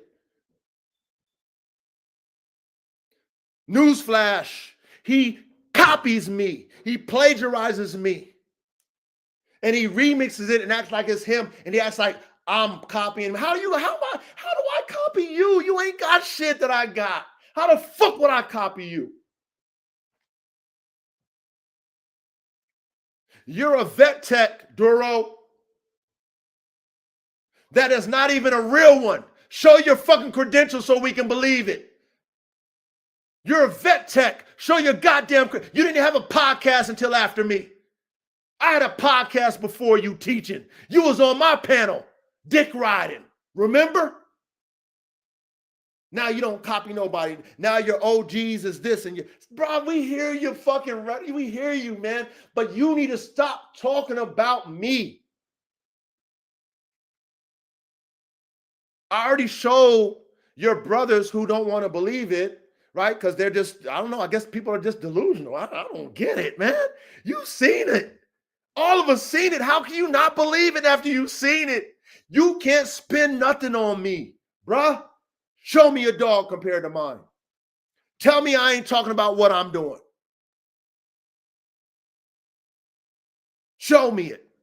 Show me it. Duro. Okay? You are the virus, Duro. I cut you off like a man, dog. You hurt. You hurt. You hurt. You hurt. You emotional. You know what? We can just go through all your lives, Duro, and do a timeline on your ass because you don't even pay attention to yourself. You're so damn drunk. We can go through all your lives and CDC. You know what you're going to do? You're probably going to delete them. We can go through all your shit and show you yourself in a timeline, just like I showed you on my DMs. We got some shit to show you, but we're not doing that right now. I can do it to you, Duro. Then what you going to say? You're going to keep lying? Because that's what liars, they call them pathological liars, y'all. They'll keep lying and keep lying and keep lying. And dummies will keep believing it and believing it and believing. What? What? I just showed you. Timeline, timeline, timeline, timeline, timeline, timeline, timeline, timeline. I would respect you more, Duro, if you just stayed in your lane, man. You're not a breeder. Stop talking about breeding. You got Staffordshire Terriers. Why don't you talk about breeding Staffordshires? Why are you talking about line breeding, mixed breeds? This, like, why are you talking about? You're not an expert. Who will listen to you? Like you know what the fuck you talking about. Hey, Reddy, do you hear me talking about Staffordshire Terriers? Nah. Oh, okay. Do you hear me talk about being a vet tech? Nah. Oh. But you talking about everything that you not, like you an expert. And then you want to downplay the experts. You know what I heard from you, Duro, that's like shocking? You talk shit about the fucking Brazilian bull, but I heard you say you watch Sumo Bully's fucking podcast. What the fuck does he breed? He breeds Brazilian bulls. What's wrong with these niggas? Reddy, what's wrong with these niggas? I don't know. The art of war, fellas. Remember when the coach tell you he go to everybody's games? Remember when the coach tell you he take all the notes? Huh? Remember when the coach tell you he's always in the back taking notes? You don't even see me in the back, huh? But I'm taking notes. Listen to everything you fucking say. Wait, Brazilian bulls? Oh, I don't like the Brazilian bull. You know that motherfucker's a hater and shit. You would never beat Aria. How you gonna hate on Brazilian bulls when they win and they selling $300,000 fucking dogs? You see what type of person Duro is? How you gonna hate on the Brazilian bull for? Aria's killing the game. Why would you congratulate her? Why would you congratulate them people with the? You want to suck fucking what's his name's dick? Camelot's dick. Kenny. Kenny's a goddamn hater too. Show me a dog he got that's better than goddamn Gunner. Show me a goddamn dog. Put his best dog up against Gunner, produced by a black man named fucking Greg from Crack Kennels. Show me a dog better than Gunner that Greg got. That Kenny got. Duro. If you put his best dog up against Gunner, guess who's gonna win? Duro. But you're going to get a white man. You're going to excuse my white brothers. You know what I mean? I got to keep it real, though. I got to keep it real to y'all. Hey, it's Black History Month. You're going to suck the white man's dick and not give my brother Greg his props. Knowing damn well that Gunner is fucking Not no Camelot dog. Nigga, I heard you talk. Oh, it's Camelot. He ain't no Camelot dog, nigga. That's a crack kennel dog. And Gunner shits on anything Kenny got. Did you know Kenny was trying to get the fucking semen off of Gunner from Greg? I bet you didn't know that. Duro. You talking like you an expert. You don't know shit. Talking about shit you don't even fucking know about. This shit I can't stand about these niggas. I be listening like, you don't know Greg. You don't know no Gunner. That nigga fucking Kenny don't know you, nigga. He don't tell you nothing.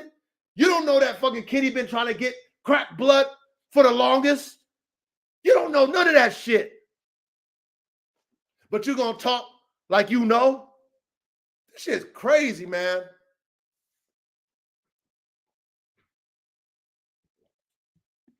Tony, this is not for you, Tony. Tony, this is not for you, brother. Okay? Just let me vent, Tony. And at the end of the day, y'all can do what y'all want to do. I'm not dictating anything you guys do. I'm just drawing a line, Tony. Just respect me as the coach. You know the coach ain't never brought this to y'all. You know I haven't. Real shit. So you can do what you want to do, brother Tony. But I'm still drawing a line. It is what it is. I have to, because I want us to keep growing. I can't have that energy pushed. I can't have it back and forth. I can't have that type of energy coming back and forth in my lives, man. I can't have it, bro. I don't want it. I don't want it. I want real dog man that respect real shit, that want real shit, that want to elevate, is not buying the fake shit, bro. I'm not here for entertainment. I don't want to be entertained. Ain't nobody that, if y'all my brothers, and y'all over there, pick a side. You know what I'm saying? I have to do it, Tony. I have to do it. Pick a side. Caveman said they drew a line. I'm drawing a line now. Pick a side, because I can't have your spirit possessed or influenced by that guy. I can't do it. This guy was over here, was acting like he was my fucking guy, man. I got so much proof he was acting like it. Like, and this guy just, he just mad because I cut him off. I just cut him off. Brother Tony, I just cut him off, Tony. That's all I did. I didn't do nothing else. And then he want to talk reckless about a real nigga. And get a cheerleader. He got a cheerleader over there. His name is Yellow One. He got his pom-poms. He don't even fucking know me. Cheering, yeah, that's right. Yeah, that's right. What? Bro, haven't you fucking learned? Stay in your lane, man. Stay out of shit, man. You don't know me, bro. You don't even compare to me. Bro, stay in your backyard with your pit bulls, man. You can't do what I do. Stay there. Don't, bro. I wasn't even talking to you, bro. So, Tony, do what you want to do, brother. Tony, do what you want to do.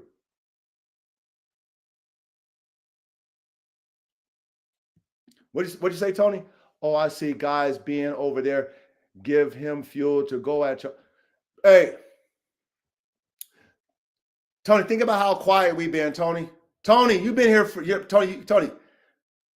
Until I exposed it. Did you know until I exposed it? You know how long it's been? I think it's been like about a year, right? I think it's about a year. We cut him off.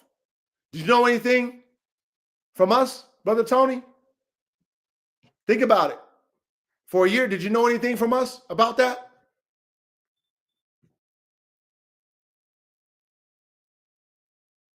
I just want to know. Did you know anything, Brother Tony?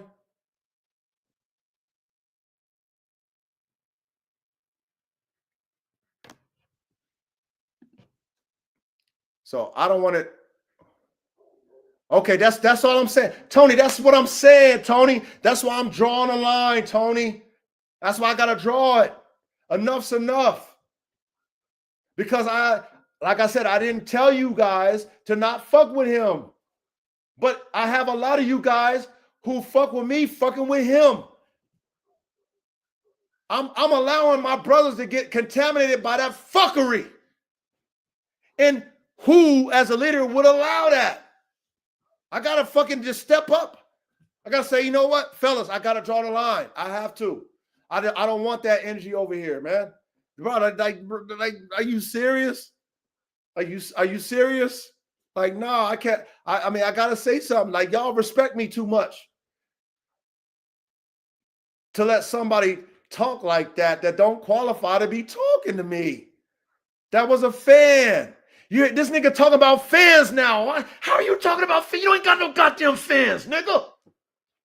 Now you talking about fans because you heard me talking about you a fan? You see how this nigga is, Tony? Shit's crazy.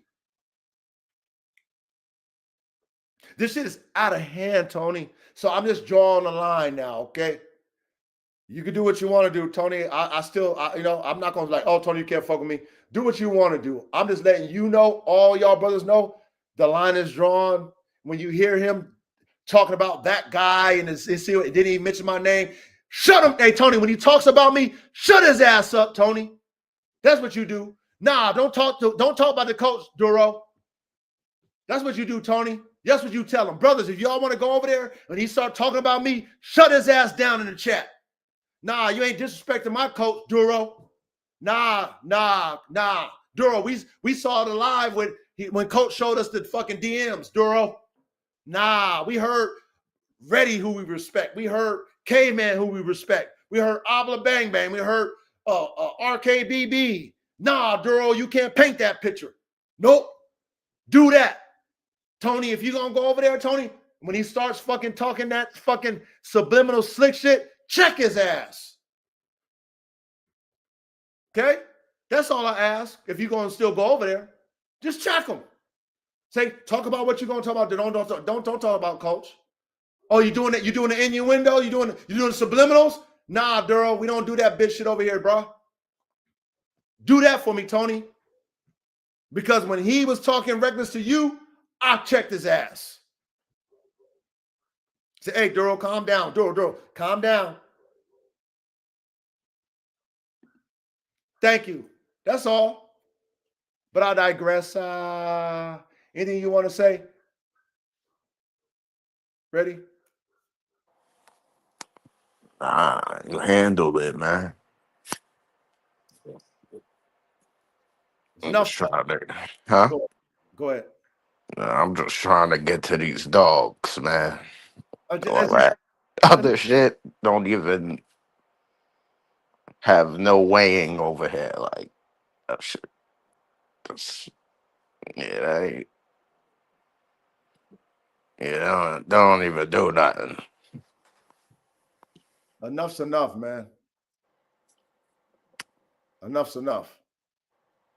It's just enough's enough, man. That's where I'm at. It's just enough's enough, man. You know what I mean? Just talk about what you talking about, man. We still watching you, bro. Nigga, we ain't dumb.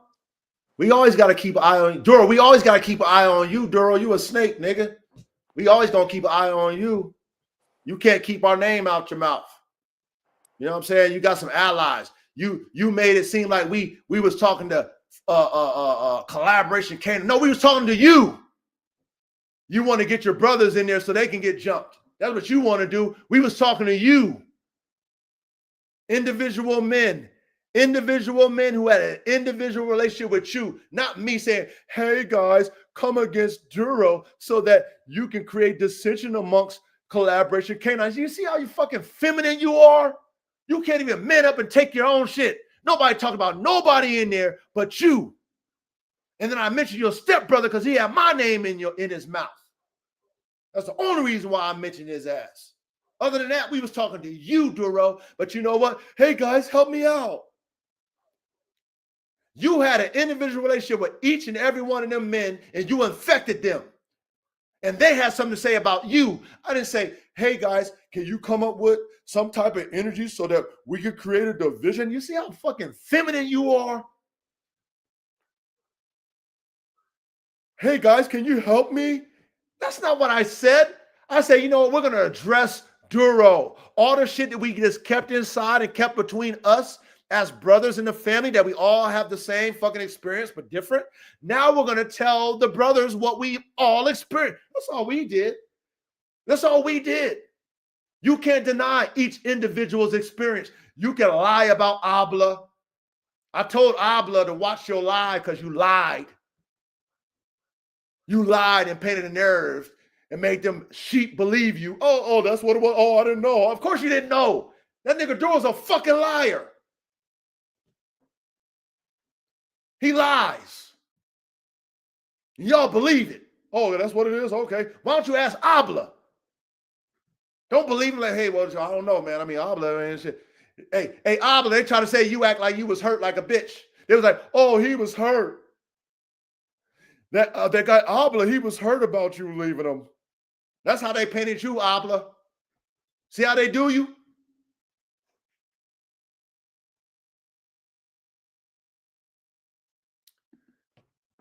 Hey, TESD. Think about it like this, TESD. If somebody gonna steer you in hell, and you go to all platforms, are you gonna go to that platform that's gonna take you to hell? TESD. Think about it. Think about that. You learn from all platforms, but at the same time, are you gonna watch this? The only way I'm learning from Duro is if he talking some vet tech shit that he ain't even qualified for, because he ain't even got a real vet tech license. Okay, show us the proof of your vet tech license. Niggas already told us you ain't got a real fucking vet tech license, so show us the proof of that. So he ain't even a real vet tech. You know, nigga, hey, there's a lot of niggas. Hey, Duro, there's a lot of niggas that feel some type of way about you, Duro. It's not just me now that's telling your secrets now. You better talk to people around you that's telling your secrets now. Okay? Because we heard you ain't even a fucking real vet tech. But the only way I'm learning from Duro, TESD, tell me some vet tech shit. I ain't learning from breeding. I ain't learning about no goddamn fucking puppies. I'm not learning about no fucking bloodlines. I ain't learning about shit but vet tech. What can Duro tell me but a fucking vet tech? Take this vitamin, take this antibiotic, do this, do that. That's all Duro can show me. He's not an expert other than that. So anyway, I close out. The line is drawn. You in the back tell your brother, I don't give a fuck. Nigga, the line is drawn. Nigga, show me your dogs. Show me your damn dogs. And yellow one, you want to see, I'll show you dogs that kill. You want to go toe for toe with hog dogs? I'll show you my dogs killing hogs. You want to do that? Nigga, come on, man. Do you stay in your lane, man? You making hog catchers, been there, done that. I can't do hog dogs with my dogs. My dogs try to kill hogs. My dogs ain't hog catchers, nigga. My dogs are fucking maximum prey drive, trying to kill a fucking hog. That's what they do. They're not fucking catch dogs. Been there, done that. Stay in your lane. Don't downplay me. Keep my name out your mouth, man. Stay in your lane. Stay in your lane, bro. Stop being a fucking cheerleader. I told you this shit wasn't about you. Now you want to, yeah, that's right, cheerleader. Stay in your goddamn lane, nigga. None of your dogs compare to my shit, nigga. None of them. And if they do, show me the numbers, man. Show me the numbers. Because what I see with your dogs, they're just, they're average. Oh, they're hog dogs. Okay, been there, done that. Been there, done that. Okay. Oh, your dogs catching hogs? Been there, done that. Oh, okay. Nothing new. You ain't the only one of hog dogs. Oh, nothing new. What? Come on, man. Stop it, bro. Me and you didn't have to even go there, bro. Cheerleader. You know what I'm saying? Don't you got enough people against you? Huh? But you align yourself with Duro. All these men feel some type of way about Duro, but you is fucking #1 cheerleader. Shit is backward as hell. I digress, man. We done, man. We done, man. He said, but I'm not going to hell for nobody. Okay. All right. That's all I got to say. Okay. Watch this. TESD. I'm going to close out with this. Where's my other brother at?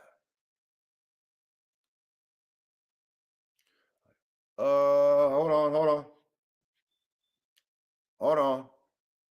I know he in here. Hold on. 416K9.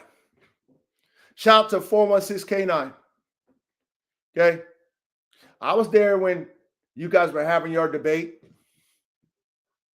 and it was going back and forth, and Duro was in there like, what y'all saying? And ki ha ha ha. Okay. What did the coach tell y'all? Not even y'all. I'm just telling everybody. 416 no. Okay. I'm telling y'all too smart. You brothers is too smart. You guys have more to give to each other than not to. So keep an ear to hear. Keep the dialogue going. Even though you guys might disagree, let's just, let's come on, man. It's valuable that we're able to have these intellectual type of talks without the emotion, right? Duro like that type shit. I'm not going to encourage that shit over here, y'all, because I want us to grow as fucking smart men, and I want you guys to feel comfortable enough to share your knowledge without people saying, oh, that's dumb, or oh, that's this and that, even though you might not agree. And my brother 416, like, Coach, you're right, man. Salute, Coach. Thank you, 416. So you guys can have your dialogues freely, all of us, and nobody's downplaying each other. And you never know who might get something from that. You never know who might be like, yo, I done that too, or I thought that too. But see, over there, it's not like over here. And I just don't want that energy to infect us. That's why I drew the line tonight. Because I just don't want us to have that contrary energy over here. I want us to keep growing. I want us to keep doing this classroom shit. That's why I'm sharing this with you guys, being transparent, because I'm the coach. But at the end of the day, enough's enough, man. And that's where I'm at with it, okay? So I love you guys. Do what you want. Tony, I'm not telling you to not fuck with him, but I'm still drawing the line, Tony. That's just me, okay? I'm not saying you can't come over here, Tony. I'm not saying you can't fuck with them. I'm just drawing the line, Tony. And you will see why. Go back in time and watch now. Go watch all this shit and then be like, damn it. I guarantee you be like, fuck, Coach was right. This nigga been on that bullshit the whole fucking time. I just didn't know. Then you'll see why I drew the line. But I digress, man. Anything you want to add? Ready? Man. You said it all. Okay. Hey, line is drawn. Duro. Line is drawn. It is what it is, man. Can't fuck with me. You can't compare with me. You can copy me. You can act like you're not copying me. If you're not talking Vet Tech and Staffordshire Terrier, anything else you talking, you're a fraud, nigga. You're a fraud and you're a goddamn commentator. If you're not speaking what's out of your mouth that's real, you're a fraud, nigga. And anybody who believes that fraud shit, that's on them. I know I'm not believing that fraud shit. And anything you talk about me to downplay me, my brothers know what time it is. And they're going to check you. I guarantee it. Let's close out, man. We out of here, fellas. We love you. See you guys Salute, next chat. time. Salute, chat. Much love. Peace. Peace.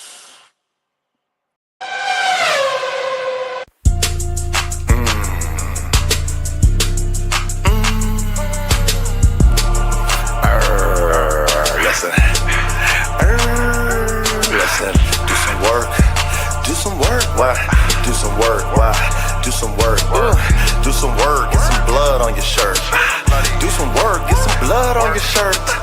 Do some work. Get some blood on your shirt. Do some work. Get some blood on your shirt. Do some work. Get some blood on your shirt. Take off your skirt. Yeah, don't flirt. Get it in. Yeah, it's time to win. Yes, it's time to get up. Yes, it's time to win. Yes, free from sin, born again. Do some work, get some blood on your shirt. It's so frightening, it's exciting. When I get it, then it strikes like lightning. Electricity, do some work. Don't be afraid to get blood on your shirt. Yeah, sometimes it hurts. But I guarantee it works. Ooh, don't flirt. Don't wear a skirt. Be a man, please understand. It's time to work. It's time to do additions. It's time to work. It's time to go on missions. Stay in tune with the God for the squad. If you ain't in tune with us, yeah, I go solo. Don't you know though? So 100 Nation, that's for sure though. I do the work. I get the blood. on my shirt. Oh my God, yes it squirts, but I let it release. I get the peace. Oh my God, I slay them devils, rest in peace. Till they lay down and deceased and do some work, get some blood on your shirt. I don't acknowledge no shit that is fake. I can't stand police niggas, they're jakes. Yes, you cannot relate. Sometimes you do the math that doesn't equate.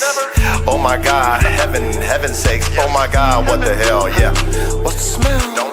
I don't smell shit, cause you don't know how to do nothing. You don't know how to do it. Nigga, quit, forfeit, lay it down. Shh, don't make a sound. Yes, I'm profound and I get it then. Yes, we want to win. I said, do some work, get some blood on your shirt. It's a soldier's life, nigga, blood on your shirt. Fuck all the laughing shit, fuck all the flirts, fuck all the play shit, fuck all the skirts. We not feminine, we not like women. We like men, we get it, then we born again. Stop that shit, please, stop that shit. Do some work and get some blood on your shirt.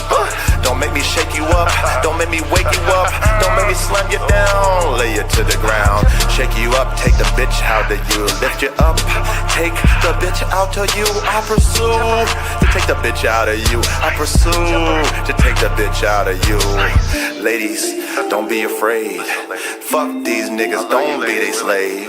Yes, they'll take you down to the grave. Listen, bitches, don't be they slave. Fuck with a king, be a queen. Come through, move like a machine. Stay mean and stay clean. Look up in the sky, yes, have a dream. Martin Luther King, the God that flows through me. Yes, they call me T-E-E-S-I-R-E. Sire, oh, I'm on fire. Lightning strikes, I ain't no liar.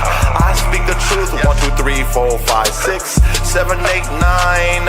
Press rewind. 1, 2, 3, 4, 5, 6, 7, 8, 9. Press rewind. Yes, it strikes through the spine. It strikes through the roof. It's the truth.